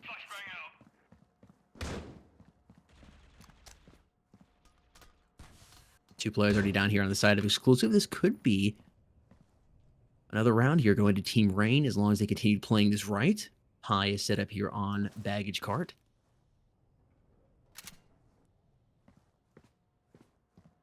It seems like B is now going to be the decided choice. Line is cleared. Make sure nobody's popped out B long. These remaining two players are more favoring towards this A site. Faultless is up here on top of metal detectors. He might be able to find Hostage here as he pops around the corner. I don't think he's going to be expecting him up top, but I don't think Faultless is going to be expecting him down low. Yeah. That flick is easier to hit, though, when you got to flick down than up. And High is going to come in with a refrag, but I don't think he's winning this one out. I mean, it's a 1 versus 4. I mean, you never know. He's been in this exact situation before, but no, he's going to get dropped this time. It's not going to be as close as previously. Rain unable to get the plant as well. But overall, I mean, that second round on the board was much needed for them, and they need to try and see if they can build up some momentum. Now, Exclusive, it looks like they're taking an eco round, so this should be a third round going in Rain's favor. Which, I mean, again, unless Exclusive can win this eco round out here. But if not, then Rain are going to be in a pretty safe spot going into round number 10 next round. Yep. Looks like it's going to be an A execute, but Exclusive have responded with a B stack of their own, so we're going to get a full-on 5v5 retake, it seems. I mean, everyone is pushing out here on the A site. It's clear. They're going for the bomb plan. Symbol isn't even going to clear backside. He's confident that there's no one here. An Exclusive. They're coming in for a full retake. Now, Flawless is going to be the man here to do the job. He's sitting in this corner. Spot. He hears him. 1, 2. Trying to go for the third, but Sundy's going to punish him. And there's Line coming in to eliminate Sundy. And Rain should have this round without too many more difficulties here. But Six and Hostage are still left alive with Deagles in their hand. They could be a thorn in their side.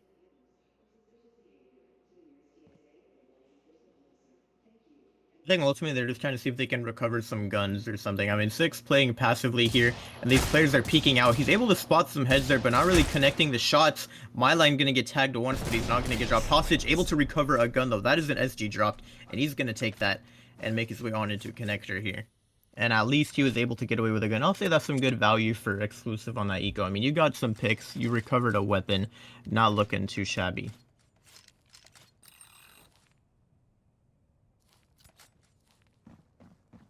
Hostage popping off right now, 12-3. Definitely carrying on the side of Exclusive right now. Right now, 6-3 scoreline. I think Rain puts one more on the board, they're in a good spot. They put two more on the board, they're in a very good spot. But definitely at least one more is a safe place to be in right now. Oh, and it's about to be this A-mid player. Hostage gets immediately deleted off of that angle. Talk about recovering that weapon. It's not going to matter coming into this round. And they've gotten that A-mid pick once again. Rain are rotating out.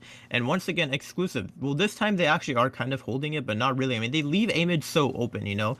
Like, I feel like if Rain continued to push through A-mid after getting that pick, it could work out better for them. But right now, again, Exclusive with this outside B setup. Rain, they've gone folded trying to push this so many times. They need to be smart about this. But Six is going to get dropped. That is a huge pick towards B. And now surely they know Valley's playing here by Snowpile. They're trying to pre-fire him and stuff, but he's still hanging on. He's just not sitting in that corner so that he doesn't get one tap through the smoke. Now the flash comes out though, but he's still able to find that kill onto my line. But the smoke phase is able to get a second. Somehow this round is going in Exclusive favor. Eventually with that sniper shot though, he's gonna eat that flash. And Valley comes in with the kill, but Symbol with the refrag, and how High is all alone in A mid. It is a 1 versus 1. This could be anyone's round, back and forth over and over again. I'm starting to think maybe Exclusive might actually win this round. I thought it was gonna go in Rain's favor. The smokes are starting to fade though, and High has a superior angle, and there we go. It's an easy kill for him. Exclusive making it 7-3. Rain only has 2 rounds to try and see if they can close the gap before the flip.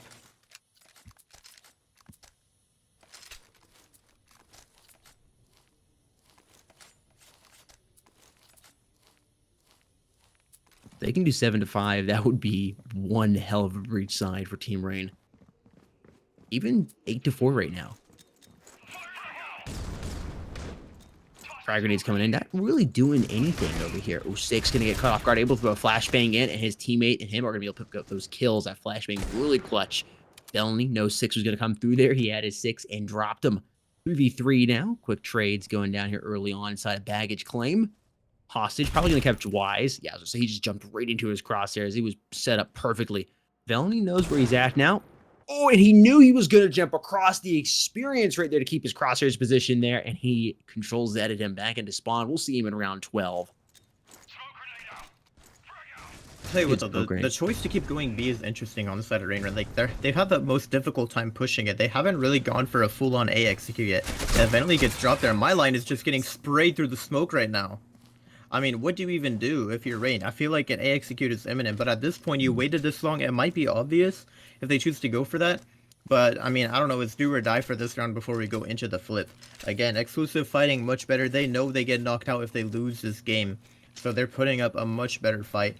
I mean, we could very well have a 9-3 scoreline. I think it's going to be hard for Rain to pick this one up unless they can switch it up. But just as I say that, it looks like they might be going for an A push here. 3 players towards storage.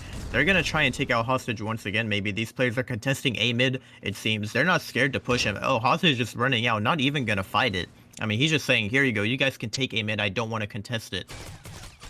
I'm watching High right here. He's feeling a little aggressive. I was thinking he was going to push into storage, but decides to just hold, move back towards baggage cart and wait. Lion picks up the kill there in Hostage, and Sunny's going to even the body count board. Lion has also been dropped a little low in HP, about 50%. High and Valley getting kills respectively, and it seems like we were going to be going into the flip 9-3.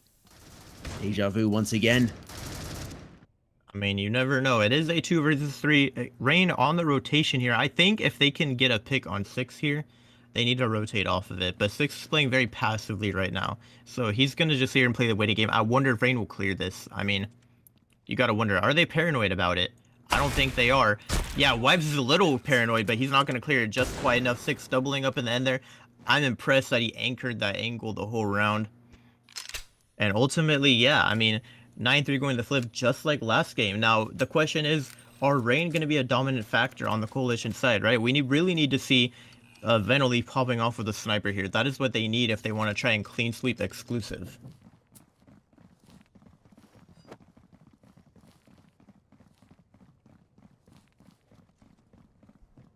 This buy is very interesting. Getting a mix of deagles and armor. I would definitely say the Exclusive leaning more towards the P250 side than the deagle side. I think they're going to try and go for an A push here and take advantage of those close-up encounters with the armor. The smoke is coming out towards A mid by Hostage, and now they're going to try and cross off of that. Follow us over towards backside. Going to have to find a couple picks with this deagle here. I don't know if he'll do it or just back off. He's going to tag Hostage. That's huge, though. But now he needs to back up and stay alive so that he can retake with the rest of his team. And it looks like he is going to be able to get away with his life. Oh, High is holding a demon angle here over towards A mid, but I don't think anyone's going to contest it. Oh, there's a player. Scanner's actually, just as I say that, he's been spotted out. Now High is kind of trapped in connector, right? He's getting pushed from behind and in front. He has to deal with both sides at once, and Line is going to come in and drop him. Rain coming in huge on this retake. More tags. Valley going to double up there, but the damage is there on the side of Exclusive, right? I think Rain could pull this one off if they play their cards right. Symbol able to drop one, but now Symbol's alone at 1 versus 3, and he's gonna get dropped. Exclusive winning the pistol, and it's not a good look for Rain right now. I mean, you gotta think this is going to a 3rd map.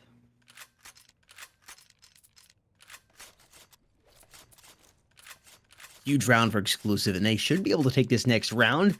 A 3rd map almost seems inevitable at this point now. Team Rain needs to do something big on this eco round. They gotta do something. They gotta get a couple kills, pick up some guns, and to finish off Exclusive, because 11-3 comeback, that is going to be really difficult. This isn't Legacy. This is grounded. It's possible, but it's not going to be Wait, as easy. Symbol with a 3K? What is going on right now? Maybe Rain aren't out for the count just quite yet. This would be a huge round, but no, that nade gives him still and he's gonna eat that flash. They know he ate the flash as well because of insta pop. He can't even see anything. I gotta respect the effort though. I mean, 3 picks from Symbol there. Imagine if he got that ace, that would have been huge.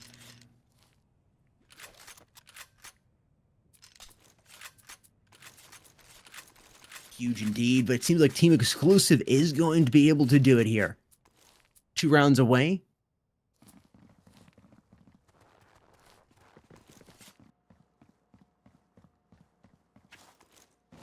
And Venali forcing the Erasure with no armor. I think it's a risky play, but I mean, you really need to find some big impact. You know, at this point, I don't blame him. Like, anything to make sure Exclusive doesn't make it 12-3. Because that is ultimately the last thing that you want to see if you're Rain right now.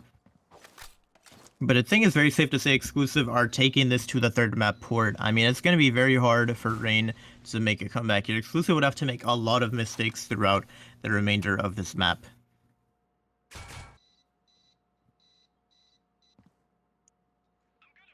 And 6 going with his jiggle peeks. I think he's about to spot out this A-mid player here.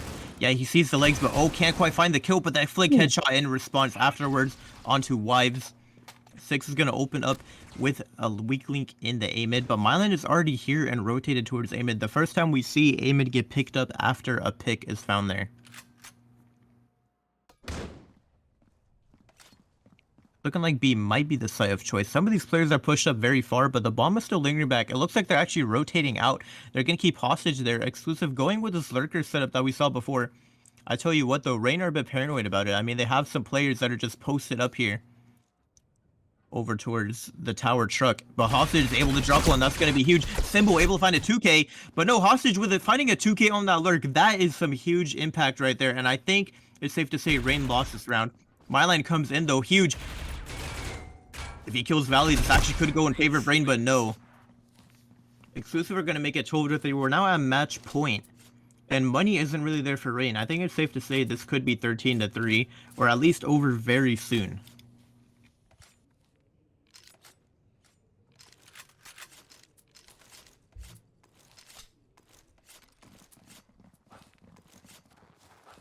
$17 and 7 Proches. Sunday 16 and 7. 6 13 and 9. Exclusive has done a phenomenal job here against Team Rain on Grounded. Maybe they should have taken that coalition side to start with. That's the risk when you take. You win the knife round and you go ahead and give the team that lost the coalition side on this map. It's a risk. Playing so carefully now. They know this is do or die. They need to get this round. They have to. They have to win everything after that. It's a long, uphill, icy, snowstorm day for them to climb this hill.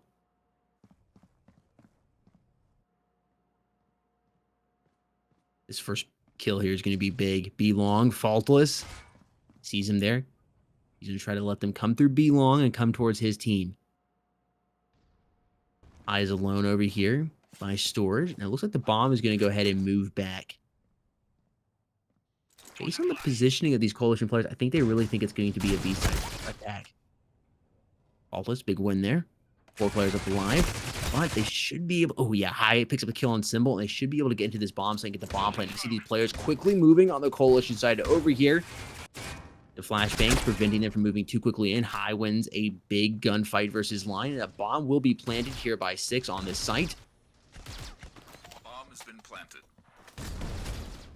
I don't know, man. This could be a... Actually, this retake might be doable by Rain. I mean, 3 versus 2. They spawned a player connector. That's not a good look for them. I mean, he's isolated and alone, but 6, that's a huge pick for him. And Sunday, what is that off angle? Never mind. I think it's game over at this point. Ventilate, unless he can do the impossible headshot, but he's down to 36 HP. Only 1 bullet is what it takes for him to win or to die. He's going to tap that bomb. Sunday's pushing in here now. Oh, no ammo. What is going on? Somehow Venali does that. Does he have time to defuse? I think he does. It's going to be close. Does he actually have time? Just barely. Rain hanging by a thread. I thought that round was over. When I heard the click click, I was like, surely it's over at this point. There's no way he wins that out. But the headshot with the XD.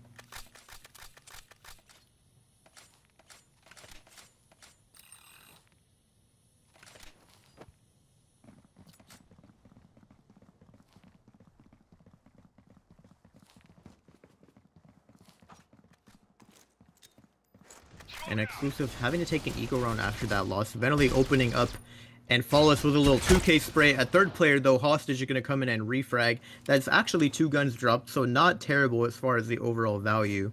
He's able to recover an M4.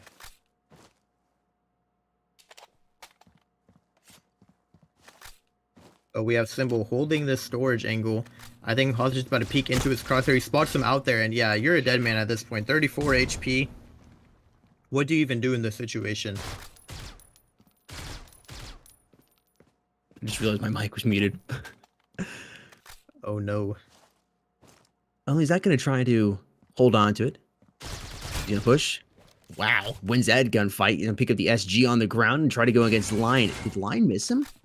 I think he did see him cross there. Hostage has a lot of time here.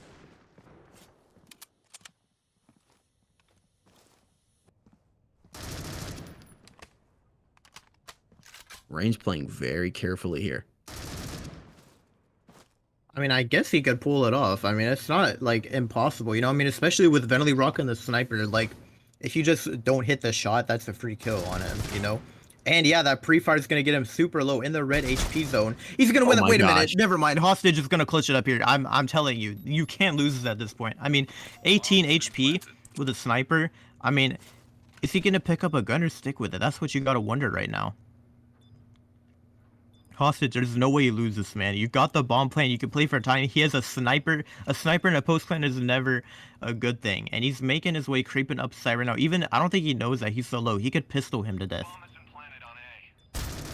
And Hostage with the clutch. What an incredible 1v3 to close it out. Exclusive are going to take home map number 2. They're not out for the count just quite yet. We are going the full distance with this best of 3. Thirteen to 4. Wow. Team Exclusive coming alive and dominating Team Rain. Now we're going to Port. Port for map number 3. Yeah, should be very interesting. Again, Port is kind of that one map that decides who actually is the superior team, right? So it's going to be very fun, right? A lot of these maps have been lopsided so far that we played. Port will really come to show how well-rounded you are. Can you attack well? Can you defend well? What's your play style like? How's your strats and utility, all that stuff? I think it's going to be very interesting to see Port for final map. I wouldn't have it any other way to close out the EU region for today. Couldn't agree more. Congratulations to Team Exclusive on tying it up. Ladies and gentlemen, we are going the distance here. Map number 3, again, it is going to be on Port. Let us know your predictions down in the comment section down below who you think will be taking this map number 3 and what the round count will be. Exclusive has a lot of momentum coming on into this, but maybe a pissed off Rain just enough that they're coming in, chip on their shoulder. I'm excited to see what's going to happen. Folks, we got about a 10-minute break time, and we'll be back with map number 3.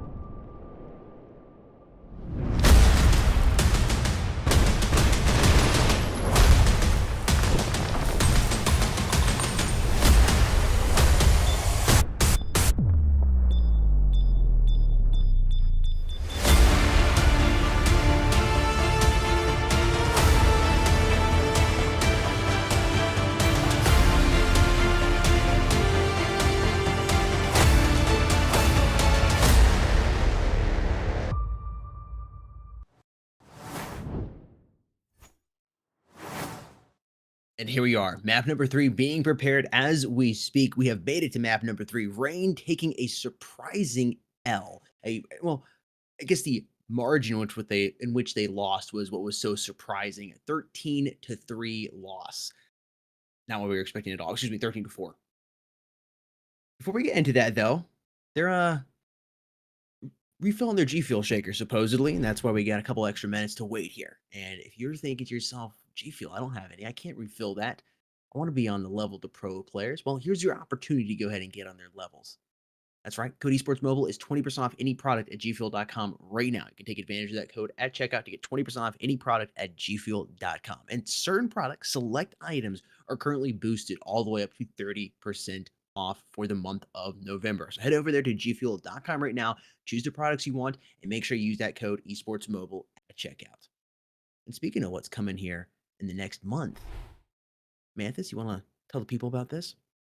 Yeah, we have our Sniper Showdown tournament, which is coming in December of 2022. Will be a very exciting sniper tournament. Again, normally the tournaments we run over on Mobile Esports, they're, that standard defuse, I guess you could say. 5v5, plant the bomb, defuse the bomb. It's nice to see a little change of pace, right? These little new formats for tournaments, it can just come to show that there's other fun game modes besides classic defuse. So we love to see some sniper gameplay. Again, snipers are very exciting weapons when it comes to watching the tournaments and stuff. I mean, you get to see those nice blinks, the blank scopes, the quick scopes, the flicks, the no scopes. It's going to be a lot of fun. Again, more information coming soon on the website, but for now, just a little teaser for you all in December of 2022. That is when our Sniper Showdown tournament is starting. Yep. Again, more information should be released on that next month. Map number 3, just a couple minutes away from starting. Let's go ahead and take a look at a recap from map number 2 here. We were talking about coming into this, Team Exclusive needed to have some big moments in order to take this away from Team Rain, and it looked like everything was kind of going to plan right up until the flip, because we were talking about, okay, you Team Rain, you go ahead, you win the knife. What do you take? I was saying, I think I would want to take the breach side. I'll be on the breach side. It's a little bit of a risk, but you go and you have the coalition side as you go into the flip. You just need to make sure they don't secure too many rounds. Go to the flip, you're 9-3. A couple more rounds than you would like to see. You'd like to see it be a little closer, but still not bad. They were able to bring it back in Legacy. But after that, Team Exclusive just absolutely shut them down on the breach side, and Rain was able to do nothing. Rain really came alive and really did a phenomenal, Exclusive came alive and really did a phenomenal job shutting Team Rain out, preventing them from taking map number 2. And now we're heading into port for them to go head-to-head. Manthus, what did Team Exclusive do right in your eyes here in map number 2? I mean, you look at Team Exclusive performance, right? Overall, I think they did great on the coalition side. I mean, they weren't overextending too much. Their defense was great, especially on B. I think it's more of a mistake on Rain's side in that aspect. They kept going B even though it wasn't working out for them. That outside setup was just way too hard for them to deal with when it comes to the truck. And then also having to deal with the snow pile angle, and there's also potentially players tower. It can be very hard to take the B site. And they kept trying to force it. We didn't see much A action at all the entire time that Rain was attacking. So I think that's one thing they could have done differently. But overall, Exclusive, they did a great job defending that B side. Those B players, I believe it was Six and Valley that were over there. They definitely had it on lock. So you got to respect the setup from them. They did a great job. And then on the flip, once Exclusive won the pistol, I mean, it was pretty much game over at that point, right? You get those couple of rounds, they make it 11-3. Rain did manage to hold on for a little bit, but there's not much you can do going forward from there when you have such a small margin before, Exclusive is going to take home that map number 2. Yeah, exactly. Exclusive did, again, just a really good job. I think surprised the community here. I think, what was the voting? I think it was 8% in favor of Team Exclusive, 92% in favor of Team Rain. So I think that's a pretty big upset coming in, or at least not necessarily an upset yet, but a surprise victory coming in from Exclusive. Again, especially with the margin that it was at. I was a little surprised, honestly. I thought Exclusive could pull it off, but I was surprised by how much they actually did. Coming to map number 3. You're going into port. This is a map we both love to cast for the reason of you have to have so much about your team really drilled down. You got to be good with utilities. You got to have great teamwork and coordination. You need to have good map awareness, game sense. I've seen impressive things from both of these teams. Team Exclusive definitely has the momentum coming into it. I think the biggest thing right now is, how does Team Rain come into map number 3? Are they a little pissed off? Did they have a chip on their shoulder? Are they a little irritated at the performance that they had in map 2? Are they sitting here thinking like, we shouldn't even be here right now? And do they come in and just destroy Team Exclusive? Or you come in kind of being like, oh man, that was so stupid, and you start beating up on your players here, you start saying negative things to yourself, and then it's just an easy hill ride or downhill ride for team exclusive after that to the finish line. Yeah, I mean, I guess one thing I will say is that I definitely think one thing they need to do differently on port. I know they've been using those snipers a lot on Legacy and on Grounded. You, especially if you're on the breach side, you kind of got to put the brakes on that strat. You know, like buying that sniper is not.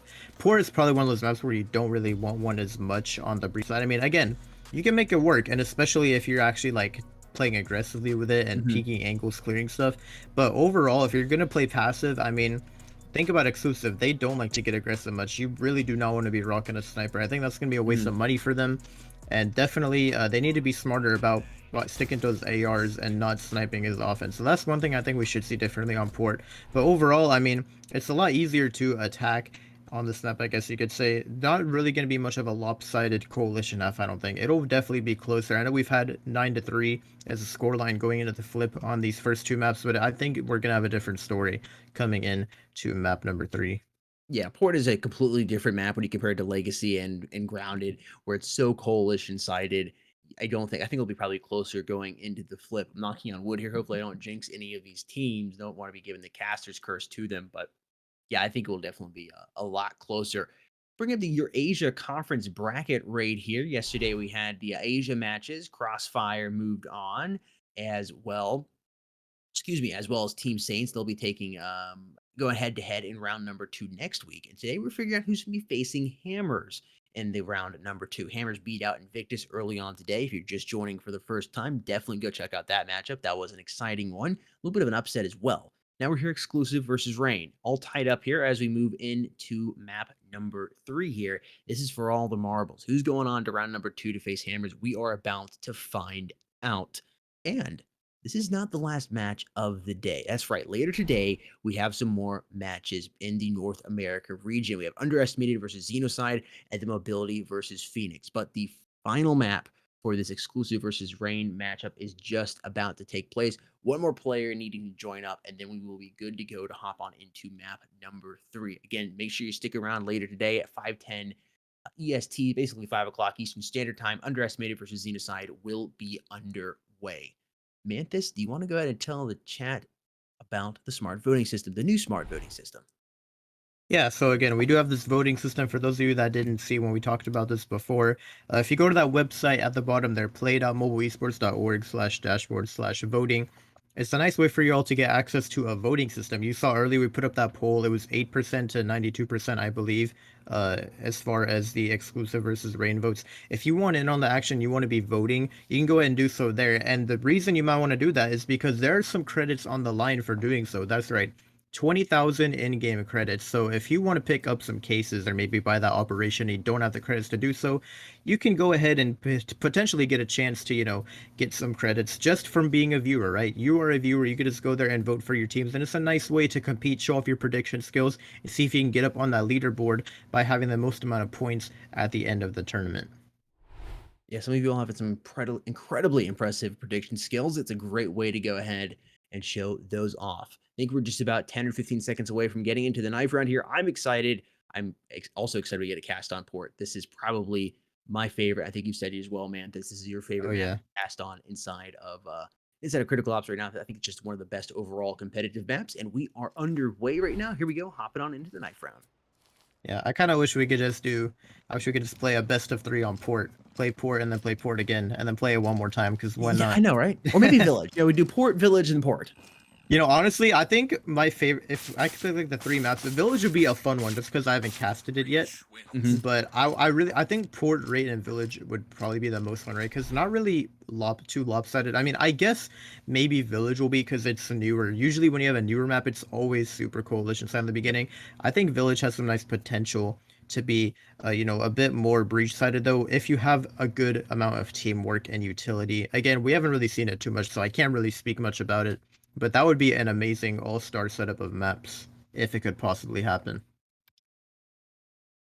Team exclusive, winning the knife round and sticking Team Rain on Breach to start out with. I think we're just about to hop on into this, folks. Let us know your predictions down in the comment section down below. Quickly taking a look at the YouTube poll. 70% in favor of Team Rain, 30% in favor of Team Exclusive. That gap has closed a little bit, but still quite wide between who the community thinks is going to win. We're now live, folks. Let's go ahead and get on into this.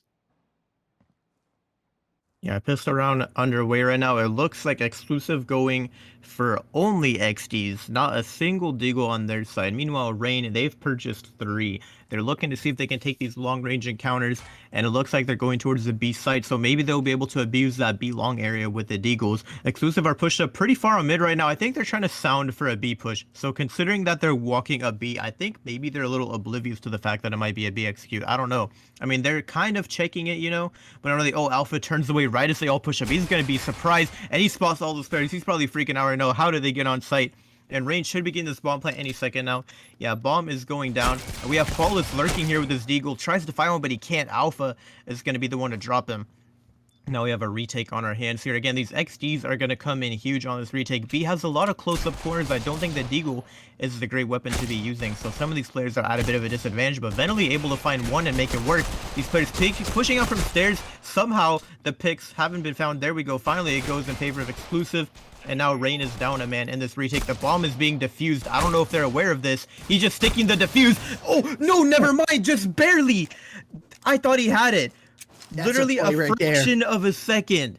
I thought he had that defuse off. I mean, I'm like, wow. I was literally about to say he got the defuse, and he got dropped at literally, I'm telling you, like probably 0.02 seconds later. He's got it, man. That's gotta suck. Couple nanoseconds there, that bomb would have been defused, and Exclusive would have won that pistol round. Rain barely scraping by right there. And now they're moving back out. This round is so important for Rain, considering they need to get some rounds on the board here, especially since they're on the breach side. I don't know if it's just like the nerves or what, but they didn't perform too well in that last map. They need to try and put some rounds on the breach side here. Wise getting the first kill. Ooh, Fault is coming out. Missed the first time with the shotgun, able to pick it up again on Alpha. Alpha, a sub coming in for Exclusive. That's interesting. He's not going to be warmed up. That could end up hurting him. Symbol doubling with the AK-47 to finish it off, and Team Rain winning by 2.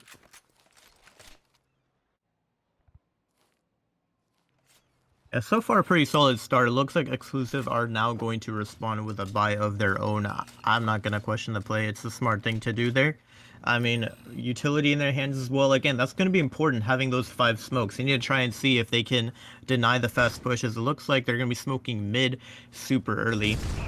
And now the setup is coming out here. Alpha actually getting aggressive. Okay, I thought he was going to swing that. He kind of just crossed there and I guess spotted it out. Now the smoke is going to come out connector and he's just going to play passive. Or maybe he'll, I don't know. It seems like he's toying with me right now. He's thinking about it. But no, I don't think he should push that there. A couple players get spotted out here over towards mid. What is that double headshot there from My Line and Faultless? They're just jump peeking around the corner. Faultless doubling up. It looks like they're going to be able to take B now. That's 2 players dropped over towards mid. And now they're going to be making their way up this B site. Valley's here, though, on the retake. He's already spotted Faultless trying to get super aggressive. Now Wives is going for the bomb plant. And he's planning kind of open as well. So it'll be a little difficult for Exclusive if they can't drop all the Rain players and try and go for this defuse. Alpha making his way over towards the space, but Wives flies around the corner, is able to delete him. And now Valley, no armor to his name at 52 HP, is able to catch off Wives there. And he's in a 1 versus 2. Do you win this out? Probably not. Yeah, he's going to jump on the box right as that flash comes in. Both players double peek. That was a recipe for disaster right there. Rain definitely having an incredible start so far. 3-0. And maybe Exclusive have to eco here. It's looking like that might be the case. We're seeing a couple Deagles being bought on their end.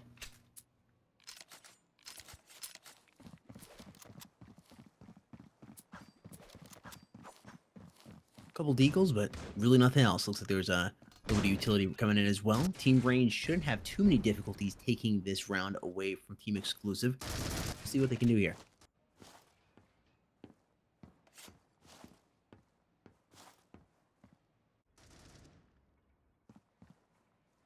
Moving around right now. Bomb looks like it's going to be going over here towards A. There's a lot of coalition grouped up on it right now.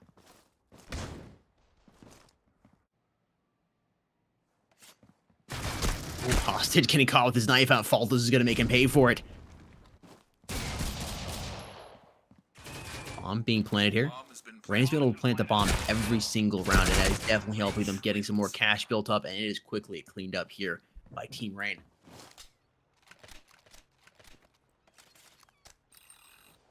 mean, yeah, so far, you know, we've seen a bit of steamrolling action in the past, but not on the breach side yet. I mean, it's definitely something you'd like to see if you're on the side of Rain here. And scoreboard, I mean, again, it might be too early to say anything. So far, I mean, not bad on the side of Rain. They're all kind of spread out well. Again, exclusive, I mean, when you're down 0-4, I don't know what to expect. Valley has been getting the picks at least so far. So I guess it comes down to the rest of the team to step it up. But again, Rain are just going to have to push these players and help them improve their KD ratio. That's the only way they're going to be able to find kills on the Coalition side. And Sunday's just going to get one-tapped off. I'm sorry, he's going to one-tap Flawless off of that angle. He tries to jump peek it, and it's not going to work out in his favor. He's still contesting mid as well, it seems. No, he's going to choose to back out. Hostage here, though. I don't know if they're going to anticipate him here. They might think mid is clear now, but Hostage could potentially catch one off guard. But no, the jump spots are still coming in, and now he's giving away his position. Hostage sort of trying to jiggle peek to see if he can bait out some shots. And now his teammate is here to assist. The smoke comes out mid. I think Exclusive are in not a bad spot. I mean, Rain are trying to make a move on mid, but it's not working out. Venley gets tagged down very low through that smoke as well, it seems. And he's forced to back out.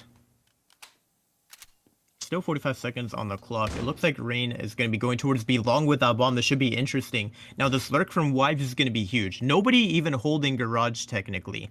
I mean, I guess Valley's kind of holding this little pixel peek here, but he could very well have an outplay if he plays this right as far as the patience game. Now, the bomb has made its way into B long. Look, they're flanking him. They have no idea they're B right now. I mean, the bomb is going to be planted any second now. Symbol is here, and yeah, he's going to catch 6 with his knife out. That's a free kill for him. The flash comes out, and he's going to double up there. Now the bomb is going down, and we're going to see the lurk from Wives come in here, but it's not really going to matter because both players coming in for mid. The bomb is down, and now Wives, he's got to go. That's the trade right there. Alpha in the chaos, maybe going to try and defuse. No, he's going to spot the player Coalition spawn. He just is aware of it. Somehow he knows that he's coming in from the backstab. Bomb has been defused. Great game sense, and Alpha is able to defuse the bomb, and they've closed Rain's lead now down to only 3.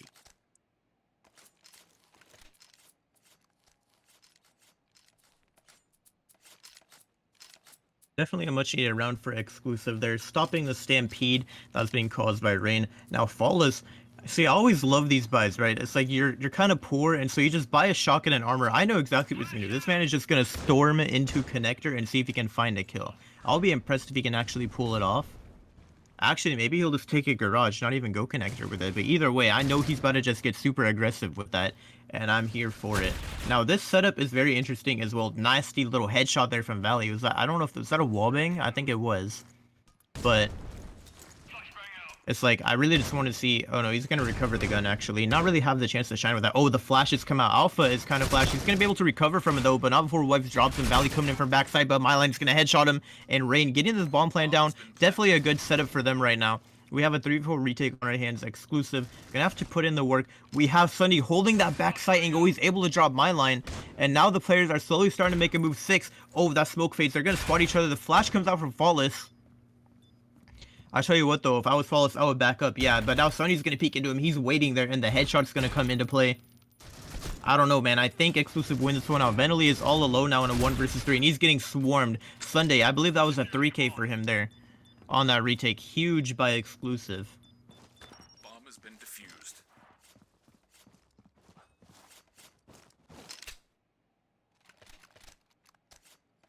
Bring that scoreboard up. I want to see what we're looking like. Valley 6-6, Symbol 8-3. Symbol's had some big moments so far.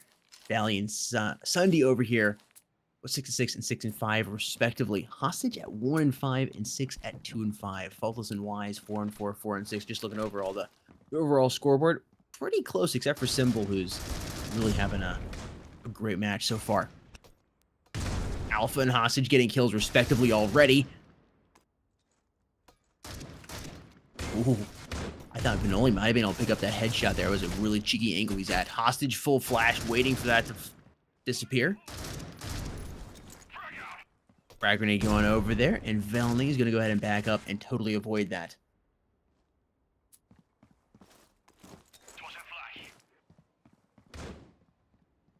I don't know. I think this is doable by Rain. I mean, 2v3, they're not impossible. Also, we've seen him do something like this in the past.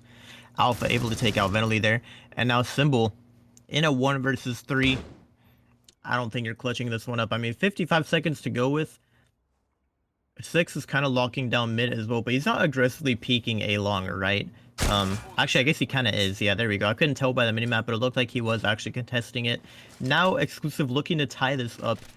And Rain, they don't have too much money. Right now, all of them can buy, and it looks like we're going to see a deagle from them. Or, I'm sorry, an eco from them, as we see the deagles being bought on their side. Flawless with that shotgun. Oh, we're about to see the A push. I can feel it now. Come on, Flawless. Don't let me down. You buy the shotgun. No utility, though, so it's going to be a bit tough. I thought maybe at least they'll buy a flash or something. Oh, actually, maybe they're just going to go B and try and get the plant. We see the smoke from one of those players. What's the plan here? Do they just try and run in and get the plant? I can't really tell. So many flashes what I think are they're coming doing. in now. Yeah, I guess so. Flawless has made his way here with a shotgun. He takes out 6. What is that? Symbol with the deagle as well, getting a headshot. The bomb has not been planted yet, though, amidst all the chaos. I thought they were going to try and find it, but no, they couldn't even get that bomb plant.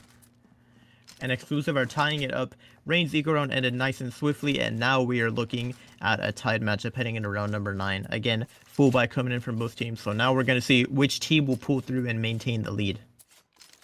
Exclusive might be able to take the lead for the first time here in map number 3 if they play this right, but Rain's got a full buy. They're heading out here over towards A right now. Then only moving out. Looking around, see if you can find anybody. A couple players over here on A right now. Here's Alpha. Being very disciplined right now. See if you can find anybody who pushes in. Playing for picks here on the side of the breach. If they can get one, then they can decide which bombs they want to go to. We'll watch number 1 here, Hostage, as he's creeping around back here. Watching Faultless come in. He's going to duel after him. Hostage actually making a really good decision to go ahead and back on up. He knows he doesn't have a good angle there, and he's going to go ahead and take the high ground and look over here. Oh, here we go back. Yeah, here we go. Line jump shot, tries to go for the 2K. Faultless get tagged just a little bit, but he's been able to get out of the line of sight.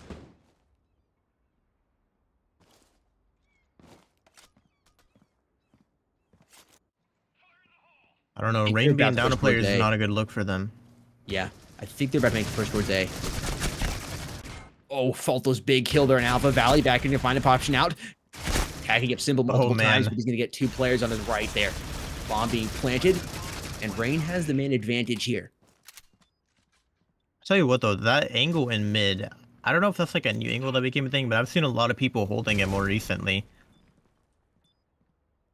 And Follow's able to find one. It's a 4 versus 2. I think it's safe to say Rain won this one. Hostage able to get a pick on a Ventilator, though. That's pretty big. 6 trying to see if he can maybe continue off of that impact, but I don't think he'll be able to do it. He's over towards the drop. It's a very risky angle to peek, and yeah, his teammate gets dropped, and he gets taken down as well, respectively. Symbol barely hanging on a thread at 1 HP. And now it's going to be Rain taking the lead back. Definitely a much better look for them than they were having in the previous map, you know? I mean, especially considering everyone thought Rain was going to win. They had that bit of an upset on Grounded, and now it just makes you wonder, like, can they continue to do this, right? I mean, they're really going to have to carry it over into the Coalition side. We've seen them do well on the Breach side. They just have to carry it on over on the flip. Either way, though, we're going to have a bit of some spread out gameplay from Rain this round. Not really taking it too fast or anything. A lot of utility being dumped towards mid right now, so they're going to have to see if they can catch this play off guard. Hostage able to find one, but Myland with a pick follows as well. That double kill mid, I'm telling you, every time those mid players get dropped, it's huge for Rain, because Exclusive have to scramble and try and do something, and Alpha gets a little aggressive, but he's going to get dropped by Wives. Fall is taking one down as well, and this is easily another round going in favor of Rain. I mean, Valley is here waiting in spawn. I think he's just going to see if someone pushes up, and he's able to catch Flawless off guard, spamming through. Oh, I thought he was going to kill the other player with a wallbang as well, but he doesn't quite find him. And Valley just choosing to back up and save the gun. Definitely a smart play here. Oh, Wives is coming in. I think they're about to meet each other. I think Valley heard him jump down here. Yeah, he's just holding that angle. A nasty play from Valley there. He's able to secure an SG. Gonna upgrade that over the AUG. I guess he prefers that weapon of choice. Now, both these players are posted up towards mid. But Valley just gonna choose to save that SG on the A site. Rain, they're looking better and better. I mean, I can't complain about this performance from them. They're definitely learning from their mistakes in the last game. And again, Port is also just not as much of a lopsided map. They're able to make these rounds happen so much easier. Like, it's not like they're having a hard time at all.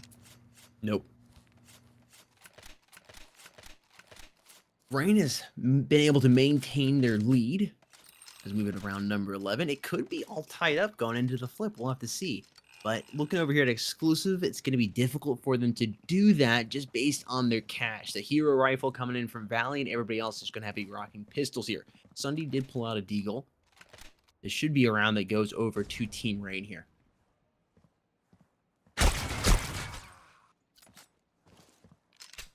Flawless opening up. That's going to be pretty huge. 6 taking a interestingly aggressive angle considering he doesn't have a gun. He's going to quickly choose to back up though. Now holding this box angle, but he's going to get one tapped through that box by Wives. No chance at all. Valley coming in with a nice little kill there. Tries to go for a flash play, but he's going to get deleted through the wallbang. Now Alpha in the maze, but it's going to be Wives to take him out. Rain, they're taking these rounds by storm, man. I mean, I know they were just on an eco there, but I'm telling you, this could very well go 8-4 being 8-4 before we head into the flip. I wouldn't be surprised if that's the scoreline here. That is definitely the way it is trending here. Round number 12. Big round for both these teams. Your Team Rain, you win this, you're up by 4 going into the flip, and then you get the coalition side. The gods might just be smiling on you here. But on the other side, Team Exclusive, the underdogs, they can get it, close the gap only to 2. Not going to be as big of an uphill battle for them. Multiple shots going down here on A, and the man advantage goes over to Team Rain, and they've been able to plant the bomb. Sunday, he's going to miss his player on his left. Rain, he's going to find him. That's Line playing for Team Rain, and it's 2 players now live for Team Exclusive. 1 over here, Hostage, and the number 4 here, 6. Not quite sure what they want to do. They're in a tough spot. Line finds Hostage, and now it's all up to 6. He's got nobody watch his 6. He's got to be careful here as he peeks to his right. He finds Line. Looking to see if he can snag anybody else. There's no reason to try to save. You might as well go for this. And he's tagged almost instantly as he jumps into that bomb site. Yeah, not much you can do there if you're exclusive on the final round. But now Rain is going to take the lead heading into the flip, right? I mean, I know that port isn't as lopsided when it comes to coalition having advantage, but there is still some advantage, right? Just overall, because it is the coalition side. So definitely Rain being ahead by 4, it's a good look for them. If they win this pistol round, I think it could very well be, you know, just a quick game over for exclusive. So this is a huge pistol round for the exclusive if they want to stay alive in this tournament. And somehow they made their way onto the A site. Everyone is pushed up mid, and 6 is the first to get dropped. Myline going to be opening up with a pick, and now we have a full-on retake. Yeah, Hostage with that lurk going to get taken down as well. Now Rain, they have a 5v3 retake on their hands. Definitely every advantage in their favor. Valley's going to have to come in. He's able to find 1. Get some huge damage. Can't quite find the kill, though. No ammo to work with. And Sunday just gets swarmed at the end. Rain are going to make it 9-4. Exclusive probably going to ego as well now. They did get a bomb plant, so that's at least good for them on the money department. But it's not looking too good for them right now.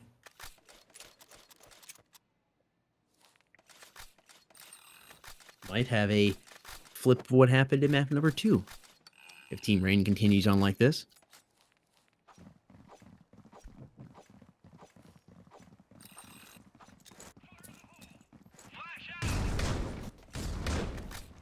Oh man, Rain. Oh my gosh. Whoa, what just happened? Everyone died so fast.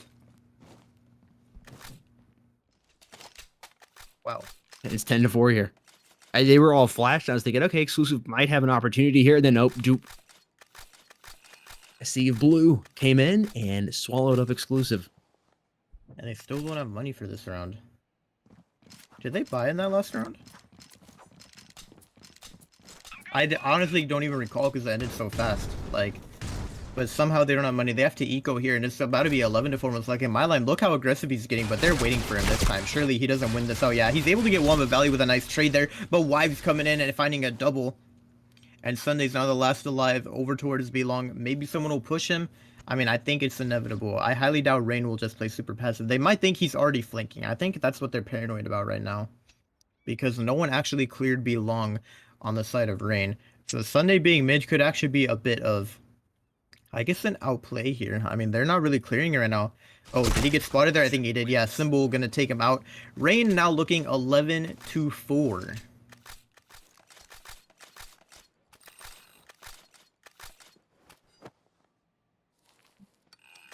This is a much needed round for exclusive. You lose this round, you're probably knocked out of the tournament. Again, Valley, the only one on their side who's really performing so far. Everyone else kind of needs to step it up, I guess. You need to see an overall better team performance from Exclusive if they want to stay up in this tournament, because single elimination, they're knocked out of Worlds if they lose this game, and Rain is going to move on and play Hammers next weekend. So right now, Exclusive, they got to fight. I mean, this round, it's literally this. I wouldn't even say like, you know, they need to win the game. They need to win this round. If they lose this round, it is over probably. So a huge round, and they need to have something in the works. But Wives is on a demon backstab right now. They have no idea he's here. Maybe they're going to clear, though. Just as I say that, yeah, Hostage turns around and gets a little paranoid about it, and he's able to take out Wives. Follows Tag down low as well. This could actually go around in Exclusive's favor now. I thought that flank was going to be huge, but Exclusive catching him off guard there is definitely going to be what they needed to win this round. The question is, where do they choose to go from here? I mean, a minute on the clock. It looks like the bomb is making its way over towards B long. B long, indeed, and they're moving down here quickly. Exclusive. They got to get Vinoli up here, and they got to watch their back by boxes.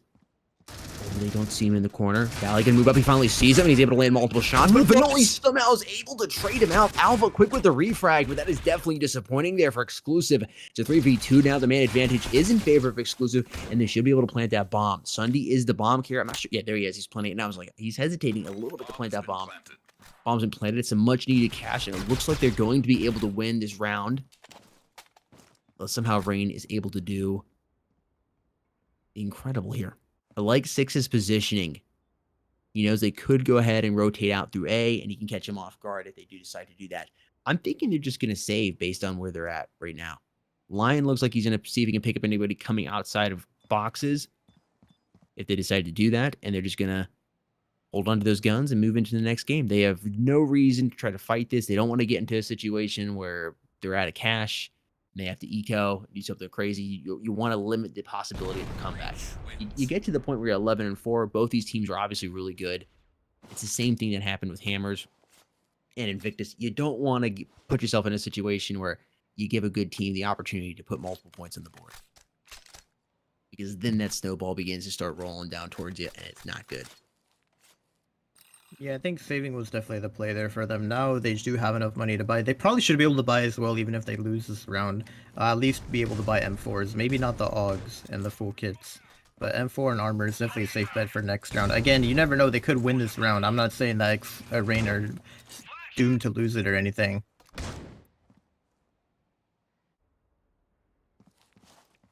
Looking like mid might be the area of choice for Exclusive to peek. Venoli on this box lake peek. That's an interesting one, but he's going to get taken down by Valley. I'm telling you, those jump peeks over the smoke are crazy. I mean, that's the only way I've seen them clear mid this entire game, is they just jump peek around that forklift and see if they can spot anyone out. Holding a lake peek or something cheeky. Oh, Wives, you've got the positioning here, and he's able to win that gunfight. That's a huge pick on Alpha.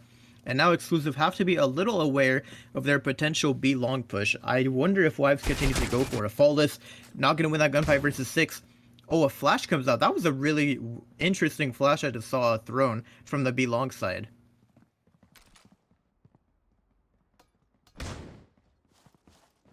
Flash comes really into sight. Flashed. Oh, yeah, man. Exclusive looking like they're going to be able to take another round here and planting the bomb. Some good cash for them.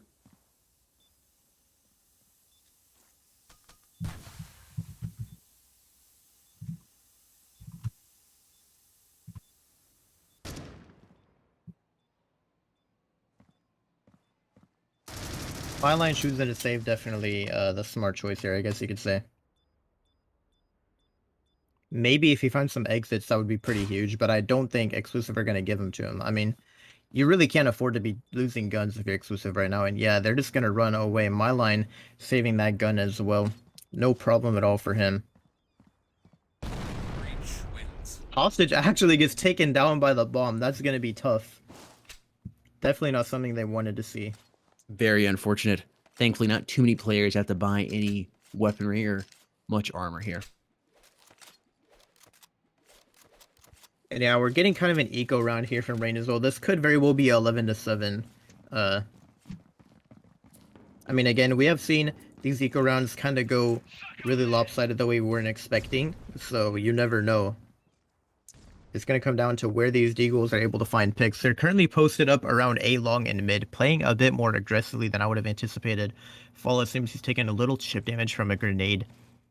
67 HP to his name. Oh, that flash comes in from above. I wonder if he's just going to sit there and play patiently, you know? If they don't pre-fire him or clear him, they might not expect him to be there. He could... Oh, no. He's going to peek out, though, and Alpha is going to drop him. Everyone is dying now to see Yellow in the kill feed. And Myline, the last one on the A side, but they know he's here. He shot some five. Oh, he's going to take out Sunny. What is that headshot? Okay. Myline is not for the count just quite yet. Again, probably not winning this round out. He saved last time. I think maybe he's going to save again. I mean... That seems like the most logical thing to do here if you recover the AUG. Maybe see if you can get a couple exit frags. He's pushing up though, and 6 is going to pre-fire that.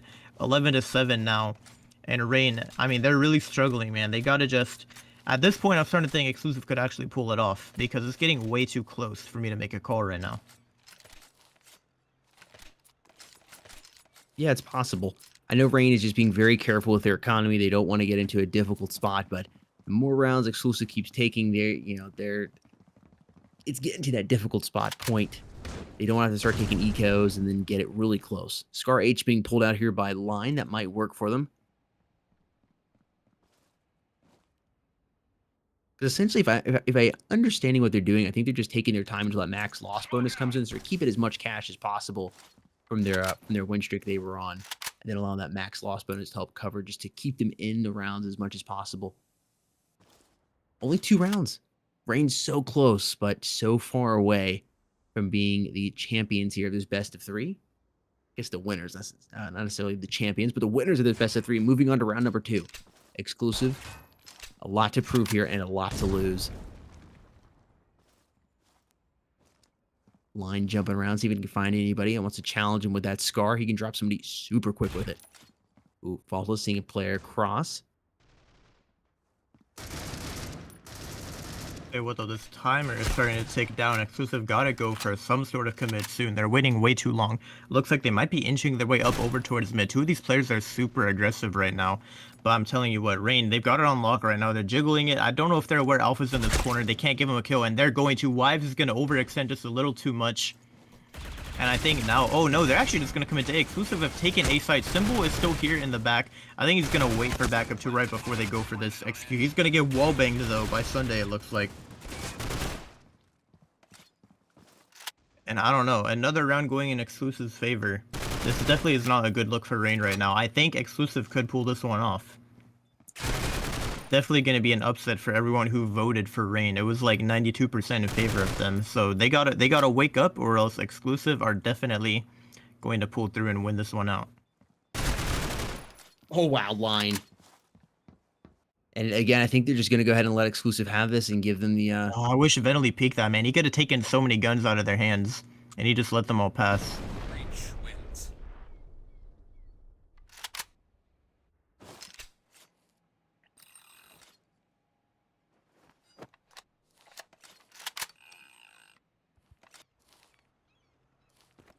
And yeah, not a super good look. I mean, Rain, they can't even full buy. I think they're like forcing up or something. Actually, they can buy. They have plenty of money. It looked a little strange during that buy situation, but they were just trading some guns around. And now it seems everyone, or almost everyone, has recovered a gun. Fall is sticking with that deagle, but we've seen him do work with it in the past, so I'm not too scared to see him rocking that gun. You know, I think he can at least recover a rifle from his teammates, so a good look on them. And look at this aggressive play from Rain. 3 of them pushing mid here. This is what I want to see from them.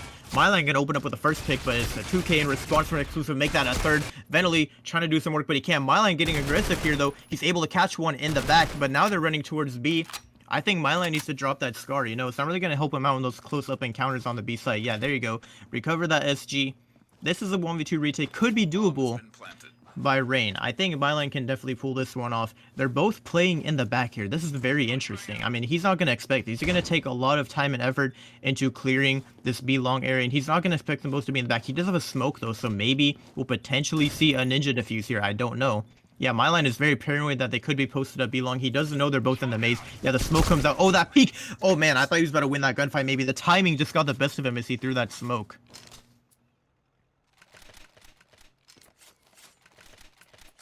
It's now 9-11. And Rain. I mean, I don't know, man. I liked the mid push there. They just weren't winning the gunfights. I mean, they're just not able to capitalize on anything. They're able to have a little pick here, a little pick there, but Exclusive is just able to bring it back each and every time. They've really gotten Rain's number here. They know exactly what they're going to do, and they're just raining down hellfire on them right now. You have not won a round in forever if you're on Team Rain.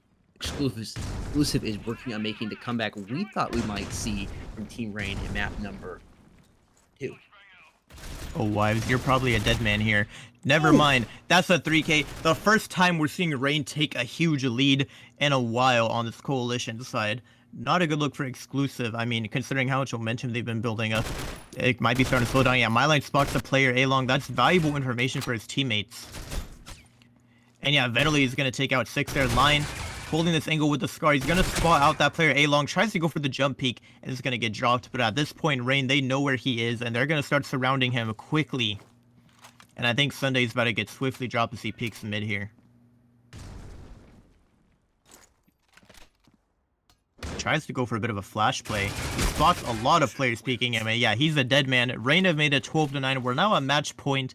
Exclusive built up so many rounds in a row there. I was starting to think that maybe they'll actually make this comeback. Now, it's looking more like Rain could potentially do it, you know? I mean, money isn't fully there for Exclusive after they won that round and then turned around and lost. They reset their loser bonus. They don't have money to really full buy those SGs. They are rocking 1 AK, it seems.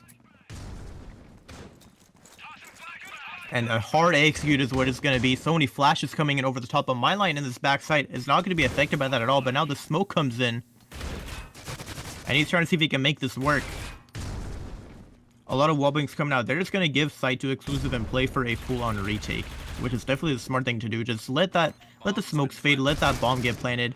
And see if you can play this smart. 6 able to find Wives. He's able to double off all this. That's huge for Exclusive. Now Rain are in a tough situation. I think their best bet is to try and take some guns out of the hands of Exclusive in this post-plant scenario, because you're probably not going to win this round out. Symbol, man, you should have kept going, dude. Like, surely he won't expect a third player there. They're going to think you're saving the gun. I'll tell you what, at the very least, I hope he at least can test this angle instead of just hiding. I don't think he's going to do that, though. I think he's just going to go and play it safe, choose to save that gun. Exclusive, they are going to be making this 10-12. They've crossed the double-digit mark. Reach wins. A few minutes ago, I was like, you know what? Probably 13-4, 13-5, and now it's 12-10. Team Rain hanging on by a thread, and Exclusive is looking scarily close to being able to take this away from them. 18-8, Faultless has just crumbled. Line 17-11, Symbol 15-10. Look over here, Valley beginning to come alive at 19-5, and he's the only positive player on his team right now.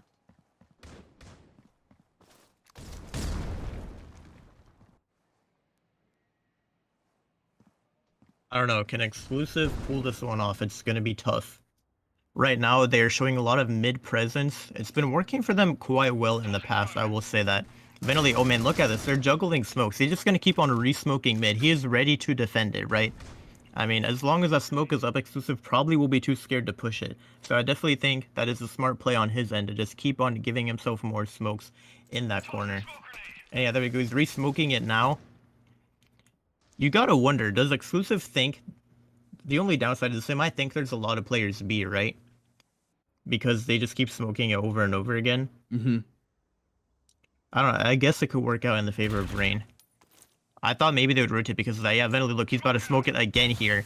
And it's got to be a bit annoying for Exclusive. They're waiting for the smoke to fade, and now they're going to be down to like the 25-second mark before the smokes are fully gone. It's going to be a bit tough for them if they decide to choose B site as their execute. Now, I tell you what, Venali is the one who has to put in the work here. He's holding this leg peek in the back, and they're all getting ready to peek this. Oh, he's going to push up out of the leg peek, and now they're running through the smoke. He's able to find one.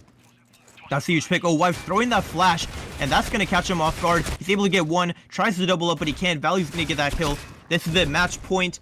I don't know. Can Exclusive pull this one off? It's a 2 versus 2. The bomb is going down. Valley is planning it. He's waiting for his teammate to come in from this flank. I think Venali knows he's here by this box. He's holding this angle. Does Valley expect him to be posted up here in the maze? I don't think so. I mean, his teammate is in spawn. I don't think they expect him to be here. Just consider those 6 is winning out that gunfight. Symbol in a 1v2 scenario. He knows there's one in the maze. and the bomb is ticking down faster and faster. He's got to make a move here. I don't think he's going to expect Valley on his left. And yeah, Exclusive are making it 11 to 12. We're one round away from guaranteed match point. This definitely is going the maximum as far as the full distance.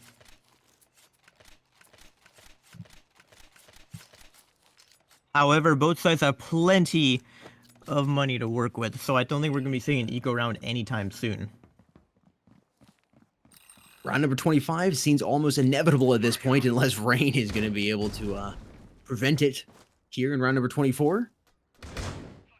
Have cash to work with on either side. Here we go. Oh my gosh, Hostage has opened it up, finding Vanoli.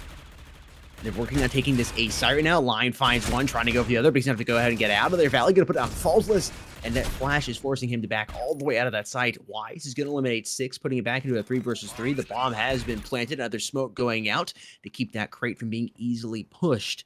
Wise is going to go ahead and throw in some utility of his own here. Lion that flashes the teammate. Ouch, No. that is so frustrating. And he's going to lose his life. And here we are, folks. Match point for both of these teams. Exclusive at this point. You're just going to win this. How do you not? I don't know. You got to at this point. I mean, guaranteed match point. I tell you what, though. Again, remember how lopsided those votes were. 92% in favor of Rain, 8% in favor of Exclusive. It's getting this close. It couldn't be any closer. At this point, you're either going to have Rain moving forward, everyone breathes a sigh of relief, or Exclusive moves forward, everyone who voted on Rain is going to be a bit disappointed. But this is literally it for all the marbles. I mean, 12 to 12, you can't... There's no more mistakes. Whoever loses this round is knocked out of the entire tournament. Valley going for a jiggle peek there. He's going to spot maybe some player holding a leg peek. The flash comes out. Wives getting aggressive off that flash, it seems. Pushing up kind of far. Yeah, Valley, he's going to get caught off guard. Tries to go for that jiggle peek. And Fall's going to take him out. Oh, that nade does some huge damage. There's 3 players pushed up mid right now. I don't think they're expecting this. Alpha coming in. He's able to find one, and he's going to back out after successfully getting that kill. It is a currently 4 versus 2. I don't know. Exclusive is not looking too hot for them this round. I mean, Symbol is in a good spot. If Hostage should get up this kill, that would be huge, but I don't think he's going to contest mid. He's just going to regroup with his teammate. Right now, Rain, they have A site on lockdown. They have mid on lockdown. Exclusive, they're going to have to either win a crucial gunfight, but no, you don't even win versus the 5 HP player. That seals the deal right there. Rain, they're going to take it 13 to 12, way closer than we were expecting. But ultimately, Rain were able to just barely pull through. Incredible. I guess Rain just wanted to put on the ultimate show for us here. I mean, yeah, you literally can't get any closer than this. I mean, even look at the scoreboard on the side of Rain. Like, it's so close together. It just shows, like, everyone was, like, playing the same, I guess. No one really carrying, no one having, like, a star game. I guess my line with the low amount of deaths compared to his kills. But overall, everyone just, like, they all performed great. That's all I can say. Really, really good performance there by Exclusive. I mean, it was almost disappointing to see them lose. I know, They man. worked so hard to bring it back, so incredibly hard, and then you lose that last round right there. You know that it's like you're so excited. You have such a big peak of excitement. You almost done it, and then you get crushed right there at the last second. But Team Rain is going to reign supreme here and take this map away from them.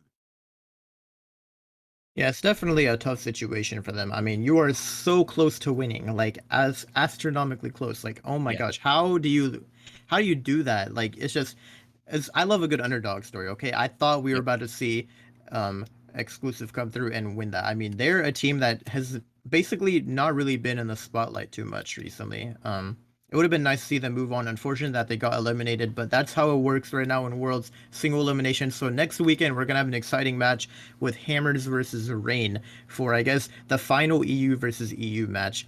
Beyond that point, it is going to be other regions clashing with each other, because we can see we have that final Asia match, that final Europe match. Once Rain goes ahead and moves on, we're just going to be down into those conference finals, and that is going to take us to that final of the winner of EU versus the winner of Asia. There it is. Team Rain moving on. Exclusive getting eliminated. What a round. That will be something I want to go back and rewatch. That was one heck of a map, number 3. I mean, to close out round 1 of the European conference rounds, that is how you do it. I'm just watching chat go through with their excitement. A lot of people were again, betting or voting on Team Rain winning and exclusive brought it so close. Again, there's almost part of it's like, dang, exclusive. You got so close. You wanted to see that underdog pull through, but they just were not able to do that. Again, well played to Team Rain. They will be facing Hammers next week. I'm definitely looking forward to that matchup. That should be a really, really good one. You know what they'll need for that matchup, though? They 100% will need some G Fuel. They will need some G Fuel. Now is a perfect time for them to go ahead and restock or maybe get some for the very first time. That's right. You can use code esportsmobile at checkout to save 20% off any product on gfuel.com. That's 20% off. And as of right now, there are certain products that are boosted to 30% off utilizing that code esportsmobile. You can see the boosted items here on screen. So you can get anywhere from 20 to 30% off your purchase at gfuel.com. Take advantage of it while you can. Once again, that's 20 to 30% off gfuel.com by utilizing code esportsmobile at checkout. Well, folks, that's all we got for you today in the Europe region, but we do have some exciting North America region matches coming here soon. That will be in about an hour and a half or so. That's going to actually pop up on screen right now, the match schedule. We just finished the European region, and we're going into the North America region right now. Later today, or basically in just about an hour and a half, you'll have Underestimated versus Xenocide, and then Mobility versus Team Phoenix, or just Phoenix. This should be a lot of fun as well. So we'll have a quick break here. Go ahead, get those G Fuel shakers, refuel, grab yourself some snacks, and we will be back with some more exciting Critical Ops action. And if you're new around here, make sure you subscribe and you've rang that notification bell. You don't want to miss out.